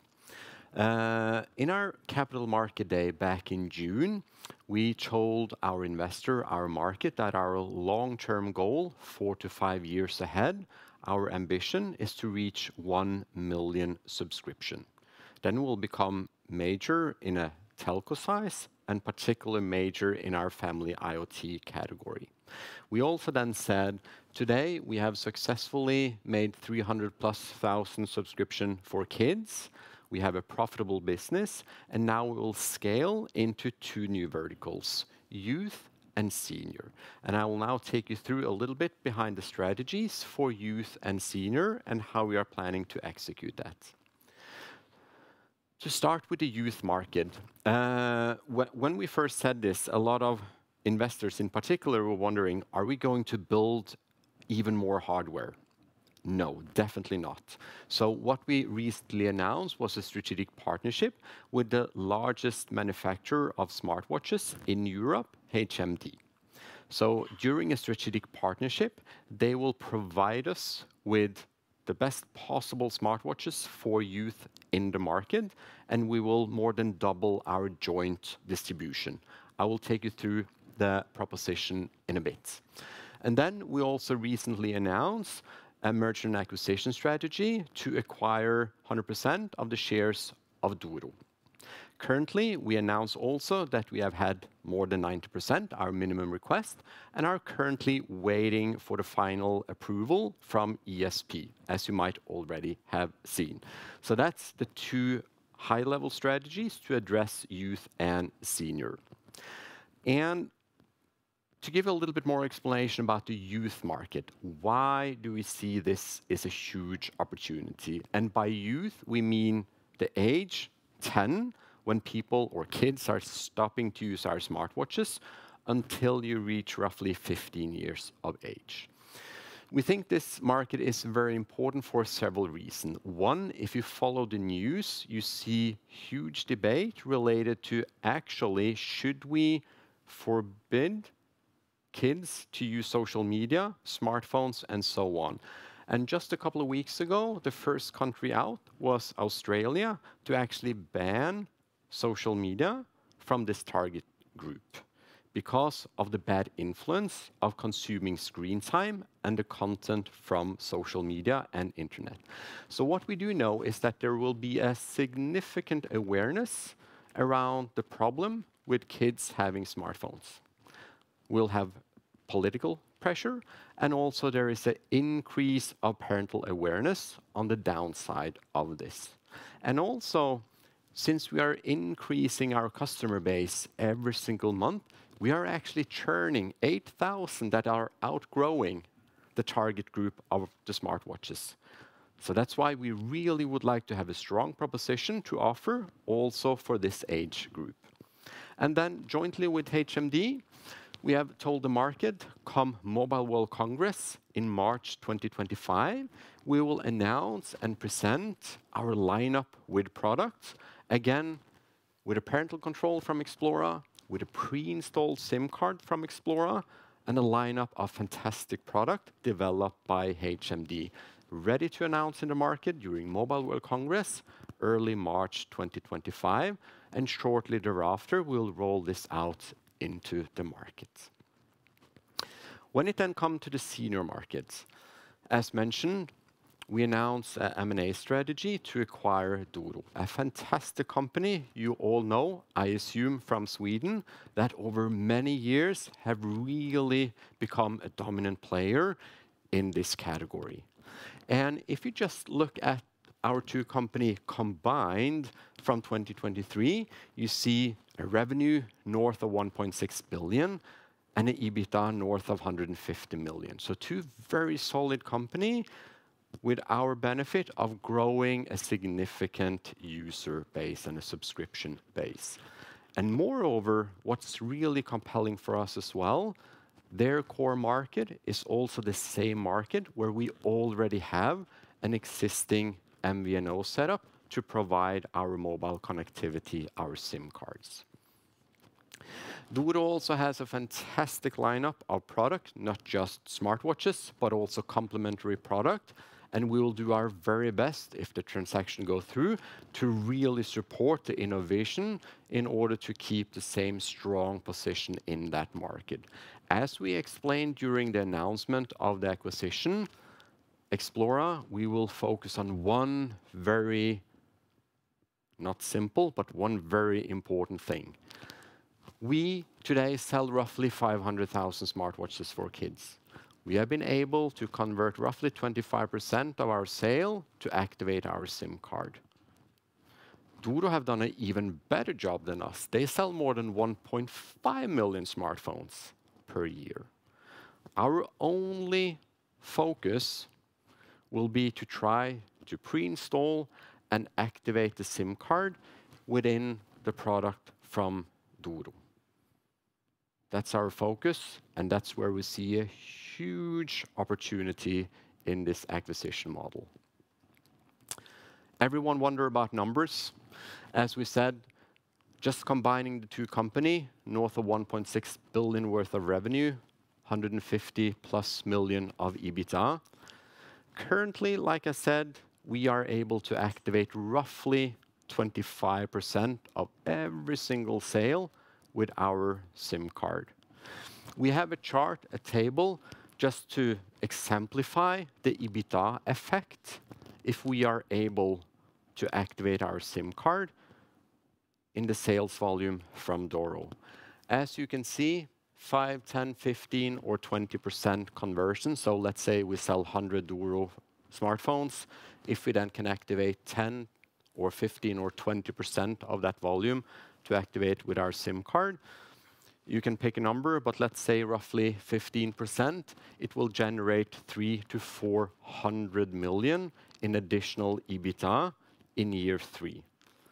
Today, we activate 25%, and here are some numbers just to understand the opportunity of this business model.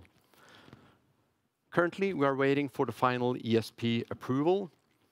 It's expected to come sometime in February. We are hoping they are working very quickly on this and expect that to go in a good way. But we are waiting to see that final outcome. But hopefully, you have seen some takeaway for the rationale behind the acquisition, some of the rationale behind our youth focus, and how we operate our current business plan within Xplora. So with that, we are welcoming questions. Thank you so much, Sten and Knut, for the presentation. And maybe I want to start with the Doro acquisition. And you talked about converting subscribers, but what is your current plan for sort of converting those Doro customers to Xplora subscribers? Do you plan to offer some kind of incentives, or do you plan to pre-install SIMs in the Doro phones? So what is the strategy for that conversion? So luckily, we have worked many years to optimize how we do that on our current smartwatches. Also, remember, most of the sales are happening through the same retailer and distributors. We already know them well, and we have trained for years how to do this process. We will do the same thing for Doro as well. To your point, we will pre-install the SIM cards, so they are already in the box. And of course, we can port all the numbers. So if someone already have an existing phone number, they of course can get the same number in our pre-installed SIM card. It's easier to install. We can add more services on that SIM card. And if we have to we can also give financial incentives in order to convert. You briefly mentioned you have similar distributors as well. Maybe you can talk a bit more about the distribution model and what kind of distributors you work with, and also, you know, how do you work with marketing? Are you marketing primarily to the parents, or is it important for you to actually build awareness among the kids? How do you do that? A little bit of both.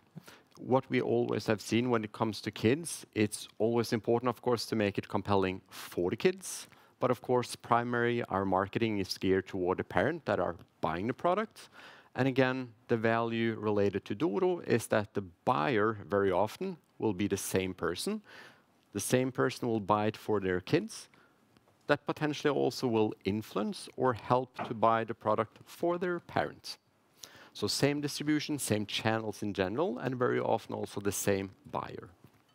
But our marketing is heavily... So our channel mix is roughly split into, again, the same as Doro, 20-30% online, same related to retail, and roughly the same also in order to, or via the telco channels. So we do a lot of online marketing for our own online sales, and we support the retailer and the telco in their marketing initiatives. And I think you've tried to grow in the US as well. I think it was a smaller part of your sales currently, but I believe you have an agreement with AT&T. What is the long-term potential, I think, in the US? If you saw the charts, when it comes to kids, US represent 30 million kids in the age 4 to 10, which is roughly more than our European market combined plus Scandinavia. So of course the opportunity is huge. We just made a finalized agreement with AT&T, allowing us also then to pre-install SIM card in the US market, where we can drive the same 80% margin on the service subscription, meaning that from 2025 we are ready to scale our model also in the US market. So you have limited revenue right now from that agreement? Lesser so, yeah. Yeah. All right. And what about the competitive landscape? I mean, both in Europe and maybe it's different in the US. I mean, who are the main competitors, primarily for the children's space, you would say? High level, it's actually been the same, quite steady over the last 3-4 years. We see roughly 2 to 3 maximum competitors per market. They are all very different, so no competitor do we meet in all our market, but 2 to 3 competitors per market. The key difference still is that with one exception in the US market, all our competitors are only hardware driven, so they have only a hardware product. And every single time we see a hardware player, we'll have everything from 30 to maximum 50-ish% margin. So they have significantly less capital to invest in marketing and distribution than we have. We have the flexibility to subsidize the product because we have our own SIM connectivity, and generally we just have higher margin. So we are able to outcompete a lot of times due to simply because of our business model and the financial strength in our model, and we become more compelling for the retailer for that reason. Yeah, and in terms of distribution and partnerships with the telcos, maybe you have it already, but is there opportunities for you to be included in like family bundles and stuff like that? Is that a driver for you or a potential, or how do you view that? Combining the subscription. Yeah, I would say the answer is yes. Since we do not have empiric data on it, I wouldn't put any promise out there, but of course, when we have both kid, youth, and senior, of course, we have the opportunity to seek the opportunity with the bundle model, but we have no data in that regard for now. And bundling with, like, if you work with AT&T, for example, maybe they have a bundle for families. Can your products be included in? Is that part of the agreement that you will include? Currently, it's not. Okay. But maybe in the future? In the future, it might be. And then you talked a bit about how you want to grow the subscriptions. I think you mentioned 1 million subscribers was a target for you. I mean, how would that translate into margins and stuff like that, you think, over time? Do you have any long-term financial targets? can answer that. So today we have 80 to 83% gross margin on the kids' watch. There is, of course, a little bit difference depending on what market you are in, and there will also be a little bit difference in if you are in the youth or in the senior market. But basically, our target is to keep that KPI more than 80% gross margin. And then, as our company develops, we will see how that develops. Which makes it quite simple to model. We haven't guided on those numbers, but to Knut's point, if you model 1 million subscription versus 300 plus we have today, on the kids market, we have a roughly 30-month lifetime span. On the senior market, we expect that to be north of 50 to 60 months. So there will be even a longer lifetime or higher lifetime value. But based on the number, it's quite easy to model how 1 million subscription will turn out in profitability. All right, thank you, both Stan and Knut. That's all we had time for, I'm afraid. But thank you for coming, and thank you, the audience, for tuning in. Thank you. Thank you.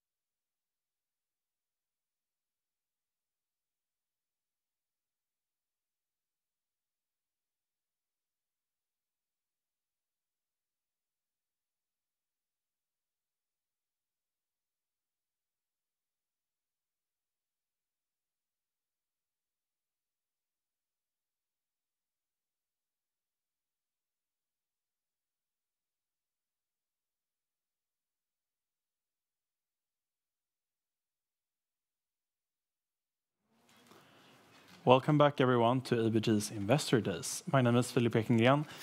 I'm an analyst here at ABG Sundal Collier in the healthcare team. Today, I have the pleasure of introducing Martin Steinberg, chairman of A3P Biomedical. The idea is that Martin will give a presentation for about 20 minutes, and then we'll end with about a 5 minutes Q&A. Please go ahead, Martin. Thank you. So, why are we here today? For me, the reason is this. Too many men die from prostate cancer. As you may know, prostate cancer is a very prevalent disease, actually the most common cancer for men, and you don't have any symptoms, not until it's too late, when the cancer has spread outside of the prostate. And today, what you use is something called PSA. It's a blood marker, but it's not good enough. Also, prostate cancer is growing globally. The number of cases will actually double on a global basis in 2040 compared to 2020. And the reason is that we live longer, we are healthier, and more men get prostate cancer because there is a correlation with age and prostate cancer. If you are a white man, Caucasian, your chances of getting diagnosed with prostate cancer in your lifetime is 1 in 8. And if you're African American or black, it's 1 in 4. So it's a super common disease. The good thing with this disease is that if you find it early, even if it's a very aggressive prostate cancer, if you find it when it's still within the prostate, it's basically always treatable. But if it has grown outside of the prostate, it's typically too late. So what we have done, Stockholm 3, it's a blood test. And what we've done is that we significantly increased the early detection of prostate cancer. So compared to current clinical pathway, we find 41 to 89% more men with aggressive prostate cancer early. At the same time, we handle one of the other problems with current methods is that we reduce unnecessary procedures, unnecessary MRIs, unnecessary biopsies by roughly half. And the ones who are using our test are actually saving money. This is what the test looks like under the hood, so to say. It's a combination of protein markers, and total and free PSA are 2 such protein markers, but we also add some others. It's a combination also of genetic SNPs, and to that we add some very, very basic clinical data, such as age. Do you have heredity? That is, do you have a dad or a brother or an uncle who has had prostate cancer? Have you done a previous prostate cancer biopsy? Those kinds of data. All of that data goes into the Stockholm 3 algorithm, and we calculate the Stockholm 3 risk score, which is basically up or out, red or green. If it's green, you have a low risk, come back in a certain number of years. If it's red, it's elevated. We recommend further workup with a urologist. We have an immense amount of data supporting Stockholm 3. We have done prospective clinical studies on more than 90,000 men. This is extremely unusual in the diagnostic world. And as you can see in the upper right-hand corner, EAU, that's European Association of Urology, they have a yearly conference. And we won prizes every year the last 4 years. And it's not like they give out a lot of prizes. This is absolutely leading research. In the US, we presented our first US study this year, and we got an in plenum presentation, 1 out of 3 at ASCO, which is one of the leading conferences to present that result. So really, really strong research. Here's one example, and this is an example I really like because it's real life. It's from Norway. It's a study with 5,000 men. It's a before and after study. And it basically shows that when they implemented Stockholm 3, they increased the number of men they found with aggressive prostate cancer by 89%. At the same time, they reduced overdiagnosis by 26%. And they did their own healthcare calculations and concluded that they saved 28% in costs in their healthcare. So really strong data. Here's an example from Sweden, from Stockholm. You may know that Capio has been using Stockholm 3 for many years. Here's a study where they followed up 12,500 men from 2018 to 2022 who've been using Stockholm 3. And it's a little bit more complex, but basically what we're showing here in the upper box is that at biopsy, and that's when you really diagnose if it's cancer or not, we reduce the ISUP1s. Those are the benign cancers, actually the cancers you don't want to find. That was reduced at Capio by 46%, really good. And at the same time, the ISUP1 and 2s, those are the ISUP2s and 3s, those are the aggressive cancers, but which are still within the prostate when you can very effectively treat them. Those were increased by 41%. And at the same time, all the way far right, you could see that the metastatic cancers, the cancers that is really difficult to treat and expensive, those were reduced by 19% compared to other prostate cancer units in Sweden. So really, really strong results. Here's another piece of data. What we showed in the US in our first study, which I talked about just a few minutes ago, in a study with where what we typically say where minorities were in majority, we basically showed that this test works just as well on different ethnicities, not only Caucasians. I mean, that was potentially a weakness because this test has been developed in the Nordics. And we showed that it worked just as well on Asians, Hispanics, and most importantly, African Americans. This is super important for the US market, and nobody else has done this kind of big study on different ethnicities in prostate cancer. It's going to be really important. And the last piece of the puzzle, you also need to show health economics, of course. Here's one study. There are many more studies coming along. This is a study on a pan-European basis, and it basically shows that using Stockholm 3, the graph to the left is the current pathway, and the graph to the staples to the right are the pathway together with Stockholm 3. And what it shows is that the main savings, you get the main savings from reducement of cost of metastatic disease, because you find the cancer earlier when it's treatable much more easy. The cost of treating a man with the metastatic disease is about 30 times the cost of treating a man when the cancer is still within the prostate. So where are we commercially? We started the company in 2020. Our first phase has been a proof of concept phase where we wanted to show clinical proof of concept, which we really have done, and get key opinion leader, KOL awareness. And now if you look at our key opinion leaders who's on our scientific advisory board, it's really who is who in European urology. And we're building exactly the same in the US, so really strong support from key opinion leaders. The delivery method has been our own lab in Uppsala. We are otherwise the head office here in Stockholm. And the payment has been out of pocket because we haven't had any reimbursement. In some cases, the healthcare providers have been kind of creative and find ways in their current budget system, but that's never sustainable.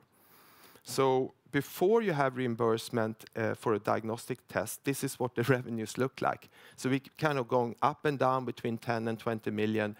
You don't really get anywhere before you get reimbursement in diagnostics. And that's why it's so exciting to move into the next phase, which is what we call early majority. The test is being used for clinical use. We're setting up the test on external labs in our key markets. I'm coming back to that. We are moving to a SaaS business model where the partner lab is doing the wet lab part, sending the data to us in a cloud solution, and we're sending the answer back. So it's basically selling as a software model, and we are getting reimbursement. That's what we're moving into now. And then talking also about late majority, and the only difference there is that we expect to see screening by invitation programs coming up for prostate cancer, similar to mammography in breast cancer. We have divided the markets into two tiers. Tier 1 are the countries where we see a high potential and reimbursement. So it's Switzerland, where we have reimbursement for all men. It's Germany, where we have reimbursement for privately insured men. And it's the US, where we have a very clear pathway to reimbursement in Medicare. In Tier 2, we have the UK. We don't really see a clear pathway to reimbursement in the UK. And Sweden, it's basically because it's our home market. We need to do something here, but it's very difficult to sell diagnostics in Sweden. And then we have a couple of prospects.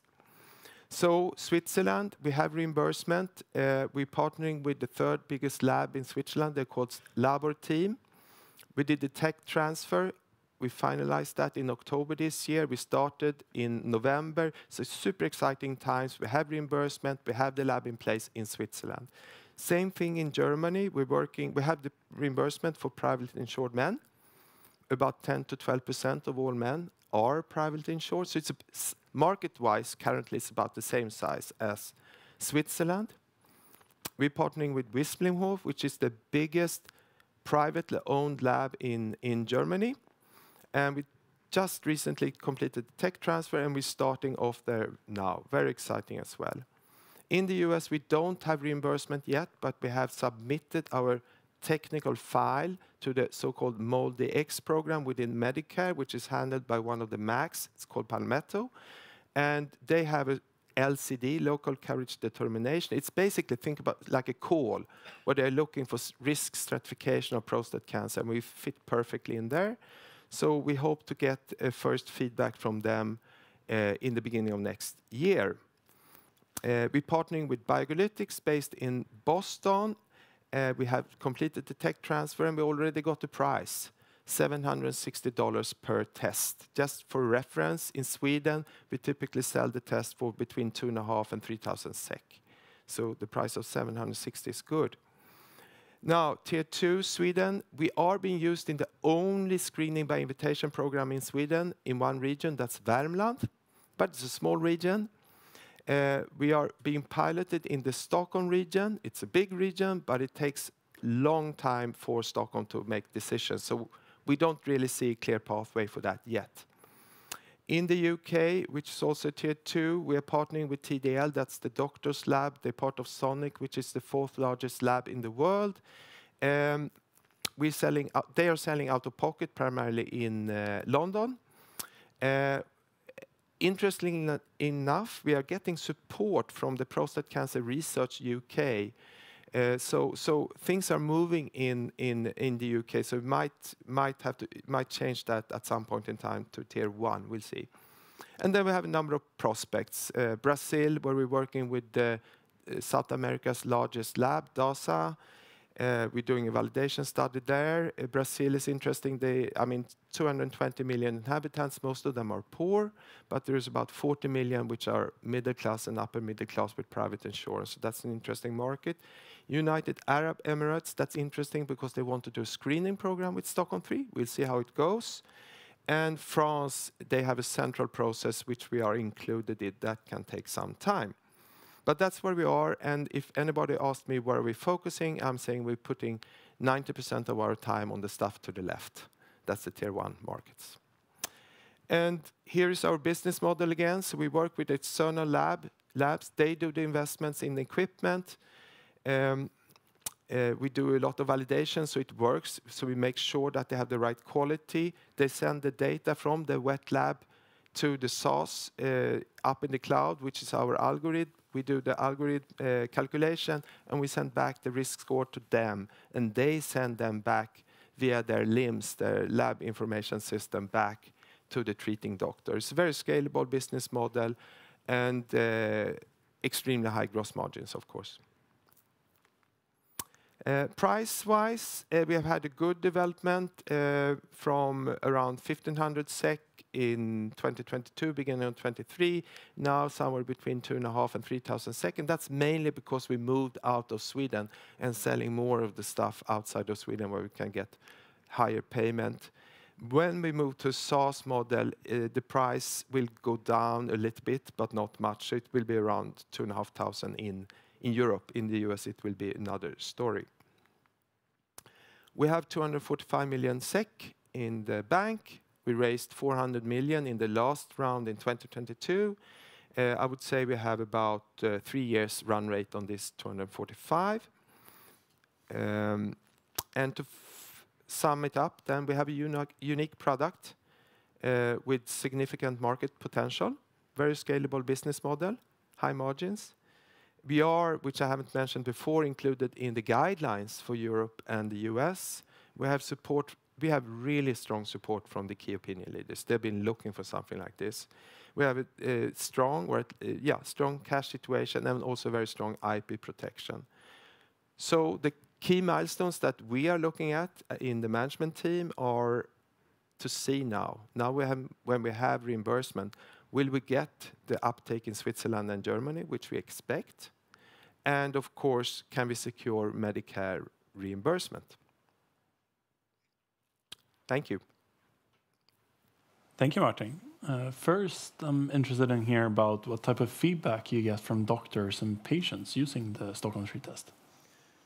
So doctors are, I mean, it's the problem with the current blood test, PSA, which I guess since there are mainly men in this audience here, most of you know about, is that it's so imprecise. And here is a test that's much more precise, especially for men, for doctors in primary care, which this test is supposed to be used in. They love this because they get a very simple answer and get a much more precise answer. And men, of course, are happy because we find the cancer earlier when it's still treatable. Mm. And on that note, what makes your test unique? Well, we typically talk about two things when it comes to this test. We talk about rule out and rule in. Rule out is basically if you have an elevated PSA level, instead of going on for an MRI or directly for a biopsy, you can use our test and reduce the risk of having to do that. That's rule out. And there are other tests. You don't find them in Europe, but you find them in the US that can do the same. Not with the same kind of science that we have, but more or less similar performance.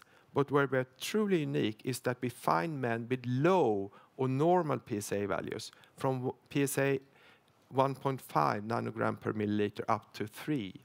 That's totally unique, and that is really the big selling pitch when we move outside of Sweden, actually. Cool. And your business model seemed to resemble that of a software company. You talked a little bit about it earlier. Could you elaborate a little bit on it? Yeah, so we actually see ourselves as a more or less like a software company. That's where we put a lot of resources to make this easy to use for our partner labs. We are not interested. We are not investing in labs. We are, which is a huge advantage. Obviously, we are not selling reagents. We have reagents that where we have IP, but we're not trying to sell reagents. That's not our business. We sell ticks, and with a very high margin, basically. Mm. I understand that you have some high-profile individuals on your advisory board or your scientific advisory board. Would you care to elaborate on how you got them to be part of that? So, on our scientific advisory board, I think I mentioned it's really who's who when it comes in Europe. And I think the reason is that they see the need. There is a need for some improvement in prostate cancer in early diagnostics.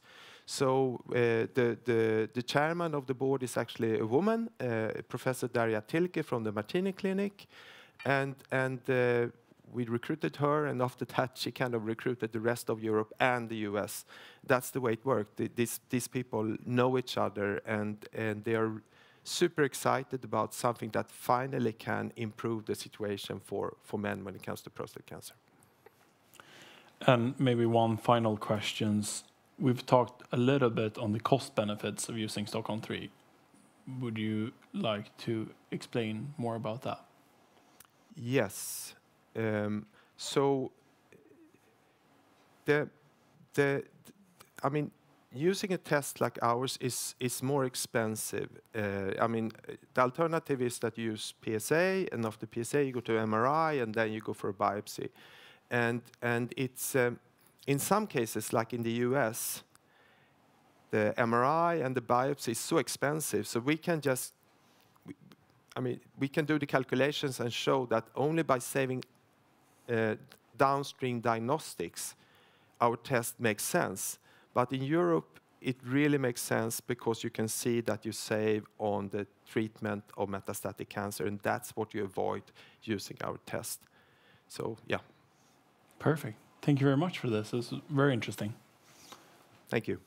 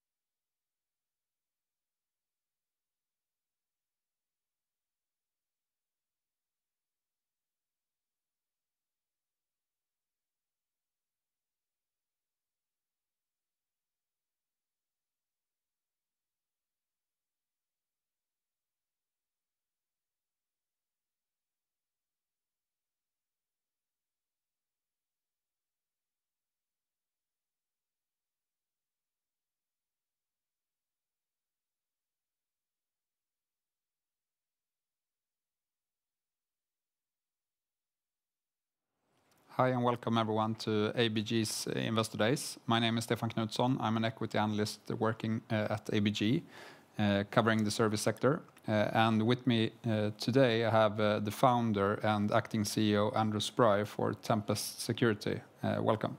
Thank you. As Stefan kindly introduced me, I am currently the acting CEO of the company.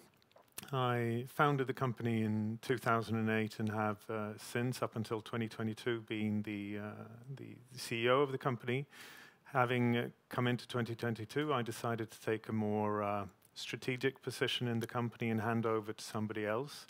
We are now in a position where that ordinary CEO is on maternity leave, so I'm here standing in her case. It's been a couple of years since I did these kind of presentations, so I hope you bear with me in any forms of mistakes. To give you a brief introduction about the company, we were founded in 2009. The truth is it was founded a bit earlier than that, but our proper inception was in 2009 when we were accredited as a licensed security company in Sweden. We are a full-scale service provider of security solutions. We do basically everything from bodyguarding to uniform man guarding, investigations and background checks. But we've segmented the company into two main segments. Security solution, which encompasses uniform man guarding, and what we refer to as risk solutions, which is more qualified security solutions that are not uniform, so where we do investigations, where we do background checks. The bodyguard part of what we do is an under risk solutions, as well as our international businesses. We currently run operations in Sweden, Denmark, the United Kingdom, and today the USA, but as of tomorrow, no longer in the US. We have just signed a contract to sell, an agreement to sell the company in the US to our country manager. I'll get into that a bit later on. We cover most of the world. We do part of it in our own books, but we also have a global network of subcontractors that handle the areas where we are not present ourselves, or where we feel that the knowledge in our company is not sufficient to provide the services that we need to do on the level that we need to provide them. We are approximately 1,000 employees. If we look at it as full-time employees, it converts to about 500. Has mainly to do with the Swedish uniform man guarding part of the business, where a lot of people work part-time rather than full-time in the industry. Trailing 12 months, the last 12 months, our revenue has been 487 million Swedish crowns, which puts us at the third largest provider of uniform man guarding services in Sweden, at least. We did for full year 2023 470 million, so there's a slight increase in revenue there. And margins 2023 were 5.3% in EBITDA. They have gone down in the last 12 months. We, in our last quarterly report, reported 1.5% for the trailing 12 months there. If we look at the sort of the raison d'etre for us, where it comes to macro trends that benefit us, we are currently in a situation globally, and even more so in Sweden, with threats from foreign countries, with internal threats from organized crime. There has been an increased demand overall, not only in Sweden, but in other parts of the world as well, for security services as a result of the perceived insecurity in society. And I say perceived, but I'd like to take this opportunity to say that it is a very real perception. There is an increased threat to all levels of society, whether it be to children at school or people in prominent positions in society or in the business world or politicians. There is an increased threat, and as a result, the security industry is booming. We also have hand in hand with that new laws and regulations, Sweden has just joined NATO.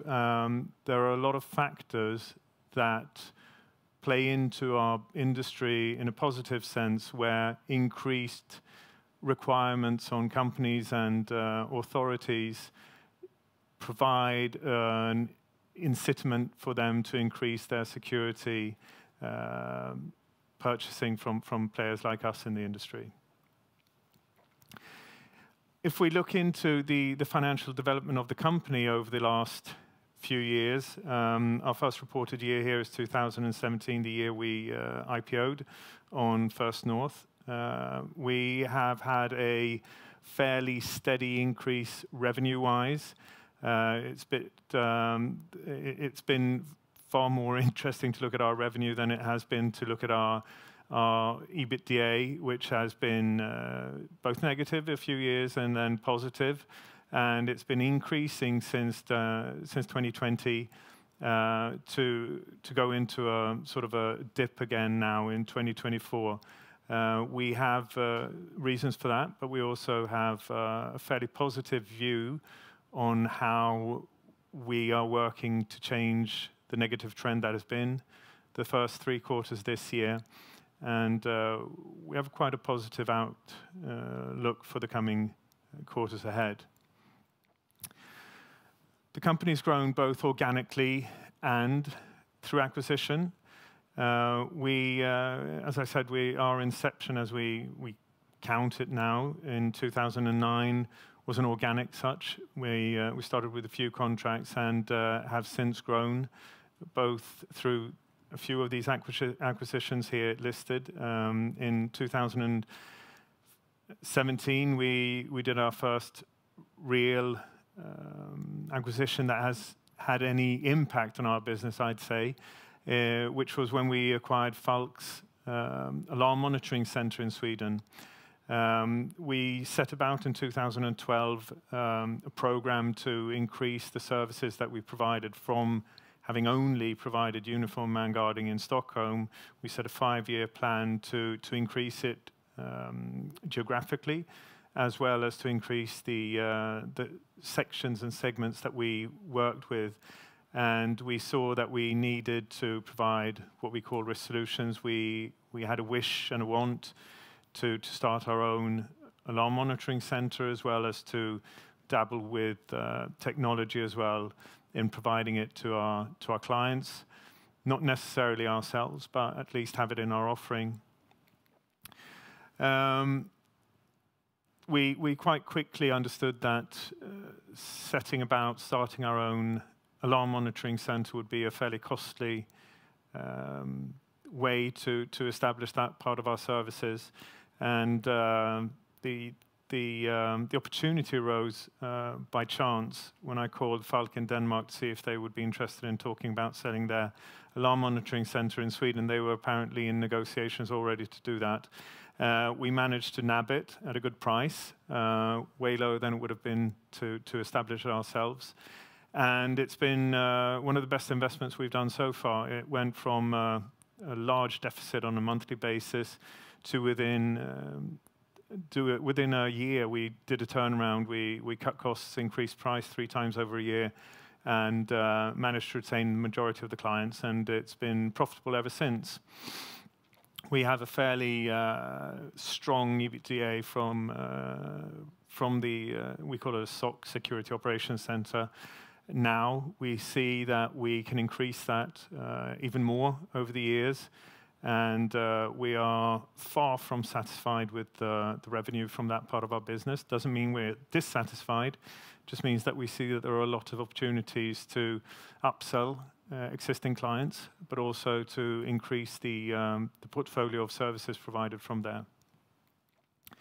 Going on, the year after we IPO'd, we acquired Gothia Protection Group, Gothenburg-based risk solution service provider, to increase that offering. And we have since continued with a couple of acquisitions within our risk solution segments, Fusion 85 in the UK, as well as Dynamic Security Solutions in the US. Beyond that, we have, by organic establishment, started up in Denmark as well. I'm going to touch on that just briefly with regards to the US. The US did for the first couple of years a fairly good profit, and we saw a lot of opportunities arising from that part of our business. But going into the last quarter of 2023 and throughout 2024, we've seen a diminishing revenue as well as a diminishing return on that revenue going into red. We decided that we needed to look into whether that was part of our future or not, and we came to the decision that rather than throwing good money after bad, we would divest and not necessarily get out of the US market. We can still, through DSS, provide that service to our clients, but not do it in our own books anymore. We've been around for a few years. We've managed to establish a well-balanced customer portfolio throughout the company, so all of our services. A lot of these clients have been with us for quite a few years. We have companies that have been with us from day one, are still with us.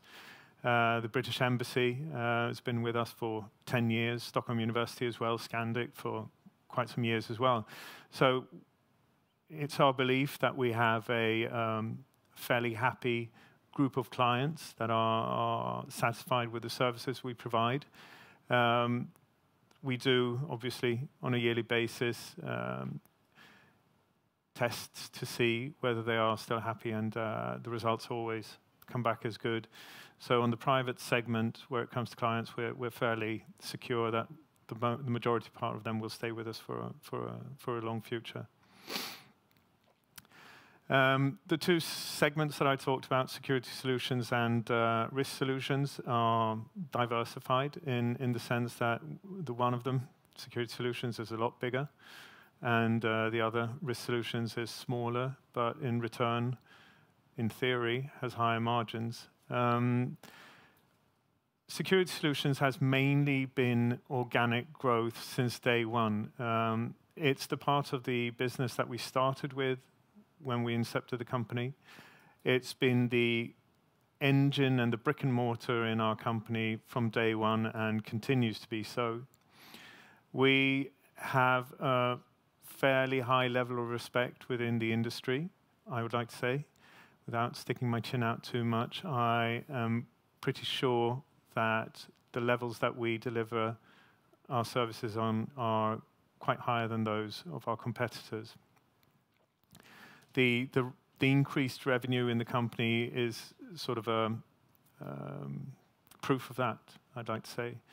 The services encompass, as I said before, uniform man guarding business, which is both stationary and mobile. It also encompasses our security operations center, which is an alarm monitoring center, but with added services beyond just monitoring intruder alarms. We monitor surveillance cameras, we monitor building systems like ventilation, elevators, etc. And as I said, it's the most, I would like to say, the most profitable part of the security industry where it comes to physical security, and it's also scalable in a sense that no other part of our business is. The operations are stable. The contracts are mostly over 4 years. Some of them stretch over 5, 6, even 7 years in some cases. There's a high personnel intensity. The highest part of our cost basis in that part of our group is obviously salaries and cost for staff, which also means that in times of pandemic, hopefully not again in a few years, our results are affected by high levels of sick leave and as a direct result of that overtime.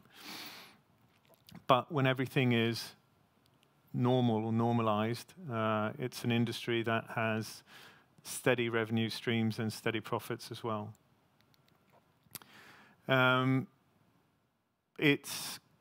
It's been, during 2023, 75% of the group's total revenue comes out of security solutions. As I said, it's been the brick and mortar of the company from day one. and is the majority of our DNA strain comes out of the Security Solutions division. Risk Solutions was added in 2013, sorry, when we started providing background checks and close protection, or bodyguards in daily terms, to clients of ours. The profit margins there are a lot higher than they are in any other part of the staffed security services, i.e. the uniform parts. So we decided that we would venture into building a division of that organically and through potential acquisitions. Again, Gotia Protection that I mentioned was one of those. The services we provide there are background checks in conjunction with clients of ours hiring new staff. We do security interviews, which is something that is becoming an increasingly large part of what we do. The laws around protective security in this country require both authorities and private sector companies involved in security regarding the nation to test potential recruits as well as existing recruits on an annual basis through security interviews. We do a lot of investigations, both around counterfeiting, as we refer to it, helping our clients remove counterfeit products from the physical market as well as from online markets. We do security consulting, personal protection, and brand protection again. Something that we've done for quite a few years, something that we see has a high revenue in the sense that it's 25% of our total revenue, but it also has a higher margin than our Security Solutions division. We expect 35% EBITDA margin out of this part of our company prior to overhead costs, that is. In comparison to security, it says 65% here, I'm not quite sure that's correct. That should be around 10%. It's, in other words, a lot more profitable. Looking forward, the current situation in the Swedish market and to some extent the Scandinavian market with external threats has made us focus a lot more on our future growth within the borders of Sweden rather than looking beyond that. There is an immense difference in the way our clients in Sweden now talk about their security needs from what it was like only 4 or 5 years ago. And the increased interest and the demand-driven development of our Security Solutions division mostly has made us reconsider the necessity of being in other countries to grow our company the way we want to grow it. Doesn't necessarily mean that we're stepping out of all of the countries that we're in, and that's not that many anymore. But the US making a loss, being too far away geographically as well as culturally from us, was a decision we made just recently to step out of. The UK, Denmark are a lot closer, and the UK is profitable. The Danish entity has been profitable up until last year, where it started going down, but we've made a turnaround there now, and we're looking forward to growing that as well going forward. We've done a lot of work on looking into where we should be and what we need to do to retain those markets. And we've also done the same in the Swedish market. So the Swedish Risk Solutions division has been running at a loss for a while now. There is a program to turn it around, cut costs and increase sales as well. Our ongoing Security Solutions division is profitable and growing at a very fast pace. Our immediate, I'm not going to say problems, but challenges there are resources rather than anything else. We need to recruit people that will stay and people that are representative of our company, both where it comes to the level of service provided, but also to represent the values that we have in our company. We do have an aim to be the most qualitative security company in Sweden, not to become the largest one, that's way out of the books for us, but to be the most qualitative one, and in doing so, be able to service our clients in the future on the same level that we have done so far. I'm running out of time here, I realize that. So I'm just going to briefly run over the downward spiral that we've had over 2023. We reported third quarter, which was way lower than we are used to. The third quarter is usually the best quarter of the year. There's been a lot of seasonal variations in the services that we provide, where Q3 has historically always been very profitable as a result of a few clients buying a lot over that quarter. Those clients are now no longer with us. The US entity, as I explained, was running red numbers, and the Danish entity, which was extremely seasonal, had most of their services during the third quarter. As a result of those clients no longer being with the Danish entity and the US entity running at a loss, our third quarter was in the red. Looking into the future, we see our quarterly reports going back to where they have been, and even though we don't believe that the third quarter next year will be on par with previous years, it's at least not going to be on par with 2023, rather better than that, I'd like to say. There are a lot of factors that give us trust to speak positively about the futures. One of them is that we have started counting additional orders now beyond those orders that are in the books in long-term contracts. And those additional orders are coming in at 50% higher now than they were 12 months ago. And the positive side on that is that the price for additional orders is a lot higher than it is on contracted orders. So we see that the underlying margin in all our business is increasing, even though, again, Q3 was a horrendous quarter.